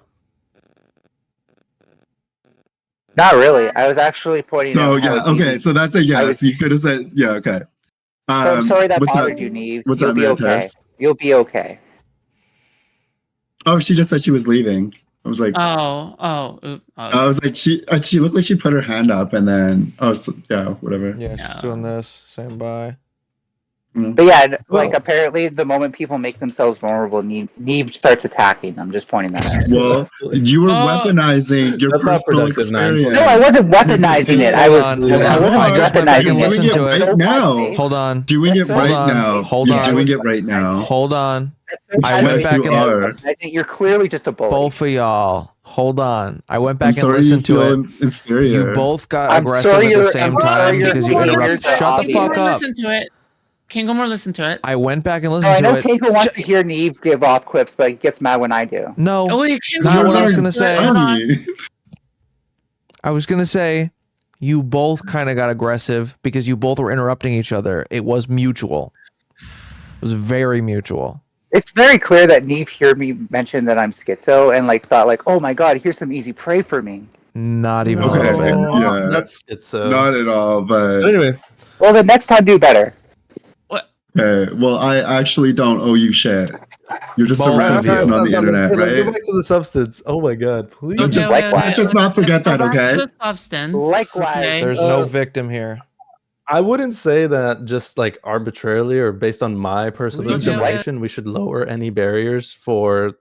I'm thinking I leave that to the medical bodies to make the determination of if the barrier should be reduced or increased. I do know certain papers that already call for this. By the way, I can send you that. And if they do it, then I agree with medical bodies to make decisions for what's medically necessary. But we should never publicly fund or compel insurance to fund procedures that are determined to not be medically necessary. No, wait. What about? Okay, but this is what gets me though. Like, what about privately? Like, if someone has the money to do it and they don't have a doctor, is this suddenly okay? Yeah. I think informed consent is fine with HRT or with any sort of elective surgery. If you just see, like the right wing's more afraid of you than they are of me, then, because I don't want that. First of all, I don't want trans healthcare to be privatized simply because people are going to profit from it, and that actually fucks over what the movement's about.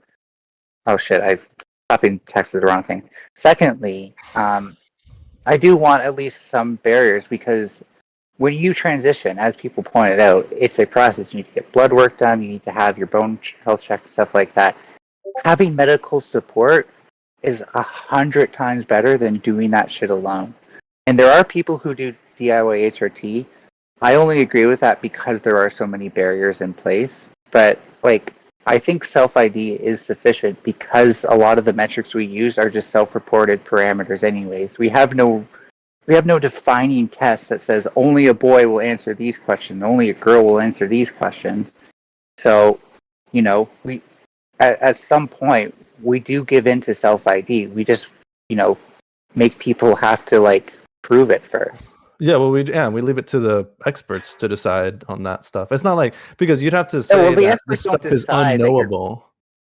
The experts don't decide that. They decide on stability of identity, not whether or not the identity is valid. What if they decide on principle that other medical conditions that require, like, that get insurance have requirements that are set and defined in a particular way? Why wouldn't they? So like, why would they? Why would they falter to something like self-ID? They don't falter. Every other. You mean default, right? Whatever. Whatever. I'm just making sure I understand you. You mean why would they default to that kind of treatment? Is what you're asking? No. When she says falter, I think she means accommodate that type of existence, right? Yeah. That type of That's not how I understand the word falter, but the reason that they would accommodate it is because they're also addressing the other known comorbidities at the same time. And because you can't say that someone having schizophrenia is why they identify as being trans. Yeah, but then it would be determined to be medically necessary, still not right? The issue. That's still not the issue. They're not going to. They're not invalidating you by treating your schizophrenia. They're not invalidating you by treating your schizophrenia. Right, you're right. So why is it that every time you bring it up with your trans stuff, you land them together and then you throw them into the same issue? I had avolition because a lot of the barriers for trans healthcare right now is that you have to be like in these in-person appointments. And when my avolition made it really hard for me to do appointments, which ideally could have been done over remote. Okay. I'm going to stop you right now because later on, when I try to work in like the narratives and the things that you're saying in your story right now, you're going to call me out for bullying you or whatever. So I think when you talk about your experience, you should do so objectively on the issue as a whole and not spend the next 10 minutes talking to us about a nuance. The point was that the harder we make for trans people to get access, the more that their other mental health barriers will magnify how much of a barrier that is. Therefore, your average person will be totally fine with those barriers. But as you get to people with more and more comorbidities, those barriers are more and more detrimental, even though they're still as valid as a trans person. Yeah, I think they should be able to do it over FaceTime. Noob, do you think? I have a trans person in my chat actually that says you can actually get the prescription over FaceTime. If they're in Ontario, then I'm just not through. If they're in Ontario, like my local. No, they actually live in a Republican state. They actually live in a Republican state. But anyway, let's go. Neve, do you think they should be able to do it over FaceTime? I still think that there's like, I don't know. I think that there should be more of like in person, not necessarily in person. It could be done over FaceTime, but like a predetermined amount with somebody, and that they should fund the availability of that rather than whatever the fuck else we're talking about. What if they have some comorbidity that restricts them from meeting people in person? Then that should be available to them, right? Over, unless like it's directly and related to like the gender dysphoria, which like it would involve them coming in for like a physical examination. Sure, if that's not required, then it could probably be done over FaceTime. But not just like bang, let's do it tomorrow, and then like the general point wasn't to the general point wasn't like abolition of standards. I think standards are important. Even as a leftist, I think leftists need to have standards. By the way, am I coming through okay? You guys are choppy on my end. I just want to make sure. No, you're coming through perfectly fine. But do leftists have standards ever? Ideally. I'm trolling. Like, it was funny when we did that political compass test, and it was pretty close, but I was unsure with the results. And then I noticed that that map you had Bookchini and Communalist on it. I was like, oh, that's me. You for fucking sure. you came as soon as you saw that. You're like, oh yes, you came. It was like, yes. What? I'm trolling Okay, again. all right. Okay, I'm trolling again. Shut up. No, you Anyways, got excited. now that I understand, you were like, oh, yes. Never mind. This person now said that I you can't do that understand shit over your issue- FaceTime. I misunderstood what they said. There's certain so like there are certain Hell. appointments you won't be able to do over FaceTime. Like for example, blood work. For example, your computer can't take your blood sample. That'd be dope. Right. But, So yeah. I mean, I think okay. that would be really good technology. Wait, but terrifying. Hold on, but we should. So you're saying we should eliminate the blood samples as part of the? No, I'm not saying that. No, that's okay. necessary. So how does this account? monitoring tool. So then, how does your model then account for people who can't leave their house? Oh, we'd probably have like at-home visits instead of like in the doctor's office. Okay, but there still needs to be some determination that it's medically necessary in order to get public funds to pay for it, right? I think the person has to deal with a professional who is experienced with dealing with trans cases. Because one of the biggest issues with my care, and I know, I'm sorry, Nee, but just hear me out, was that the nurse practitioner who was taking the place of my doctor, since I don't have a family doctor, was very inexperienced with this stuff, and there was a lot of confusion at the end of the day. So I definitely think like there needs to be more people who are well educated and experienced with trans healthcare helping these high-risk cases. Yeah. This person said you could send blood samples through the mail. So how are you taking them? In person. I don't think we should be encouraged. Like, if it was But you like have a to device take where you them stick your yourself. finger in it and it's self-cleaning, that's one thing. But like taking your own blood is risky. I mean, I used to do that. How do you accommodate for the people who can't leave their home? I used to do it. But you're talking about people who can't live their home, can't leave their home, and we need to accommodate. So I mean, I'm just right. saying. But I'm talking about at-home visits, right? And that way, they would take your blood at your home. I guess okay, but we could be a little. That would, admittedly, I'm also like claustrophobic, so that would also, definitely be unsettling, but less unsettling than having to leave. Okay, and then there's nowhere we disagree. We all just agree it's fucking. It should only be paid for by public funds. All about what the fuck? AIDS. Trying to find characterize it. I'm in trouble. If I characterize it, so like for example, can I give another example? Never. You can't give examples anymore, Nigelos. I'm kidding. So my city has going to either way.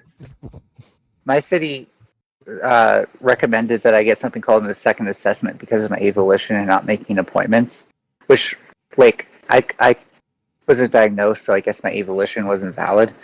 And the paper I'm looking for, it was actually written from an Ontario researcher, talks about how that second assessment is often unnecessary and puts people through a harder time of getting care. And oftentimes those people have worsened outcomes because of that. Perfect. So like this is just one of those things where it's the more we concede to like neoliberal / conservative talking points of what if people hijacking the system, the more we remove ourselves from what the point of trans healthcare is, which is like the idea that we're much worse off with like even just one person not getting care than we are if someone does get care. And I think I even heard Jace say that earlier. We are better off if what? Say that again? We're better off making sure that like every person who is trans gets health care than worrying about like one or two people taking advantage of the system. This is it. Don't remember saying that, but I do agree with that. He said something like that, I think. What's it called? If this fucking researcher you're mentioning, if like other medical professionals examine what they say and they determine that shit makes a whole lot of sense, then I'm all for that. I found something adjacent, which is really weird, but I have it in my bookmarks, so I just have to put my bookmarks now. And I'm running out of batteries, so I have to run to plug in my phone after I post this. Is Yoon still awake? No, they're deafened. Yeah, Jung has deafened. Yoon's work is done. They were very what's the word? Persistent, and I admired that because I feel like Yoon? there are times where where I am not. Yoon is one of the best debaters in this entire community. I remember when I retarded ass they called seem me pretty Yoon. So like, yeah, I would definitely say so. I think Yoon and I have went toe to toe at this point, like probably more than 20 times. Like it's been crazy. I admire them for consistently keeping the "I'm trying to change your mind" approach throughout the debate, because there was times where like, yeah, that was not my goal, but they almost got me a few points. I just can't think of any of them right now. You know, Yoon is so honest. That's what I love about Yoon. He's so honest. appreciate that. So like just in the pursuit of knowledge and exchange of ideas, dude. But please tell me I noticed this. When he's talking to Kat, he gets so triggered. Why? Gets so triggered when he starts disagreeing with Kat. I don't know. He just I do know why, but when he starts Don't like disagreeing. When he starts with disagreeing her. with Kat, or when Kat, you mischaracterize him just a little bit, and are you fucking Even though everybody else mischaracterizes him more, but and then he's less triggered. Yes. If you mischaracterize him Why do you think that is the case? Because it hurts worse coming from the one you love. Stop! It's because you know what? It's because you leveled the bad faith accusation at him so many times. I think he's sick of it, and I think he's just like has no patience for you. I think he has no patience for you at all. No, that's what I said. That's not what you It's both. said I'm kidding. at all. No, it is. Totally is. It's not what you said at Really, all. I think it's the same thing. Like when you are on the left and you hear that you're racist from somebody on the right, you're like, whatever. But if you hear it from someone on the left, you're like, oh fuck. You know, it's like that. Yeah. But That's for like true. wanting somebody. If you're on the internet and you haven't been called racist once, you're not working hard enough. Based. True. You haven't met Katie. I got called racist by an actual Nazi. By Really? an actual Nazi. Yes. How did this happen? On Twitter, I fought with this brain dead Nazi on Twitter. It was pretty funny. It was pretty funny. The dude was like genuinely one of the dumbest people I've ever spoken to in my entire life. He was like fat, dumb. He was like, I'm a proud National Socialist. I'm like, okay, Nazi, you're dumb. You have a fucking Confederate flag in your background. Like, you literally just called yourself a Nazi without the term Nazi. All right, we're ending this panel. All right, we're done. All right, perfect timing. We're gonna Yes. do closing statements now. Okay, all right, with whoever's left. Okay. Word. First, let's do Nine Tails. Nine Tails, go. I need you to stop doing me first. I showed up last. I need Okay, more time fine. to We'll do you last. Kinkle. I'm first now? Jeez. Yeah. Now I have to complain about being first. Fuck you. All I'm right. just kidding. I'll go first. Alright, I don't know. Fucking if you're trans based. Right. Kick.com/Kanklemore. I'm gonna rope myself in a video game. Oh my god. Amazing. Bye.